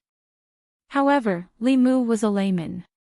Although cultivating Taoism and Buddhism were all cultivation, after becoming a monk, he could not marry a wife.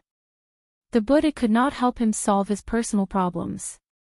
Cultivating Taoism did not exist. He could marry as many wives as he wanted. It was much more tempting than being a monk. Taking a step back, cultivating Buddhist abhijna did not necessarily require one to become a monk. Wasn't it good to be like this? Li Mu called the old official over and called out the people and cultivators who were injured by the zombies. Together with Huiyuan, they helped them remove the corpse poison. After the corpse poison was removed, their bodies immediately felt much better. Everyone thanked them profusely. "Thank you, little master." "Thank you, master." Because he could use the light of Buddha, Li Mu was also mistaken for a monk who cultivated with hair. After he explained a few times, he was too lazy to explain. Li Mu saved another person. When he turned around, he saw the little monk Huiyuan looking at him in a daze. Li Mu touched his face and asked, "Is there something on my face?" Huiyuan shook his head. "No." "Then why are you looking at me?" Huiyuan touched his bald head and asked, benefactorly, "Don't you want merit?" "Merit?" Li Mu was stunned for a moment and asked, "What merit?"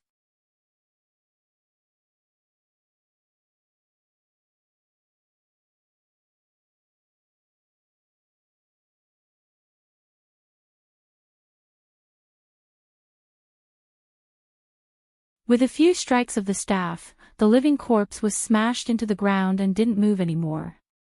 Hanja threw out another fulu. Li Mu's eyes blazed with flames once again.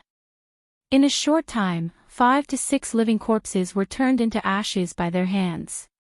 Li Mu's eyelids twitched. There were only 10 or so living corpses attacking the village. In the blink of an eye, half of them were killed and turned into ashes. Nothing was left. How could he take the courage of the living corpses? In order to prevent more living corpses from falling into their hands, Li Mu wanted to join the battle. Li Qing waved her hand and several fulu flew out and stuck to the living corpses' foreheads. The living corpses immediately stopped moving.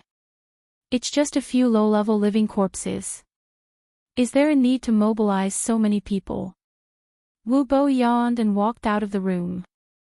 After taking a look, he turned around and walked back. Hanja took out the fulu and was about to burn them when Li Qing said, "Wait." Hanja was stunned for a moment and asked, "What are we going to do with them?" Li Qing walked to the side of a living corpse and made a hand seal. A green light hit the living corpse. After waiting for a long time, the corpse didn't have any reaction. She stood in front of the living corpse and frowned. Li Mu walked to her side and also noticed the abnormality. What Li Qing used just now was indeed the method of extracting the soul from the living corpse that she found from Old Wang. However, she didn't draw out the courage from the living corpse. Either the living corpse didn't have the courage, or the method given by Old Wang was wrong. Li Mu thought about it and felt that the latter was unlikely. Although Old Wang was old and had a lot of small problems, he was absolutely reliable at this critical moment. It should be that the living corpse didn't have the courage. Li Mu looked at Li Qing and said, "Maybe he hasn't harmed anyone yet. Let's try another one." Li Qing obviously thought of this possibility. She nodded and walked to another living corpse. She made another hand seal, but the living corpse still didn't respond. She walked to the third one, the fourth one. After testing the remaining living corpses, the two found that none of the living corpses had the slightest trace of courage. If there were only 1 or 2 living corpses, it could be explained by them not harming anyone. However, all the living corpses had no souls. This reason didn't make sense. Especially the last few, there were still traces of dried blood at the corners of their mouths. It was obvious that they had sucked the essence, blood and soul of people. However, Li Mu didn't see the existence of courage in their bodies when he used clairvoyance. Li Mu was puzzled and asked, "How can this be? If all the zombies didn't have a soul, his plan of extracting the zombies' courage to refine the fourth soul would fail." Li Qing glanced at the living corpses and said, "Let's burn them first. Tomorrow morning, we'll go to the other villages to take a look."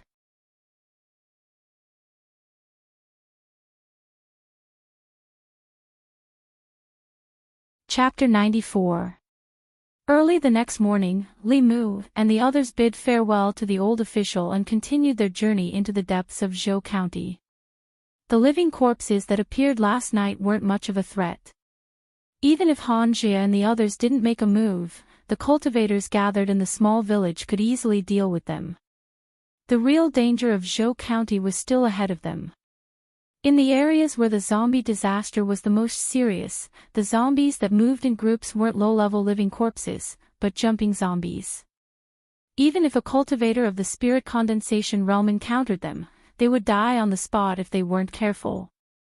However, Li Mu wasn't worried about the threat of the jumping zombies. Instead, he was worried about where the courage in the zombies' bodies had gone.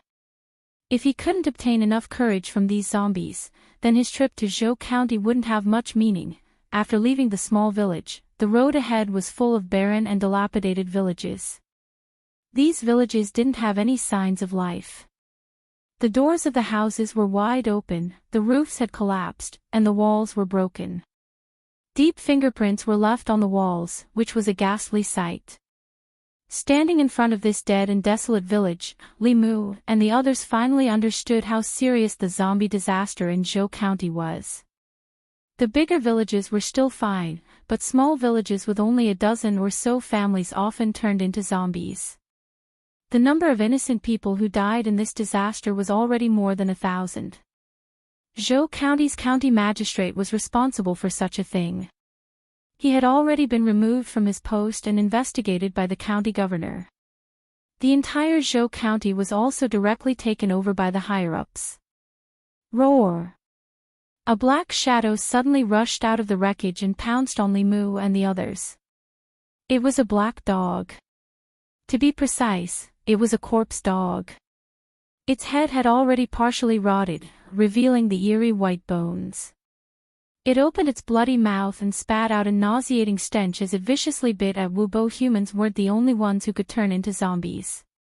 Cows, sheep, pigs, dogs, and other animals that had been bitten by zombies also had a certain chance of turning into such bloodthirsty evil creatures.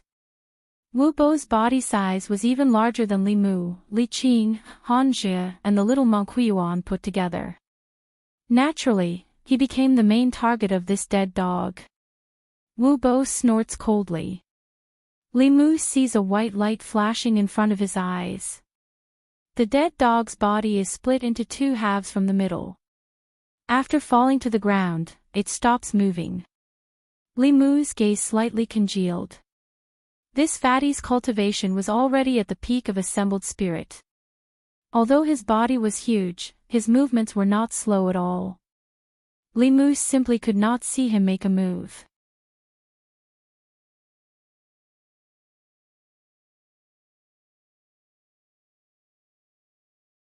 Once they had this kind of thought and put it into action, their life would enter the countdown.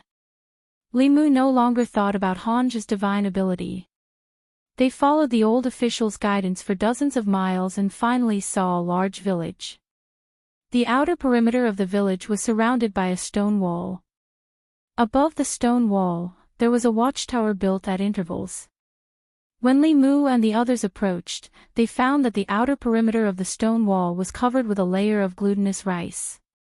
Such a strong fortification couldn't be broken by ordinary zombies at all.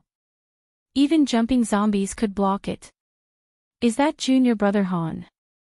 As the few of them walked in, a surprised voice suddenly came from the top of the stone wall. Hanzhou looked up and said with a smile on his face, "Senior brother Qin, senior brother Qin, long time no see."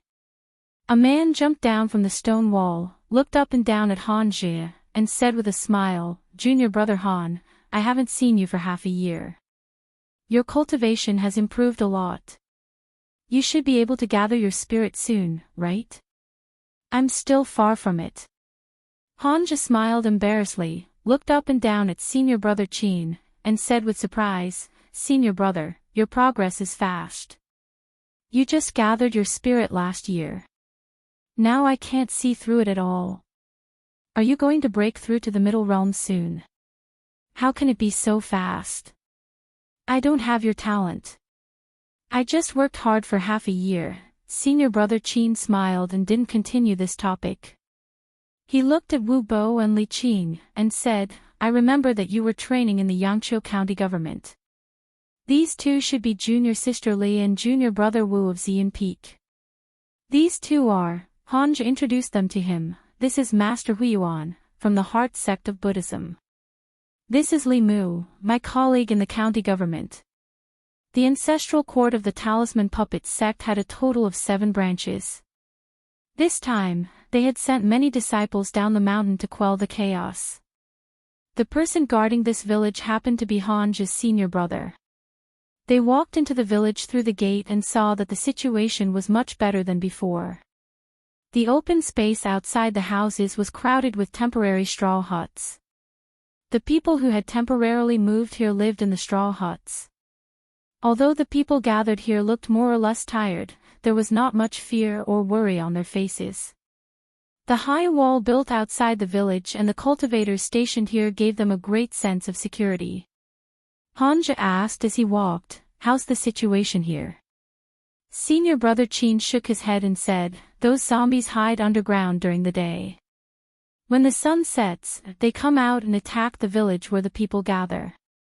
It's fine during the day, but at night, we still don't have enough people. Looking at Li Mu and the others, he smiled again and said, why don't you all stay here?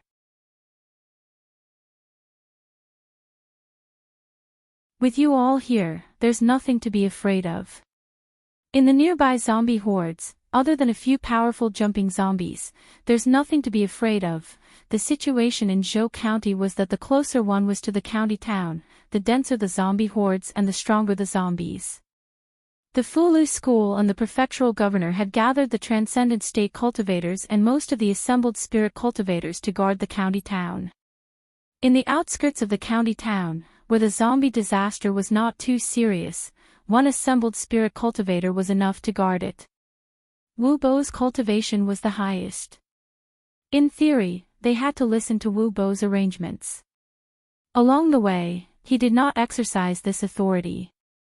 He also did not raise any objections to senior brother Qin's idea. However, the quieter he was, the more uncomfortable Li Mu felt. Especially when he glanced at Li Mu, it made Li Mu feel like he was being watched by a poisonous snake. Although Li Mu did not offend him in any way, Wu Bo was narrow-minded and had a violent personality. He could not be judged by ordinary people. Being watched by an assembled spirit cultivator was not a good thing. Li Mu had already raised his guard against him. Senior brother Qin led them into a courtyard and said, I'll have to trouble you all to rest here first. Wu Bo walked into his room and looked back at the others. He said, if there's nothing else, don't disturb me. Hanzhe looked at Wu Bo's back with dissatisfaction. He said to senior brother Qin, Wu Bo is always like this. Senior brother, don't mind him.